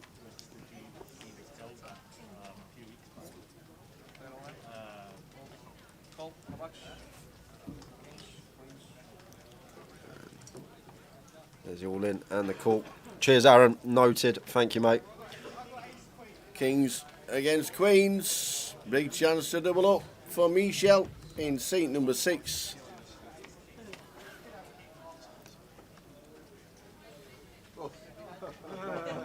Wow, wow, the Queens still have outs.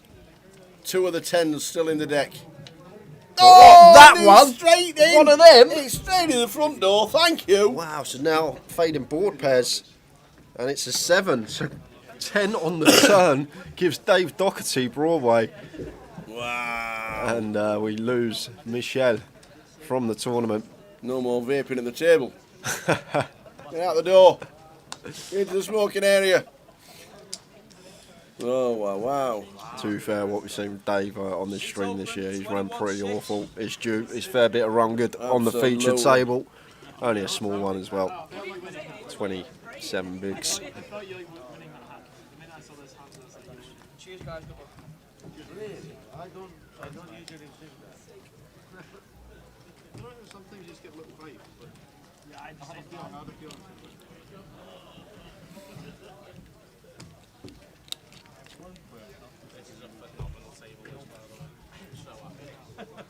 He tried his best not to do it. Like, got it in with 80% and made a set on the first card.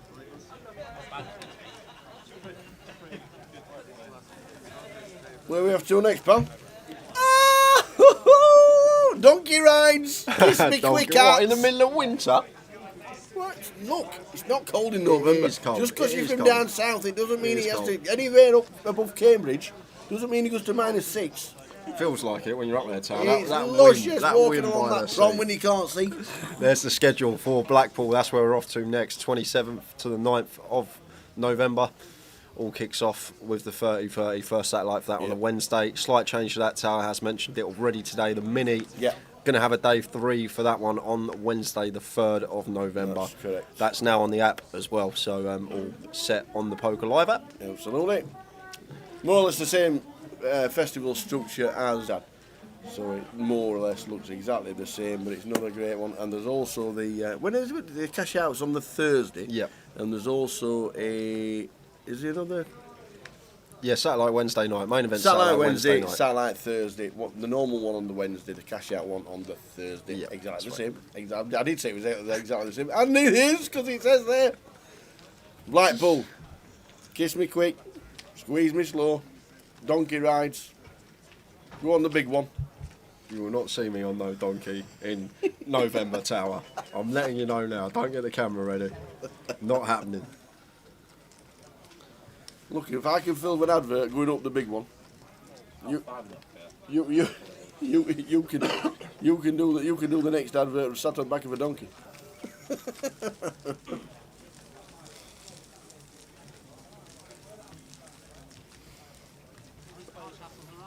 So level 9, the blind's 4-8. The final level is 5-1000. Evening, Barry. Still watching with the family lamp.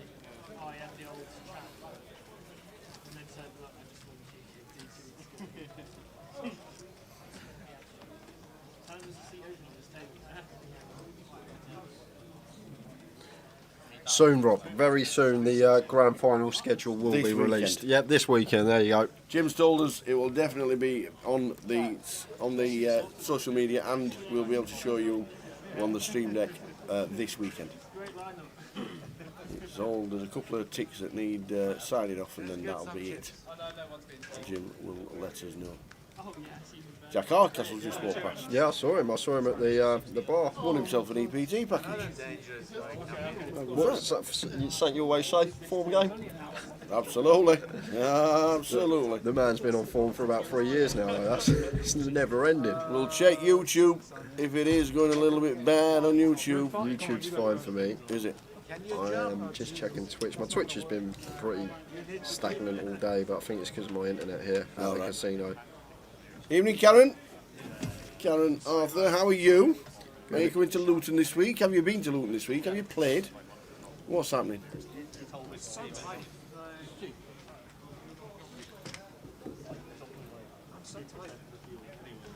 Miles Baker's back.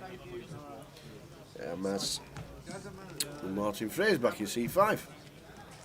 Amazing he's come back to C5 again.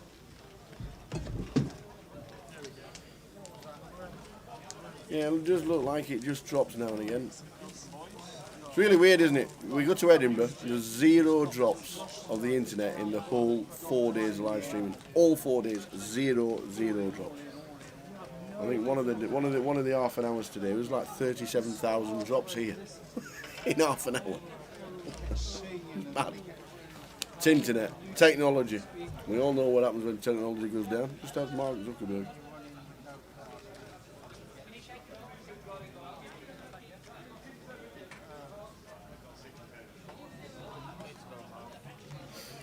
So halfway through this level of 4-8.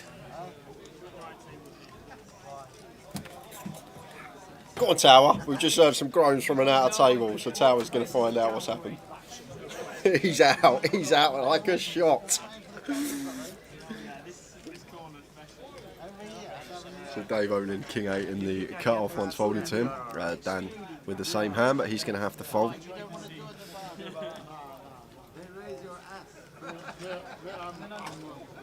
Maz got nice hands to defend here in the big, suited queen.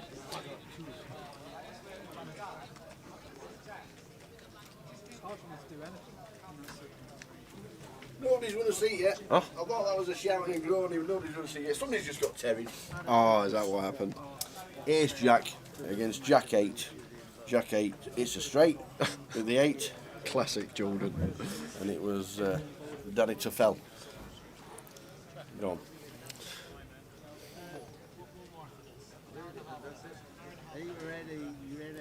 Both players are catching a piece here. Dave opts to check back his middle pair of it on Queen 7-8.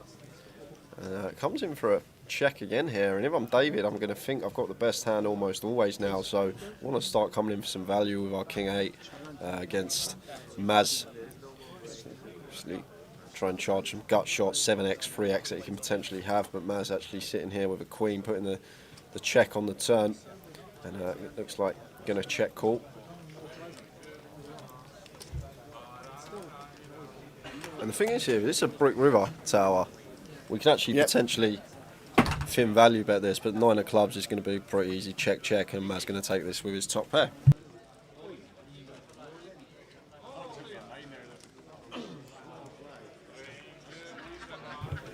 Facebook is back on. Guys, if you've moved over from Facebook to YouTube or Twitch because it was down, it's now back up and running if you do prefer to watch the live stream on Facebook.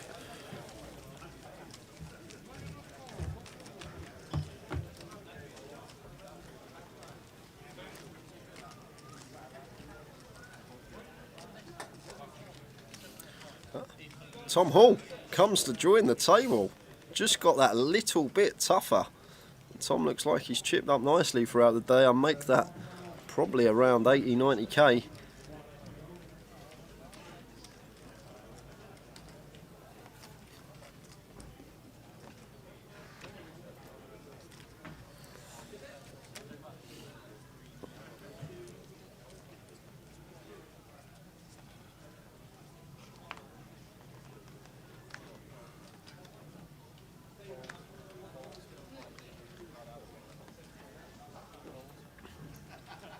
Hamish with the ace king here, easy shove, 12 big blinds. No, just chooses to open, makes it 2k off of 12 bigs. I'm Hamish here, I'm almost always just going to be ripping this one in.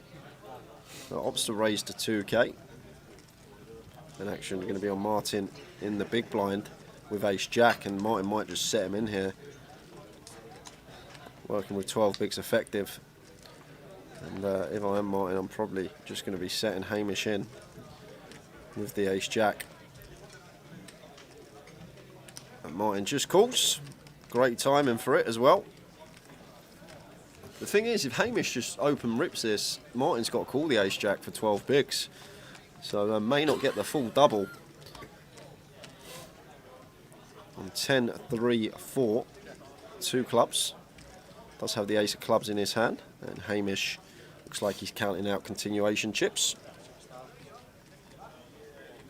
And just gets a fold from Martin straight away. And Hamish missed out on a double potentially. It could have come a jack on turn or river, but if he opened shop there for 12 big blinds, I'm sure Martin would have called with the ace jack in the big.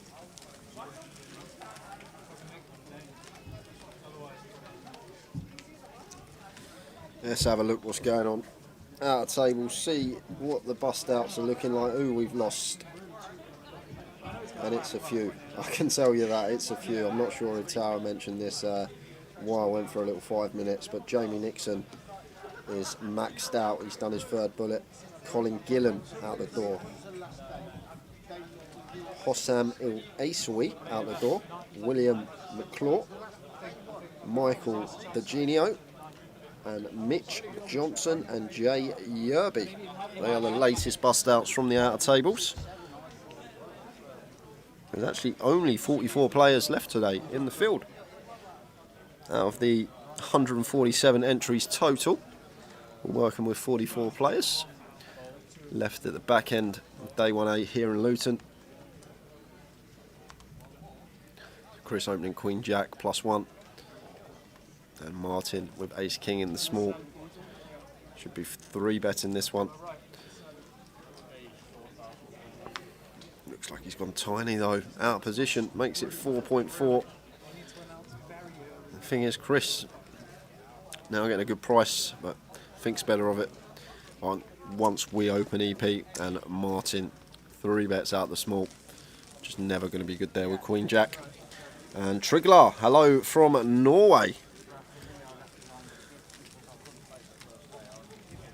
Must have had about 15 different countries tuned in today, all over the globe. Karen, how did the SAT work out in the end? Smooth or carnage? It's still running. It's only been going about an hour and a half, 2 hours. Yeah, close to 2 hours. It started at 9. So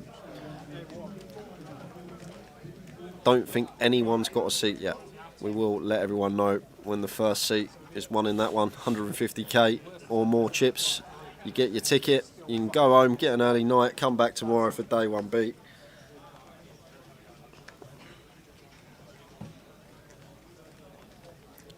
And down here in the low jack, all the chips should be opening this one. 9-7 suited. Thinks it's 1600. Just comes in with a click.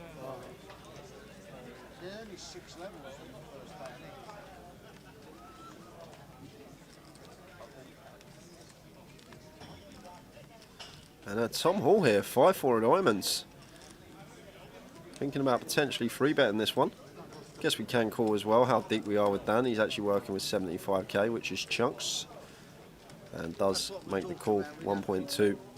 Happy to take the flop here with the suited connectors, albeit 5 high. Wow, flops the world. Jack 6-3. 2 diamond flop. Up and down flush draw here for Tom Hall. Dan with just 9 high, going to be continuing here. We got some nice back doors of our own on this Jack 6-3, 2 diamond, 1 heart board. It's about 2.5 here, and interested to see how Tom Hall's going to proceed here. Obviously, we're never folding 2 options, call or raise. We are raising. Obviously, got to think about the hands that we can credibly rep for value in this particular situation. The other thing is, well, we have only got 5 high, never going to be good at showdown, so might choose to raise this particular hand now. If he did have like a 3x of diamonds, might just see him flat because he does have that showdown in there with a 3, but comes in for the raise with the 5 high and gets Dan to fold 9 high. Which is the other one? There's another one. Another one is the gigabyte. There's an amount from there. Yeah, that might be what I'm thinking. That might be it. Because you can read those too. Yeah. Which is still loads of chips. It's 50,000, isn't it? Yeah. And the hour and a half clock. I think day 2 is Is it hour and a half clock? 2 hour clock is going to be.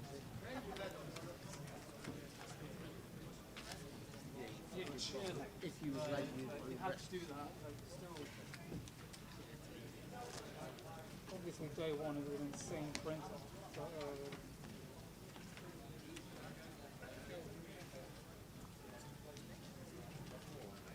yeah, the schedule's kind of confusing, but I think that must be where I'm getting.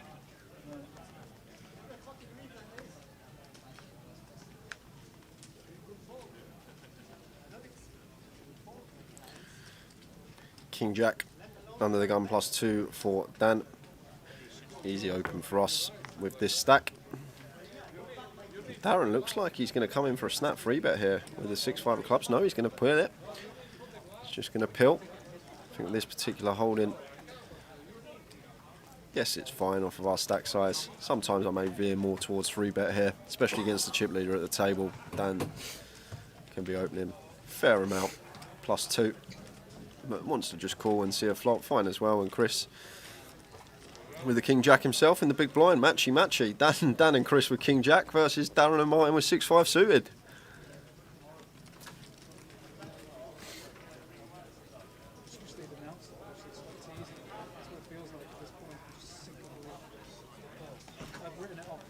I watched 2 hours worth of press conferences in my hotel room the other day to see if I'm wrong. I went into the travel agent and I said, is it advisable Flop. to book November 1st now? Like 9-3 deuce, 2 spades. Very dry board texture this one. Looks like Dan happy to continue on it, and it's going to be job done. Martin might pill. Oh, I was about to say, I doubt Darren's going to pill here with 2 players behind. With the 6-5 of clubs. We do have a gut shot, yes, in position on Dan. But we are drawing to just the 4. And the thing is, we have 2 players behind us as well. Need to be aware of that. Chris gets out of the way with the King Jack, and Dan's going to be done with this hand once he's been called in 2 spots, especially on this particular turn. Definitely flush draws out there for both Darren and Martin. So Dan now, white flag time, comes in with the check, and action checked over to Martin Frey, who has the same hand as Darren here. Probably going to check this one behind. Picked up some showdown. And the ace of spades on the river. No, any sign of aggression shown here. It is going to take this one down. And Dan having a deep hard think about this. Got to think about Darren and Martin. Have they got any, like some king or queen of spades in there? Like, which is unlikely. If you really think about it, like flop flush draws are going to bet the turn once they make their flush a lot of the time, unless it's the nut flush, and that's irrelevant now because the ace of spades comes on the turn. So maybe Dan thought that we're just going to fire up and just fold out a lot of their holdings, but picks it up with the worst of it, gets 2 better hands to fold. Nice river bet from him. What's the latest you can buy in? Emperor says on Twitch, you can buy in up to day 2. You can buy in just before day 2 starts if you really want, for 16 big blinds. So if you really want a last minute entry, day 2, you can buy in just before it starts. And good evening, Boost Up 8 on Twitch.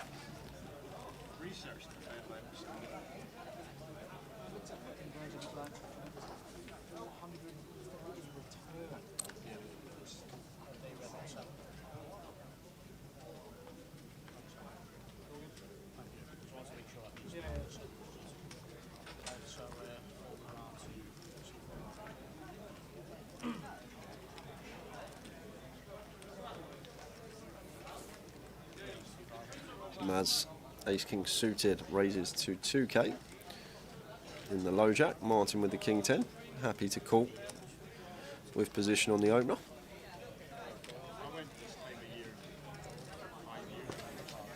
I've never been outside. And Hamish didn't opt to defend the 3 deuce suited. He was fairly short. Could have definitely flicked it in there. See a flop with our stack, but opted not to. 9-8-3, all spades. So Maz still with the best hand, but not much for either Maz or Martin on this board. Maz not opting to continue, and looks like Martin's going to take a stab. 3,000. Fine once checked to us in position. Try and fold out some of Maz's ace highs without a spade.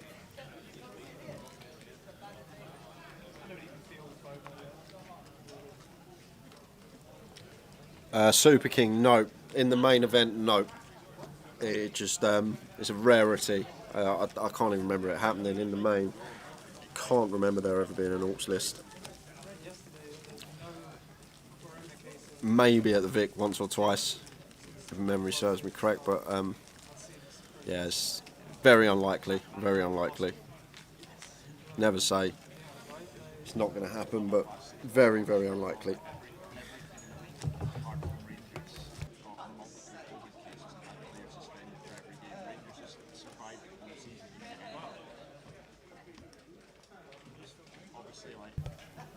There are 15 minutes left before we move into the final level of the day. Last NBA season,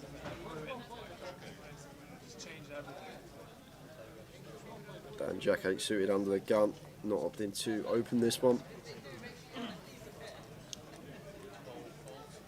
That's got a nice hand to open here though. Ace 8 suited.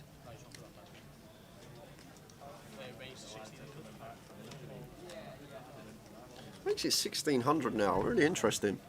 Looking into, Ali weren't at the table and he had ace king of spades. Where were you, Ali? He's gone for some fresh air. Well, just back to what I was saying, when Maz had the ace king of hearts open to 2k, 2.5x, then he just clicked the ace 8 of hearts. So I'm going to look out for that regarding opening sizes over the next hour or so. Just interested to see what hands he's opening 2.5x and what hands he's opening 2x. I think you're choosing your opening sizes this sort of stage of the tournament. Just over a min click's fine, 2.1, 2.2x, perfect. Fine to even just click it to 1600. But the main thing to take account of, just when you are coming into the pot with an open, try and keep your size the same all the time, whether you've got like a ace x suited, like an ace deuce suited, or a 7-8 of spades, or you've got aces, kings or queens. Don't want, because the best opponents that are going to be paying attention will pick up on these small little details and potentially use it against you. Might start free betting you when they think they got a size intel lighter. Martin now with the Cowboys raised to 2k, and Ali just missed the ace king suited. He weren't there. He's missed it. Missed two hands, but he is back sat down now, and Dan with the 7-8 off, gonna defend the 7-8.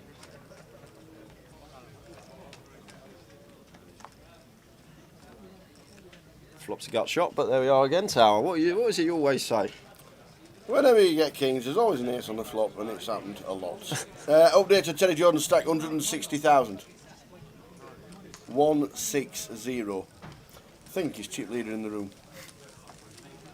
Nobody has got 150,000 in the satellite just yet. You can still buy into that until 11:15. Should make 10 seats.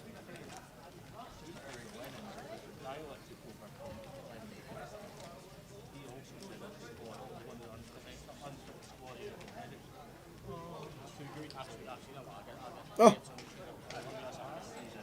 Price fund is £12,500. Which is 10 seats. There you are. Exactly 10 seats. Exactly. I think there's 10 minutes of late reg to go, which is the break. And exactly 100 runners for the first ever cash out satellite. Well done, everybody.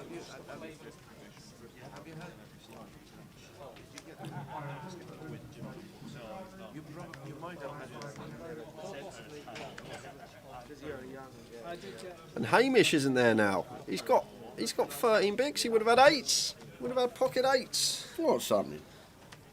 Just had Ali miss the ace king of spades. Why is it when they're not here, Tower? Someone's always got a hand. Why is it?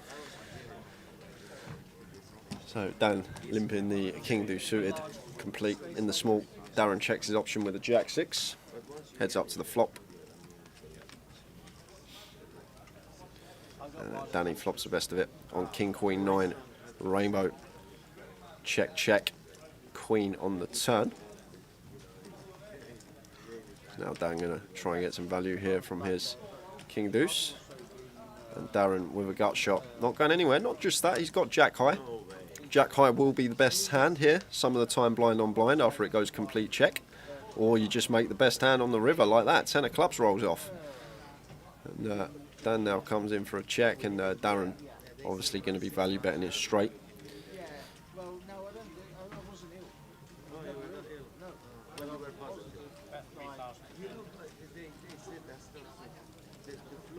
It's about 3.3, just south of pot. And in a bit of predicament here is Dan. Like, there are a lot of hands that we still beat. Darren now repping Jack X or Queen X. We can definitely value bet this river with a Queen here after Dan checks to us. We definitely go for value with our Queen, try and get called by a King, 9, perhaps a 10 on the river. Can have plenty of value. Obviously he's going to have all the Jack X here, checking his option in the big blinds. There's plenty there, but Dan looks like he says I'm going to make the call. Backdoor spades obviously going to be a factor in that as well. Bringing in the flush draw on the turn, you can quite easily have 2 small spades there. I mean, our King would still be the best hand, but Darren takes it with the Jack 6. Prof 23 says, what would have happened if they only get 99 runners in the satellite? Yeah, there would have been 9 seats and a ticket worth, what was it, £125 buy-in? Yeah, and a ticket worth £11.25 Yep. to the 10th place finisher. Yeah. Yeah, Scotty says normally get vouchers for the amount that is left over, but last night the club rounded it up to make the 10th seat. Fantastic, good effort. That's a great effort. Well, it's exactly 10 seats if nobody else buys in at the break. Great effort from everybody for the first ever cash out satellite. After how long it's gone? That was on the night. That was the night. Only one night. Maybe like 16 hours or 17 hours. Yeah. How long did it last? It might have been like 8 hours. Oh, it lasted for that. I got it in the afternoon, I played online, and then by like 11 PM I was... Tom Hall 10-9 suited, opening under the gun +1. My dad had weird... Action on Maz in the big blind. Queen 6 off, gets out of the way, not getting involved. Raising take for Tom. 8 to 16 hours. No, how many hours? Yeah, after you had it. Okay, so after Maybe it started like late on at night, so I didn't sleep at all that night. and then it I lasted. think I got the jab right away. Yeah. Really, that night, It's about normal, that's what they say. it made me think like Facebook, I'm kind of Twitter, YouTube and Twitch is where you can follow us on social media. Twitch and YouTube mainly for the live stream, but you can watch us on Facebook as well.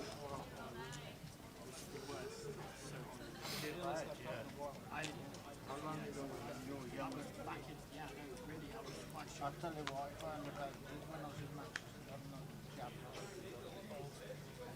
I think I took Rust. So about 75 minutes to go of this fantastic first day here in Luton. Always a big event on the GUKPT leg. Always. Dave making a 1.7 with the 5s, and Dan with the King 10 of hearts here. Obviously can incorporate this in as a free bet. Looks like that is what he is going to do. Makes it 5.5. And Joe, what if I'm David now? That's a sign for me that I'm flopping a set when when Dan makes it 5-5 and I've got 5-5. Not folding this deep. Hijack versus cut off. Be surprised if he did fold the pocket 5s here this deep. But if I'm Dave Doherty here, I'm definitely going to call, see if we can potentially flop a set. And especially after Dan makes it 5-5 and we've got 5-5. It's just destined to come. It is. It's destined. Here it comes. Here it comes. Oh. No, let us down. Well, we're going to lose probably one bet here as Dave Doherty. Dan getting a lovely flop for him, flopping top pair, decent kicker, backdoor flush draw. And I can't see how Dave's going to be folding once here to one bet. only one overcard to our fives. Obviously, Dan's still going to have some bigger overpairs in there, but we can't just give him credit for a 10 immediately. We're still ahead of a lot of his range. Hands like Ace Jack, King Queen, so on, all those type of holdings, maybe like a 9-8 suited that he's elected to 3-bet. So we're going to have to call once out of position here as David, as he does, and take a turn. 8 of hearts. Lovely turn here for Dan Gormley. Nobody wants to see the 5 of hearts on the river. Yeah, that would be ill, Tower. Something like 1 day tops. Go either way here, as Dan. I've never felt Definitely incorporate a check in some of the time. But going to come straight in for a second barrel here with the King 10 suited. She had the second jab and she was Now Dave just probably going to fold this one, Tower, facing this double barrel from Dan. 8.5. Stops for less than half.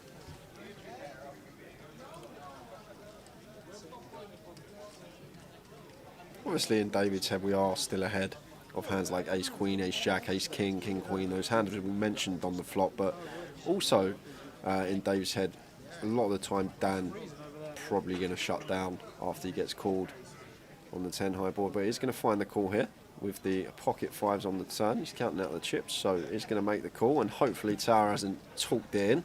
Do not want to see the 5 of hearts on the river, like both these two. It's a 10. Right, now this is going to be a very intriguing situation for David, because this river, once, from his perspective, once Dan Gormley comes in for value here with his trip 10s, which he's always going to do, David's going to be like, hang on a minute, I've got plenty of 10x here in my range. I've played this hand exactly like I've got a 10, and if Dan does come in for another barrel, David might be thinking you're just repping a 10 now, or maybe you're going thin with an overpair, but even Jacks, Queens, Kings on this run out may have a hard time value betting on this particular river, because if David's opening a hand like 10-9 suited, 10-8 suited, Jack 10 suited, Queen 10 suited, King 10 suited, Ace 10 suited, all these type of 10x holdings, he's going to be playing it in the same way. So now once Dan comes in for this bet on the river, it really does condense his range down, because even this size, I think he may even opt to go a bit smaller with overpairs. So repping a 10. But then we got to ask ourselves as David, what are we up against as bluffs? Hands like Queen Jack suited that turn to gutter. A lot of the heart combos, there's all the Ace X of hearts are in there. King Queen of hearts, King Jack of hearts. These are the type of hands David's thinking about that Dan can potentially have as bluffs here. A hand that picked up hearts on the turn, or maybe like a Jack 9 suited could be in there that Dan can more than capably free bet in this particular spot. So this spot a lot trickier than it looks on this particular river for Dave Doherty. Probably going to see him take some time with this one, simply because the way he's played the hand as well. He can plausibly have a 10 here, so easily have a 10, and the fact that Dan Gormley's still firing on this river, he's thinking this might be a bit fishy.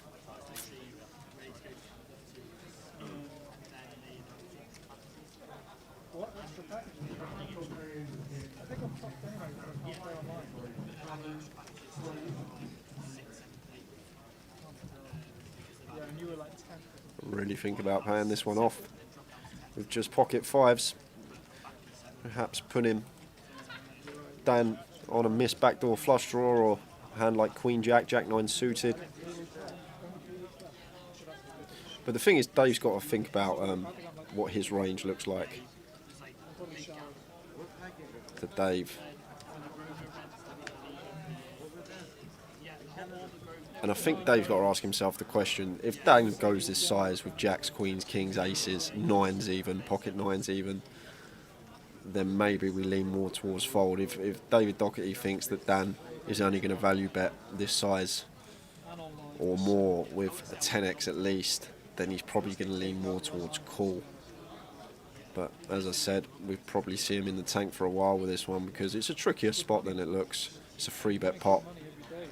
Plus they know each other. Yep. They play a lot together. Probably that up dynamics in there. Scotland. A lot of history, probably. Definitely a dynamic in this situation, and really thinking about coming in with the hero here with the pocket fives. 17.8k to win 55. So we're actually getting a 3-1 on a call. Dan's actually opted for basically just over half pot, smidge over.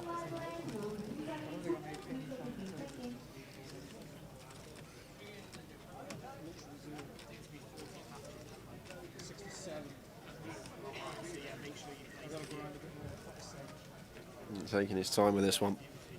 Like once Dan free bets and free barrels his spot, he does make the call, and he's going to get the bad news. Sees the king 10 of hearts and the pocket fives. And David pays it off. I think that just comes down to what I spoke about. Tower maybe just thinks it's a 10 or nothing, and there are plenty of bluffs you can have. Free bet pot. Cut off, hijack versus cut off, jack 9 suited, jack queen can double barrel, all the ace x of hearts are going to be double barreling and tripling off potentially. So can plausibly have a lot of bluffs there, and his value is basically 10x unless he thinks Dan's going to be going thinly with jacks, queens, kings and aces. I don't know, we'll have to ask Dan that question where he would have value bet those particular holdings, but key element being Dave could have quite easily had a 10 there himself. So on that particular river, I think Dave was just expecting Dan to snap check back. So once he comes in for a third barrel, it's like, you're really repping a 10 here, buddy. Yeah. And he did have the 10. He had it. He had it. Good hand to watch. Two good players, Dave GUKPT and Dan Gormley. So blinds are up. We're into the last hour of the day. It's been a fun day one. It has indeed. Numbers have been decent as well. 147. Oh, go on then, Grim. Grim Reaper. The Grim Reaper's in town. Get the hatchet down. So last bust out was Jay Yerby. Since then, we have lost Leon Campbell, Ishfaq Mohammed, Phil Clark, Usman Sadiq. The Mad Turk is gone again. Sven McDermott.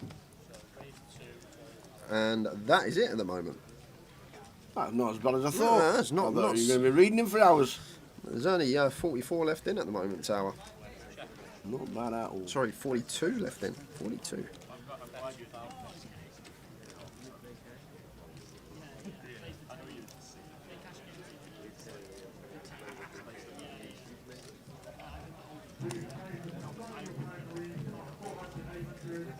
Ace, deuce, 9, rainbow. 3 of diamonds on the turn. After it goes check, check. So check through again on the turn. 9 of spades on the river. I think Tom Hall's got the best hand here with king 3. Just waiting for some graphics to catch up. Oh no, a6 for Maz. Missed that one.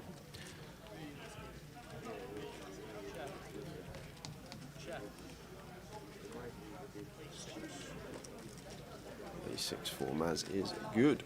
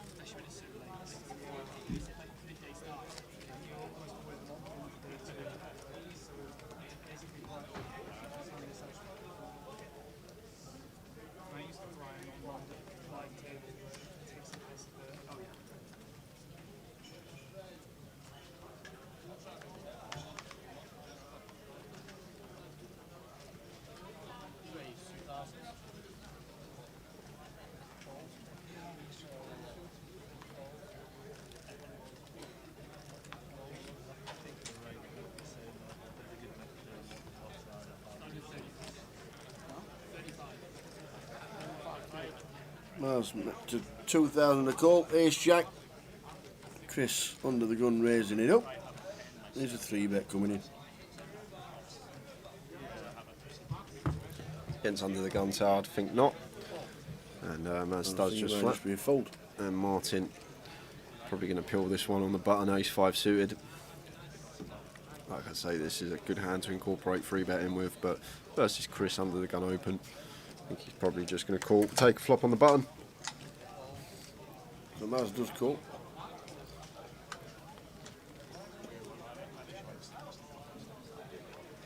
Flop time. Chris, Maz, Martin. Jack, 7, Jack. That's a good flop for Mass. It's not a bad flop. Flops trips, checks through. So 5 of clubs on the turn. So if I'm Chris here with the 8s after the flops check through, I'm going to be coming in for a bet almost always. Like I always speak about the 9 equity to overcards. Potentially get called. Not much we're really trying to get called by here. Cut off and button, there's not too much out there other than 7x, 5x, pocket 6s maybe. But Maz with the goods in this particular scenario is going to call with the ace jack. 8 on the river maybe? No. 10 of diamonds. Maz gets the check mark. And Chris here with his pocket 8s. I think he's probably going to check this spot tower. The thing is, if we are betting what we ever getting called by, if he does bet, I expect it to be very small, like a little bit blockery, like 3k, something like that. Nothing more than that. If Chris is going to come in for a bet here, I think the most we'll see him go is quarter pot. May even opt to go smaller than that with this specific holding. I'm speaking to the right man about it, going over 2,000, knocking on doors. Yeah, I like it a lot. If that is 3k, 2.6, even smaller. For that particular reason, he's going for the bet to fold to a raise from Maz, and live tails coming out here from Maz. The exhale of the breath, the sit back in the chair, and then he's going to raise, and that is just alarm bell central. That is going to be alarm bell central from Chris. Oh, he's just flatted. He's just flatted with the ace jack. Wow. He's obviously never would have got called by Chris in that particular spot, but Chris is like, how have I not been raised here? Love the size though. Nice size on the river. Just like that little blockery size. Well, What's Maz worried about?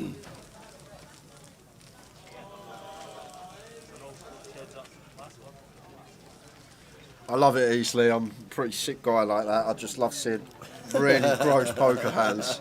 Love it. It's entertainment. I really do like the good run-outs. Love the blood.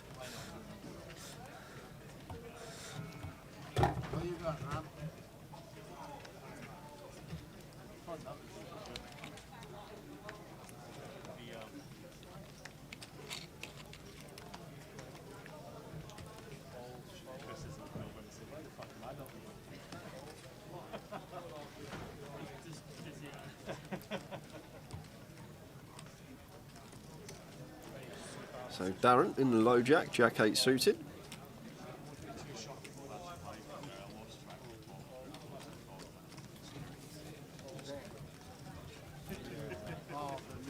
Ali going to get out of the way with a 5-3.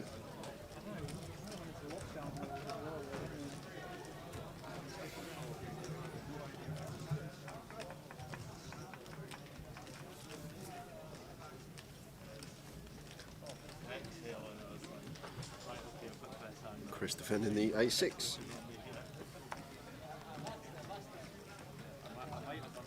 Jack, 7, 9, Rainbow. Yeah, nice flop here for Darren.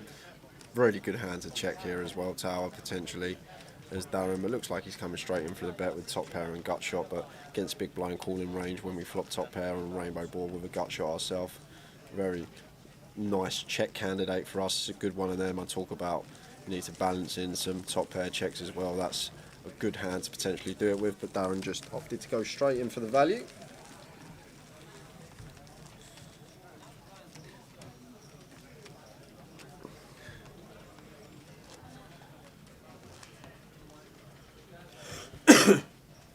Obviously don't want to be checking them all the time.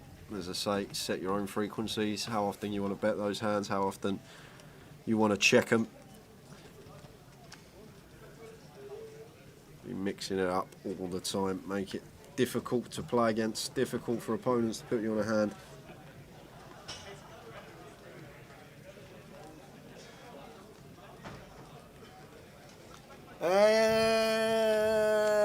Gunnar Ash.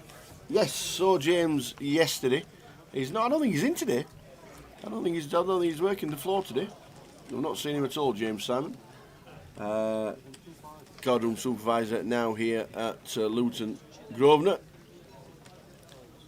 I think this is where he initially started, then moved over, then come back. Right. Not seen him. I don't think I've seen him today. If I haven't seen him today, he'd definitely be working tomorrow. But yeah, we caught up last night while we were setting up the rig and getting things ready for the main event. Good to see him. Great to see him on the floor with hundreds of runners. Last night there was over 300 runners in the same room. 160 in the Omaha, 160 something in the satellite. It was mad.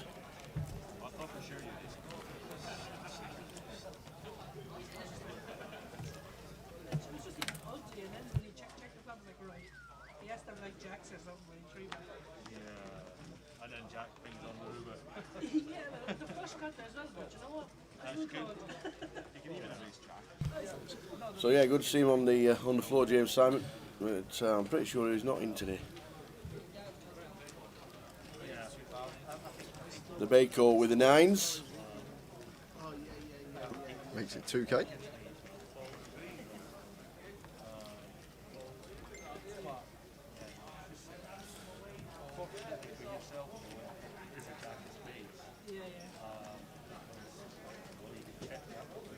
David gonna get it in, flick it in with the 9-6 off. He's in a crushed spot here, unbeknown to him.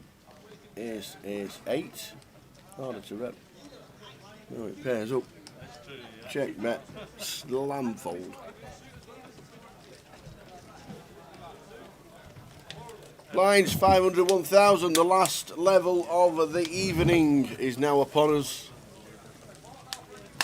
Been another great day. Over 140 runners. And Jay's just going to check out on the satellite. See if we've actually got a satellite seat giver yet. 150,000 stack needed. Great idea with the cash out satellite. Start with 15,000, get to 150,000, 10x, and you win yourself a seat, and off you go, home early.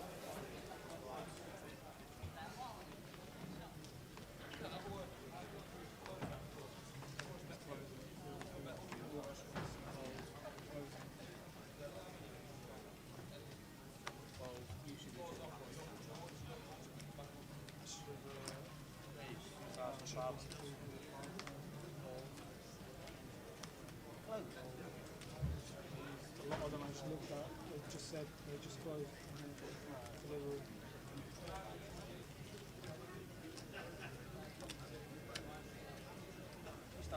What do you mean, man? less than that.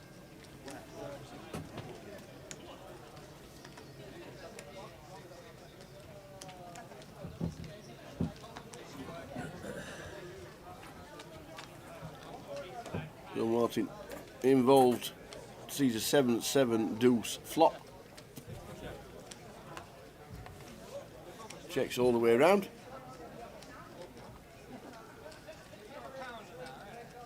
Now the king of hearts, it's the turn, it's Dan. But Martin has him out kicked with the king queen. King Martin's going to bet this. Should get a call from Dan.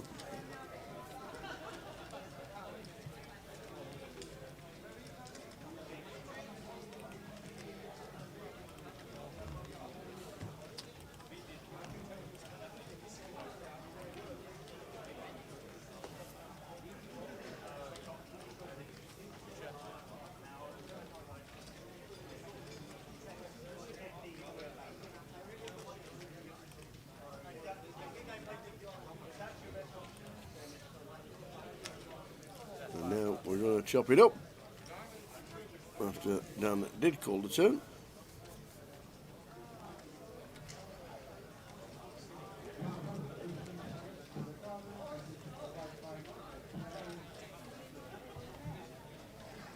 Just looking at the stack.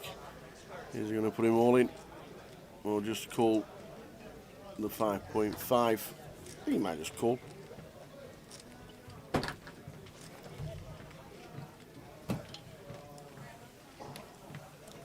No, he puts him in, and he says, "Call, I've got a king." Yeah, me too. We'll chop it up. Any news on the satellite? No, no news. No news. Yeah, I know. Yeah, of course. So it's give me 200.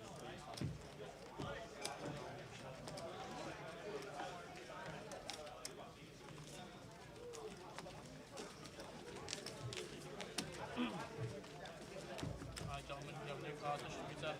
You know I can't. You know I can't have a set. You could have. So I could have. You never fold that I've anyway. never folded. Never could not. See if we make it. No news on the satellite. Nah, No news. didn't. Got straight back in it. No news on the satellite. We will try and find out a winner. No, nobody's got 150k. Yeah, I'm gonna bet. Super King, yes he does. Ian Bryant. Ian Bryant left the company during lockdown and has moved to Aspers in London.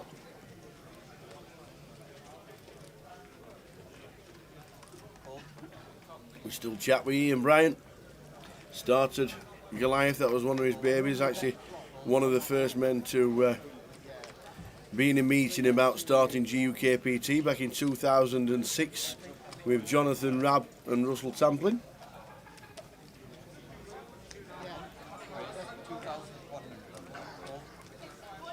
Dave Doherty opening to 2.1, and Darren with the ace-9 in the big blind, just going to flip in and defend.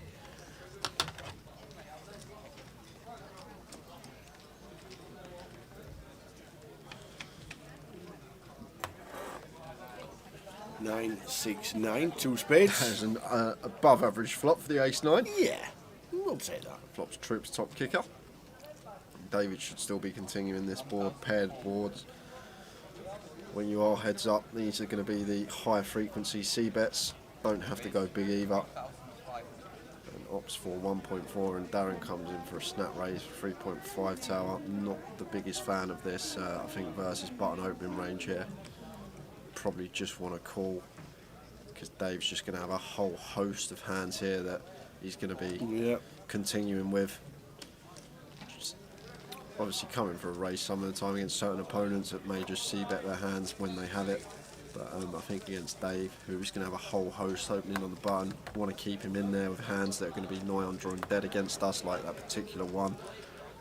Would have preferred to see a flat, but I'm guessing he happy to raise himself, Darren. Would have had reasons for it. How's it going, Tower? All good? That's Snowy's brother. Good evening, Snowy's brother. That's Snowy doing. Not seen Snowy for ages. In fact, I've not been into Blackpool Casino for a while. Poker has restarted in Blackpool. Monday night comps sell out every week. And then obviously the satellites are coming for the 30-30s, and the satellites are coming for the main events, and the GUKPT will be there. Gunnar Ash, what's VPIP? Voluntary putting pot. It's your aggression frequency. If you saw Terry Jordan earlier on, it was 100%. As in, they literally put chips into every single pot. I think no, I'm going overboard there. I think he folded twice, didn't he, in 2 hours? He folded. I remember him folding once. That's when the ice creams come out. That's the only time. Maybe twice. I think twice. There might have been one early on in the session. I think there was an 8-3 off in the small that he folded as well. So his VPIP's like 98%. Basically, how fishy you are. But he put on a show for us. That's what we like. Absolutely. Absolutely did.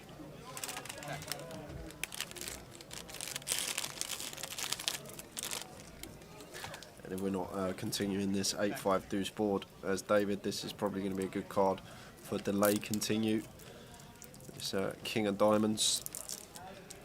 Opts to check back, happy to get to showdown with his ace high. Maz still has outs, can find a 10 or a 6. Ace of hearts.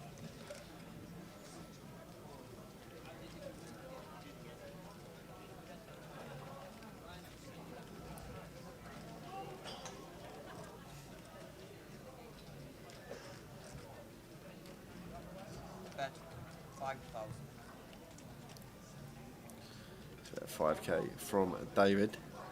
I'm just going to see a quick fold here from Maz.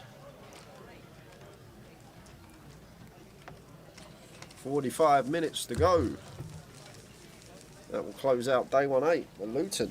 We have had, so far, some players may still enter back in the day, but 147 entries, which means we're going to need about 330 tomorrow with the turbo to get to the line. All right, okay.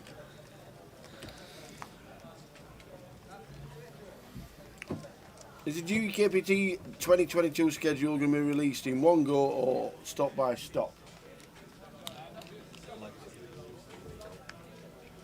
The dates. Yeah. Yeah, but the dates will be announced, and I'm thinking the dates will be announced in London. But the actual schedule will probably not be released until maybe a month before or 3 weeks before. Regarding that. Here you go, Winston, you got your wish. Hamish has got a hand. Hamish is going to be pulling it in with the 9s for 8.6k. So 8 big blind shove from him. And he's going to get a caller. He is indeed, Tower. Maz with the ace-king here. He's getting a caller. I'll probably just make it something like 15k here as Maz, 15, 20k. Isolate Hamish. Don't want Tom coming in behind us. Happy to get this one heads up with the ace-king.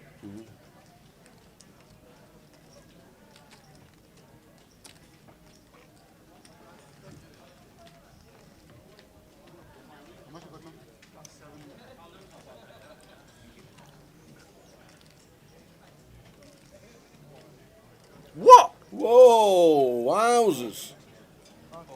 Wow, man. What? For 25k? Oh, he didn't have 8 bigs. He had 20 bigs, Hamish. But still, Maz, what are we up to? Wow. What are we up to, Maz? I guess he was right. Hamish had pocket 9s, but how's he folded there?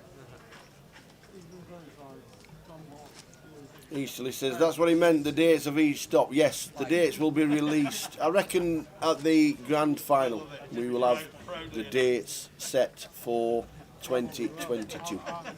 I just can't believe Maz has folded that tower. I don't think I'd ever see Maz fold for 20 big blinds with ace-king.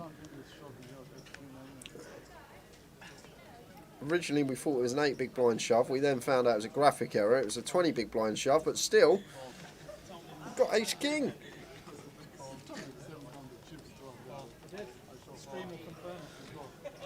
Fires says I need to relax. I could do with a massage. A nice good shoulder rub. I'm sat down nicely. Legs are stretched out. Sitting back. Life's good. Need to relax.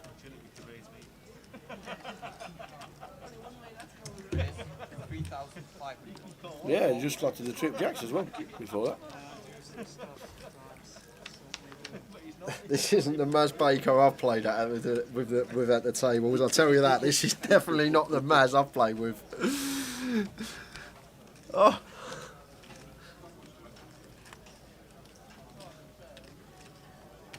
Bet 2,600.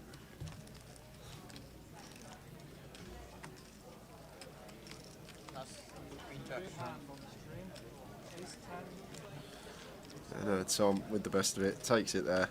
I still can't believe the ace king fold for 20 big blinds. How are you doing, Trig? Yeah, all good, mate. Trig law.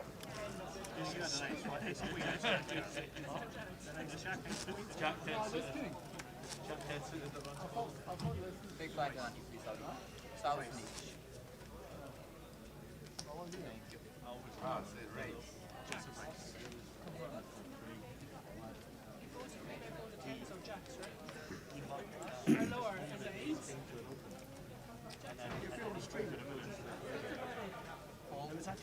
Yeah, I just heard what you were saying. He open folded ace king suited under the gun. He just open folded. No, some guy in. We are all good, Trig. Hope you are too, young man. He cold four bet queen jack suited, and then next door he open folded ace king suited. So we've got Tom back at the table. He folded ace king when someone had aces pre-flop to one raise. So he opened the button, right? Small white call. You had So a nice free bet there from Darren. Gets that one through. Nice from him. Yeah, look forward to Blackpool as well, Trig. Look forward to Blackpool. Can he wait for it? It is going to be huge. It is going to be enormous.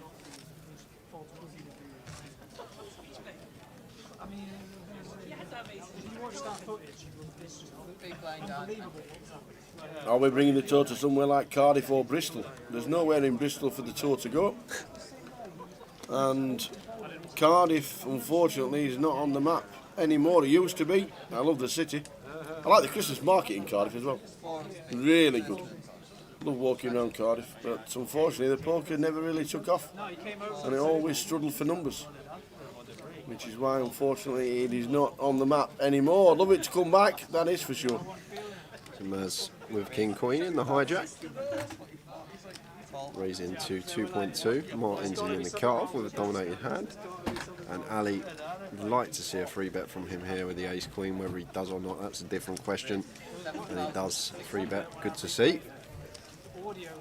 Makes it 7.6. When he did, the first thing he did was like ridiculous. I think it was when he folded the queens.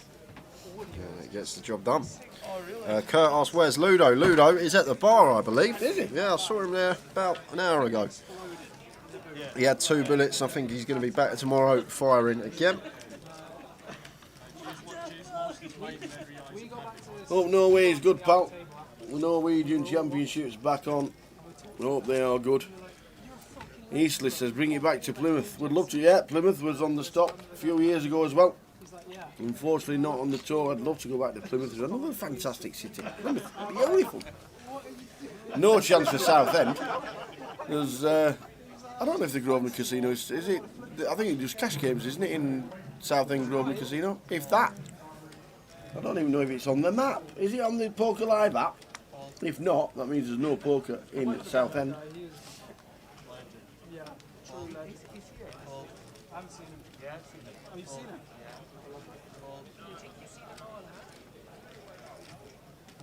Honestly, it's just when we told him and he wants to hold it the ace king, and he just overfold.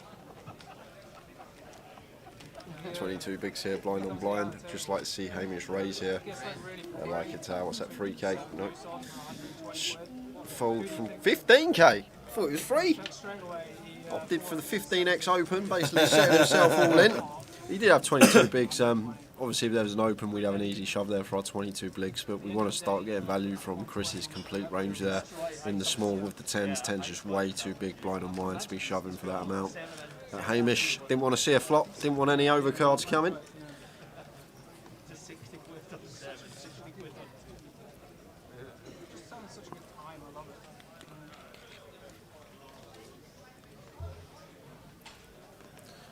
Pocket fours for Dan Gormley under the gun. Opens.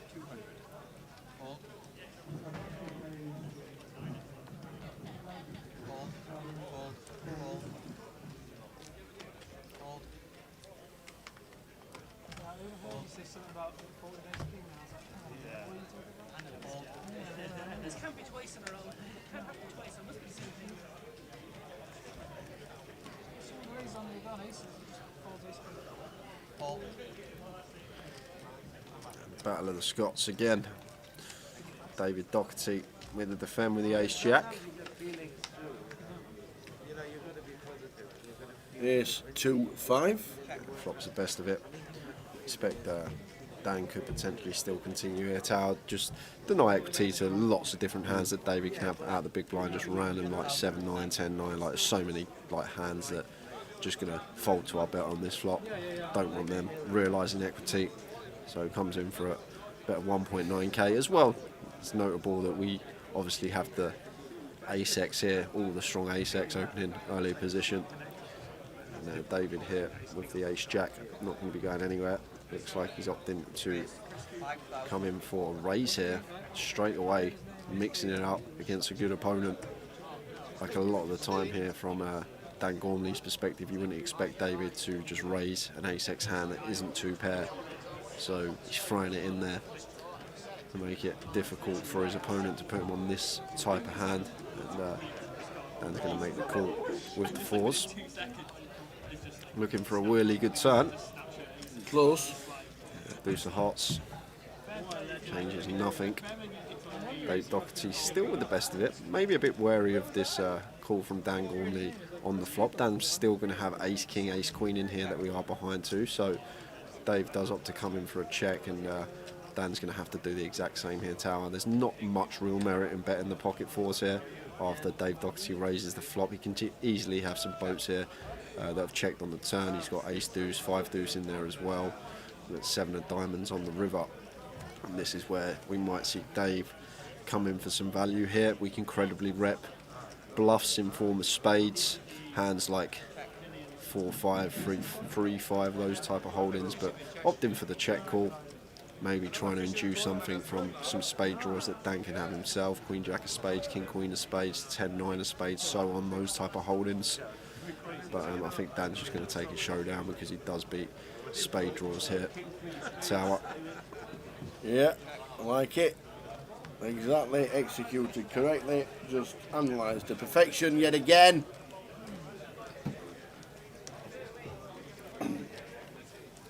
Winston Walsh says there's nothing in Southend anymore. Yeah, three casinos and pandemic. Was there 3? Westcliff was Westcliff on a Saturday night. I tell you, it was like a nightclub.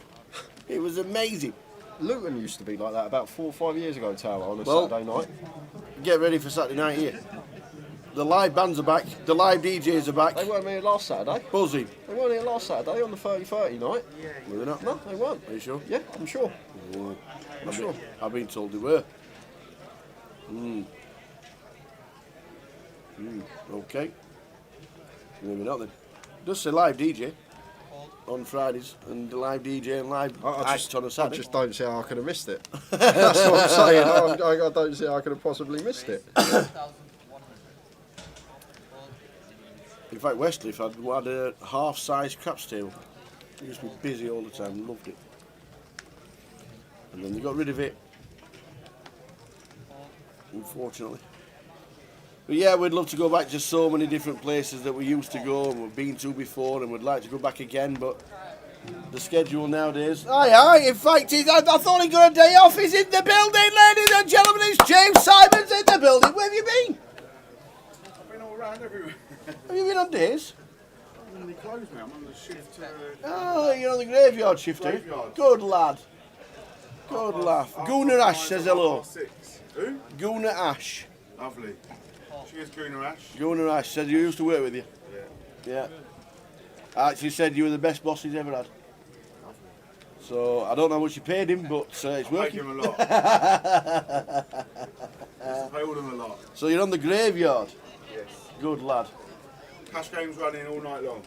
That's what we want. The Omaha in here is nuts. Bonkers in here, the Omaha. Yeah, got a good game running at the minute. Hopefully going to get another one now that it's finished. I'm trying to make my You table look. clean. There's no Hoover in here, James. No, there ain't, honest. And it's not in that corner either, Brilliant. when they moved it. Graveyard shift today. What about tomorrow? He's only got a day off. What's that about? On the Friday. I mean, Saturday, Sunday. He's in Saturday, Sunday. With the main. It's the main great to bit. see him back here in Luton. It is. They're still looking for the Hoover. I can't find them. Go and find Henry. Cheers, mate. Thanks. James Simon. Thanks James Simon back on the graveyard shift tonight. So back to the action. Not a missed here, Tower. Not to river. Both players with top pair. Tom has. Oh, Dan got counterfeit. Tom now has him out kicked. Counterfeit on the river.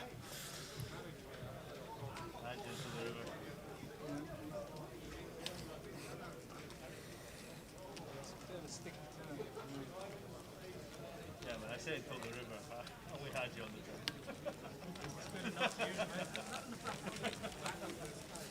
So we are about half an hour away from the end of the night.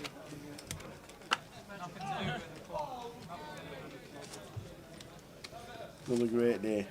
Another great day.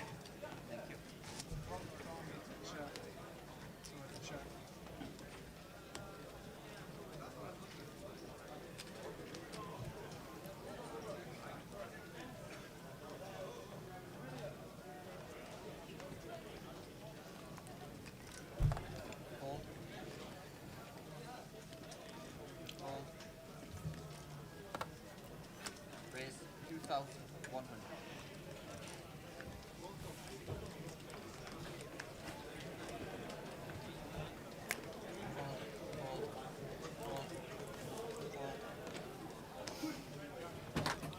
So Tom got plenty now, opening the suited king early position. Probably going to put some pressure on back end of the day, try and potentially chip up some more. Yes, that is Tom Hall. It is Kurt. indeed. Got a stack of 90,000 as well. Going to win this one with the worst of it. Ace, Queen, 5, 2 hearts. Tom should just have high c-bet frequency on this board, especially with his particular hand. Has caught bottom pair. Bet 3,000. Should see Darren just make a quick fold, which he does.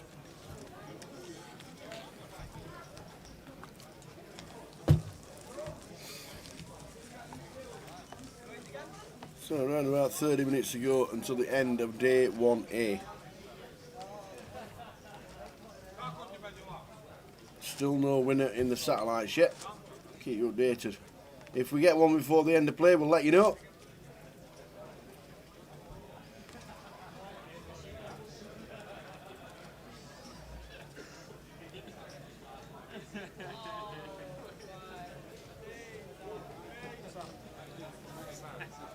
$147 today.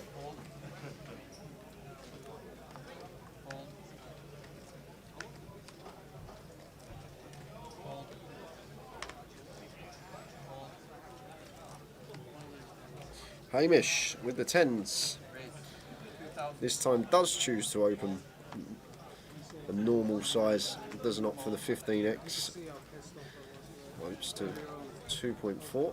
And Darren Ace-8 suited here in the small blind. Good discipline laid down from that man. A lot of players will fall into a trap of making a call there. And Hamish has been the tightest player at the table this session as well. So Darren probably aware he's going to have 3 outs at best in that spot. Just raise and take for Hamish. 11 seat, 10 seats and £1,000. Fantastic. Great effort. Anybody got a seat yet? No, I'm disappointed.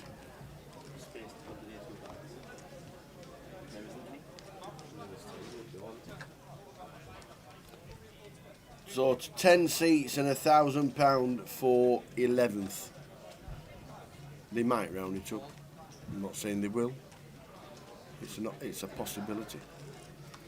But if not, it's £1,000 voucher towards a main event seat if you finish 11th. Or you get a satellite, you don't finish 11th anymore, do you? You get seats, you get your 150k and off you go.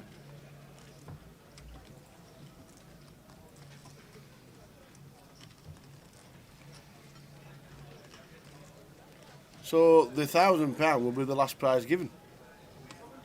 Yeah, it would be, yeah. You're exactly right. Yeah. There used to be a tournament on PKR Yeah. years and years ago when I first started playing, probably about nine years ago, called the Pyramid. And basically, say if there was 200 runners, 100th would get the 25% of the share, the prize pool. So middle got the most, and then it went out like that, like a pyramid. Oh, yeah. It used to be called the Pyramid. It's such a fun comp to play because you got people raising like all their stack and then folding and try and get the 100th money. And it was a crazy tournament. Great, great to see. I'd love something like that to come back. That was a fun one to play. Yeah. It's not a bubble, John. It's not really a bubble anymore, is it? Nah. Because it's a cash out satellite. So basically, you get your 10x your stack and you get your seat, and then you leave. And you have to do the same, get 250,000, but instead of getting a seat, you get £1,000, which is going to be a token towards the main event seat. The buy-in was 125 plus 5. So £125 into the prize pool. And £5 juice. And there were 100 and something like 108 played it. Which again, fantastic. Yeah, 108. And there are 40 left.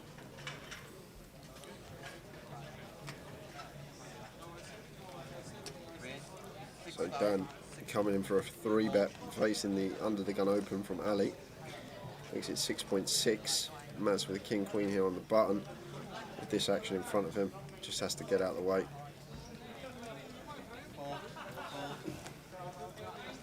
Action back on Ali here with the tens. Definitely not going to be folding this one.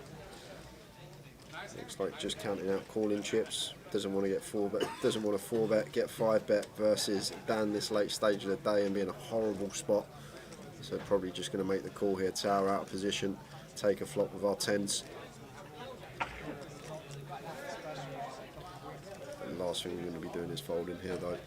Looks like he could be 4-betting chips though. He's just grabbed a chunk of chips from his stack.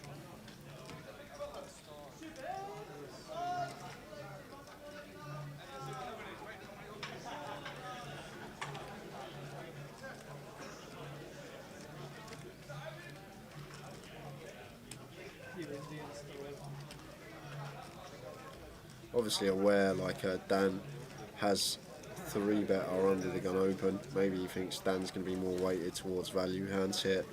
A bit worried about that, but it's just too exploitable to be folding tens here in this situation. Going to have to at least make the call and see a flop. I say that, and now I see that posture. What does it tell you? A lot of the time it tells him he's going to fold, but he's gone back to the chips now, and he has flicked in the call. And going to take the flop with the pocket tens. Good to see. I checked that. Paul and appreciate that.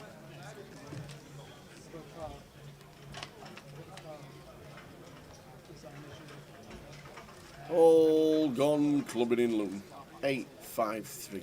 Yeah, you got the 10 of clubs in there as well for a bit of reassurance. Overpair to the board, flush draw. It's a good flop for us as Ali. Queen of spades on the turn. But Dan with the worst of it here. Got to be thinking about hands. But Ali's going to take that long with pre and then call off 3-bet and check twice to us here. Not going to be folding to 1-bet here with the tens. Could be potentially lining up double barrel here, Dan with the ace-jack. It depends how long Ali takes to make this turn call, but I just think if Ali's ever got better than a 1-pair hand on this turn, he's almost always going to be raising. So if Dan is aware of that, it could potentially be a nice double barrel spot for us here. I'd be interested to see if he takes it tower. Maybe not on a club. I think on all rivers that are on a club, it would be very good for us to come in for a double barrel as Dan. Like even this 7 of hearts, I would like to see it. It does. It's easier said than done this stage of the day. Come in for like a 20-25k bet. I'd really like to see that tower. I love it. Yeah, I think it's 21.5, maybe 16.5. 16.5 Yeah. it is. Yeah, I like this a lot. Maybe size up a pinch more as Dan.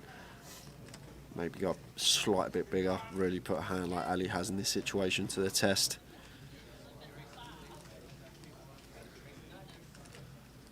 Yeah, I'm glad that he's recognised this is a good spot to come in for this double barrel. And Ali in a bit of situation here with his pocket tens. It looks like he's counting out calling chips. Obviously, what's Dan got here for value? He will have hands like aces and kings with a club in it. There'll be good checks on this flop. Ace queen obviously is the prime candidate here. It looks like he could have 3-bet the ace queen, check back this flop, get top pair, top kicker on the turn, and then go for 2 streets of value. That's definitely a value hand he can have here. But what he has to think about as well here, Ali, if Danley is bluffing with like a bare ace of clubs, bare king of clubs, like a ace king with the ace or king of clubs. Oh, he meant to fold. Yeah, that's what I was about to say. Yeah. He's probably going to continue them on the flop, so maybe it does look more like value to him from his perspective. But very nice double barrel there from Dan Gormley. Phil, yeah, don't tell me about it. It was the longest bubble I think ever on a 30-30 for me. It was a long one. It was like an hour and 20, wasn't it? Hour and a half. That's funny story as well. How it actually busted. So I'm dying to go to the loo. This whole bubble, I've been dying to go to the loo. I've got six, 7 big blinds. I can't wait no more. It's going on too long. So I've ran to the toilet. I've gone to the toilet. I've washed my hands. I put my hands on the hand dryer. I've come back. My hands are half wet. I'm running back to the table. I see Chris pitching the cards, and I'm like, deal me in like that. Like, sit down as the last card. Hits my seat. Peel my cards. Ace king. Get it all in. I'm out. Yeah, that is what happened. That's what happened. I was rushing to get back so I didn't miss a hand because I was so short. Managed to get back in time, and then I was out the door. It's crazy. Fine margins.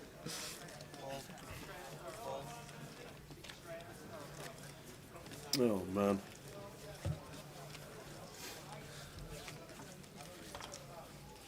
You weren't set for a long bubble then. You weren't expecting an hour and a half. No, I weren't. Were there any all-in calls and double-ups? Yeah, about 12. Oh God, man. There was 3 just on my table alone. There was one, can't remember but Ben opened 5-4 of diamonds. Someone shoved for like 7 bigs. He called it off with 5-4 of diamonds. He flopped like, can't remember it, but it come like 2 diamonds and a gut shot, and it was just brick. It could have hit a 5 or a 4 as well. One of them.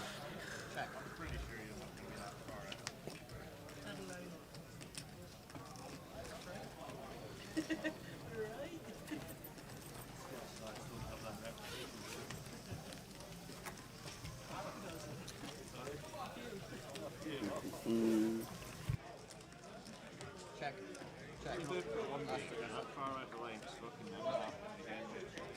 Four shot.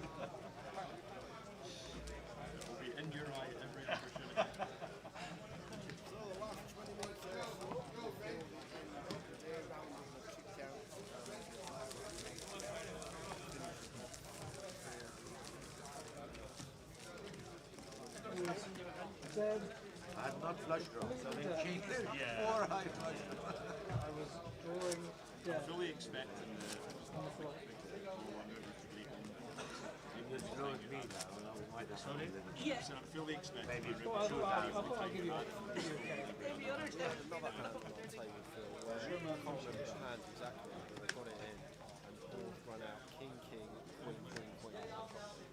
Like stuff like that was happening, just weird stuff. And I'm sitting there, I honestly thought I was pissed.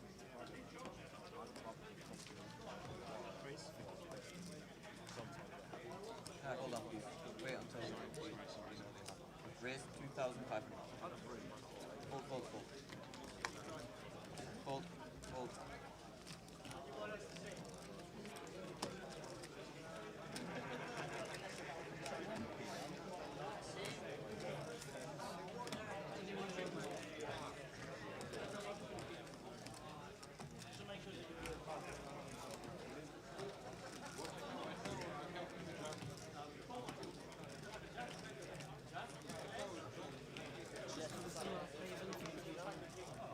Raise 8,000.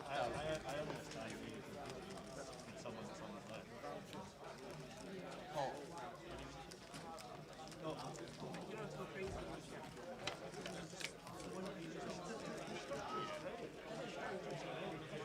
Bet.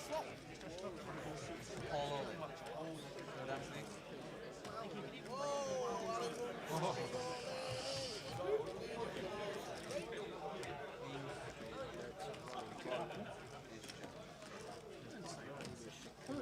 Much needed double up. You've seen worse flops. This is poker. I'm not rooting for either one.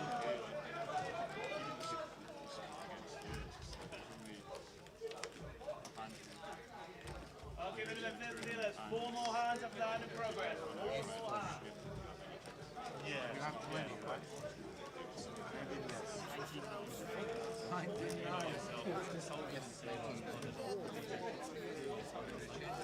You know yourself, I don't subscribe to that. No,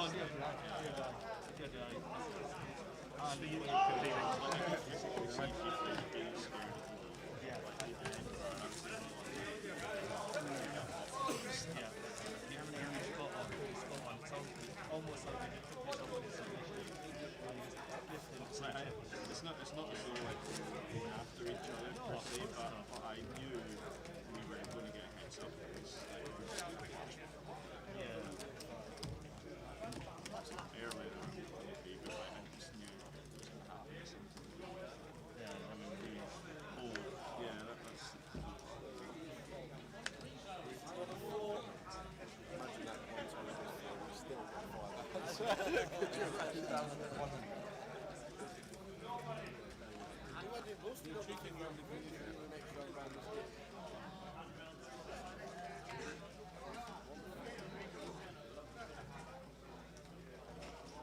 Raise 6,200. Hold. Hold. Hold. Hold. Hold. Hold.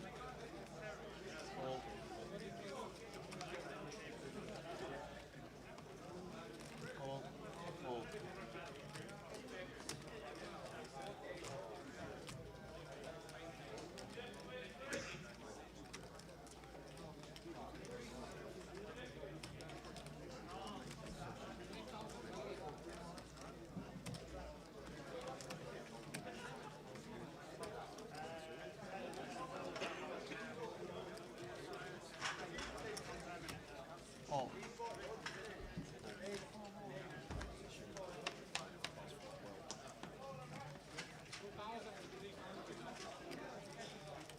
That is well.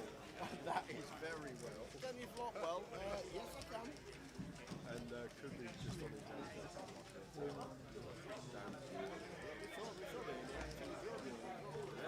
own. Against tens as well, specifically. And the 10's moved all in.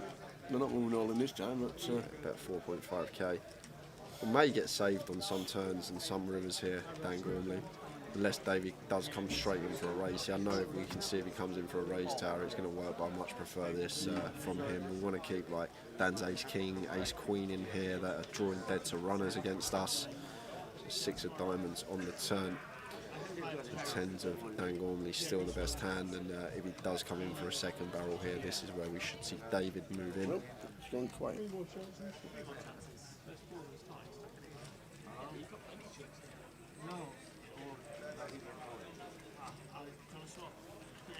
So the 10s are done. David flopping 2 pair. Dan. Yeah.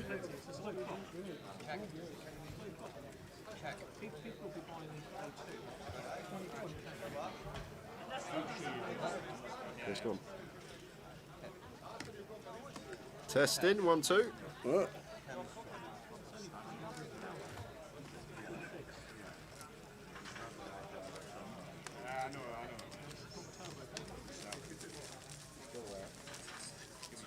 Oh, there you go. What's that on? Twitch. Oh.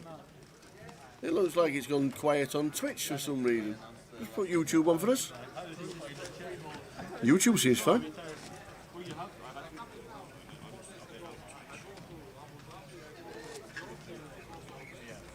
last 4 hands.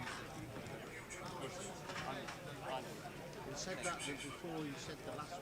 I think there's 3 It's back now. How weird is that? That's weird. That was really weird. Never had that before.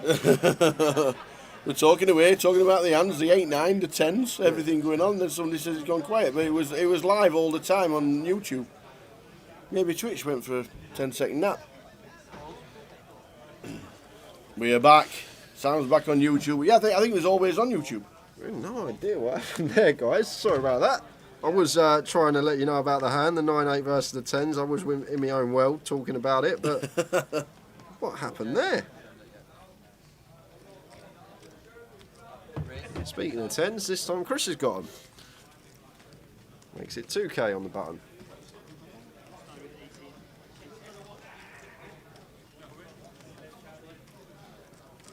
And Facebook went quiet, said Jay. We had a little mic outage there for about 5 minutes during a pretty big hand as well, which was rather annoying. But oh, look at it! We've seen this a few times today as well. Yeah. Not 10 specifically, but Aces against aces. Oh, come on, we got to have a sweat somewhere. We have 10 jack against 10 jack. I need a sweat somewhere. Wake me up. All red balls, like. Either way, I don't care. Just the sweat somewhere. Make me feel something. Oh, there we go. You asked for the well, free roll. Oh, well, we've seen that one as well. Yeah. With the aces earlier on. Dave Doherty, 4% free roll for him. Is he going to realise it? No, he's not. 7 of hearts on the turn. Chop it up between Chris and Dave. 2 more hands left to go. So, regarding the question, is the satellites finished tonight? Gary, yes it is. All 11 prizes will be given out tonight. I said it's probably going to finish around 3. But nobody has got to 150,000 just yet. And it's 10 seats and £1,000 voucher, which is fantastic for the first ever cash out satellite. And Facebook went quiet. What happened there? Because we instantly know what we can do. Obviously we can turn the mic on and off when we want to talk about somebody. Or order food or do whatever. But it definitely wasn't off. And we were gassing away about the hand, and then all of a sudden we found out that the comms had gone quiet. Bizarre. How bizarre. It's coming up to Halloween. That's what it is. So 2 to go, and then we will close up the day. So stick around for that. A few chip counts. It's Jack Hardcastle on the rail there with pint in hand. Seeing how Dan and David are getting on.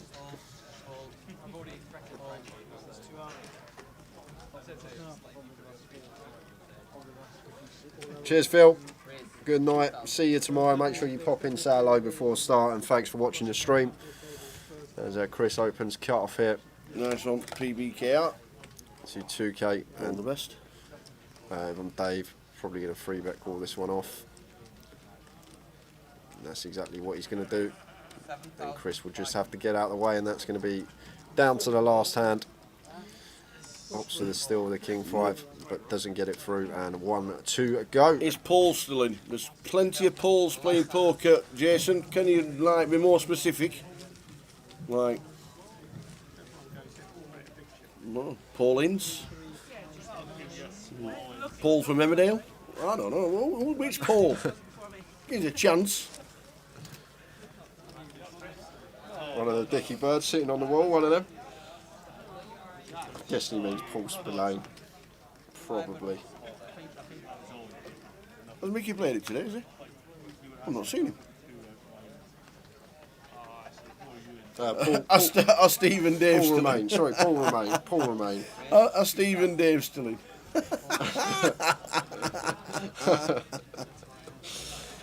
So last hand. And then we will close up the day. Don't forget, guys, back tomorrow from 12:30. Day 1B, it's going to be a busy one. And David going to be winning the last pot of the day. Man's opening the King 8 suited under the gun, trying to take it down, knowing that people are ready to back. Dave probably going to free bet to round 8 here. Somewhere around the 4x remit. That's what I'd like to see. May. 9,000.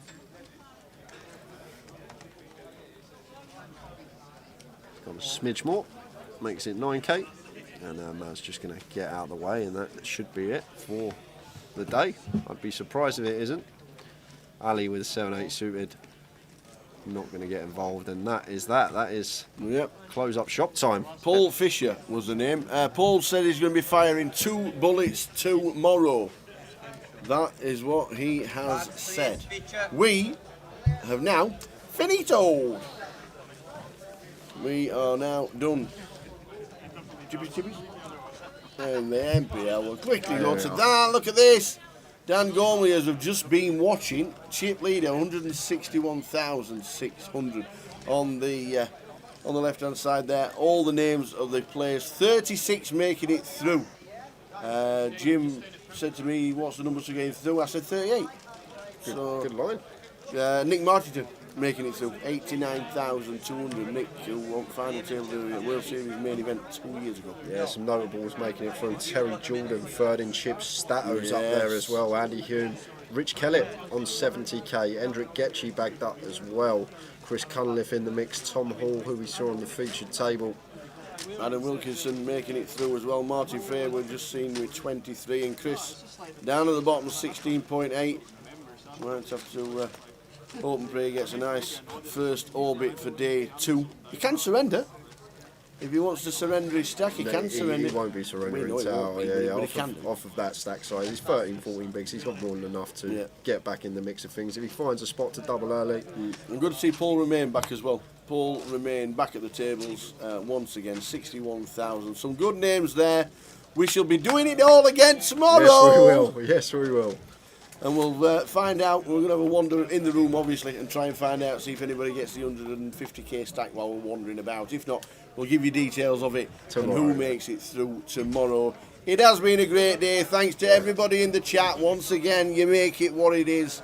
You keep us entertained, and it has been another great day in Luton. 147 down to 36. Shall we do it all again tomorrow? Yes, we shall. See you all then tomorrow, guys. 12:30 on stream, 12 o'clock in the club. We will see you then. Catch you then. Cheers.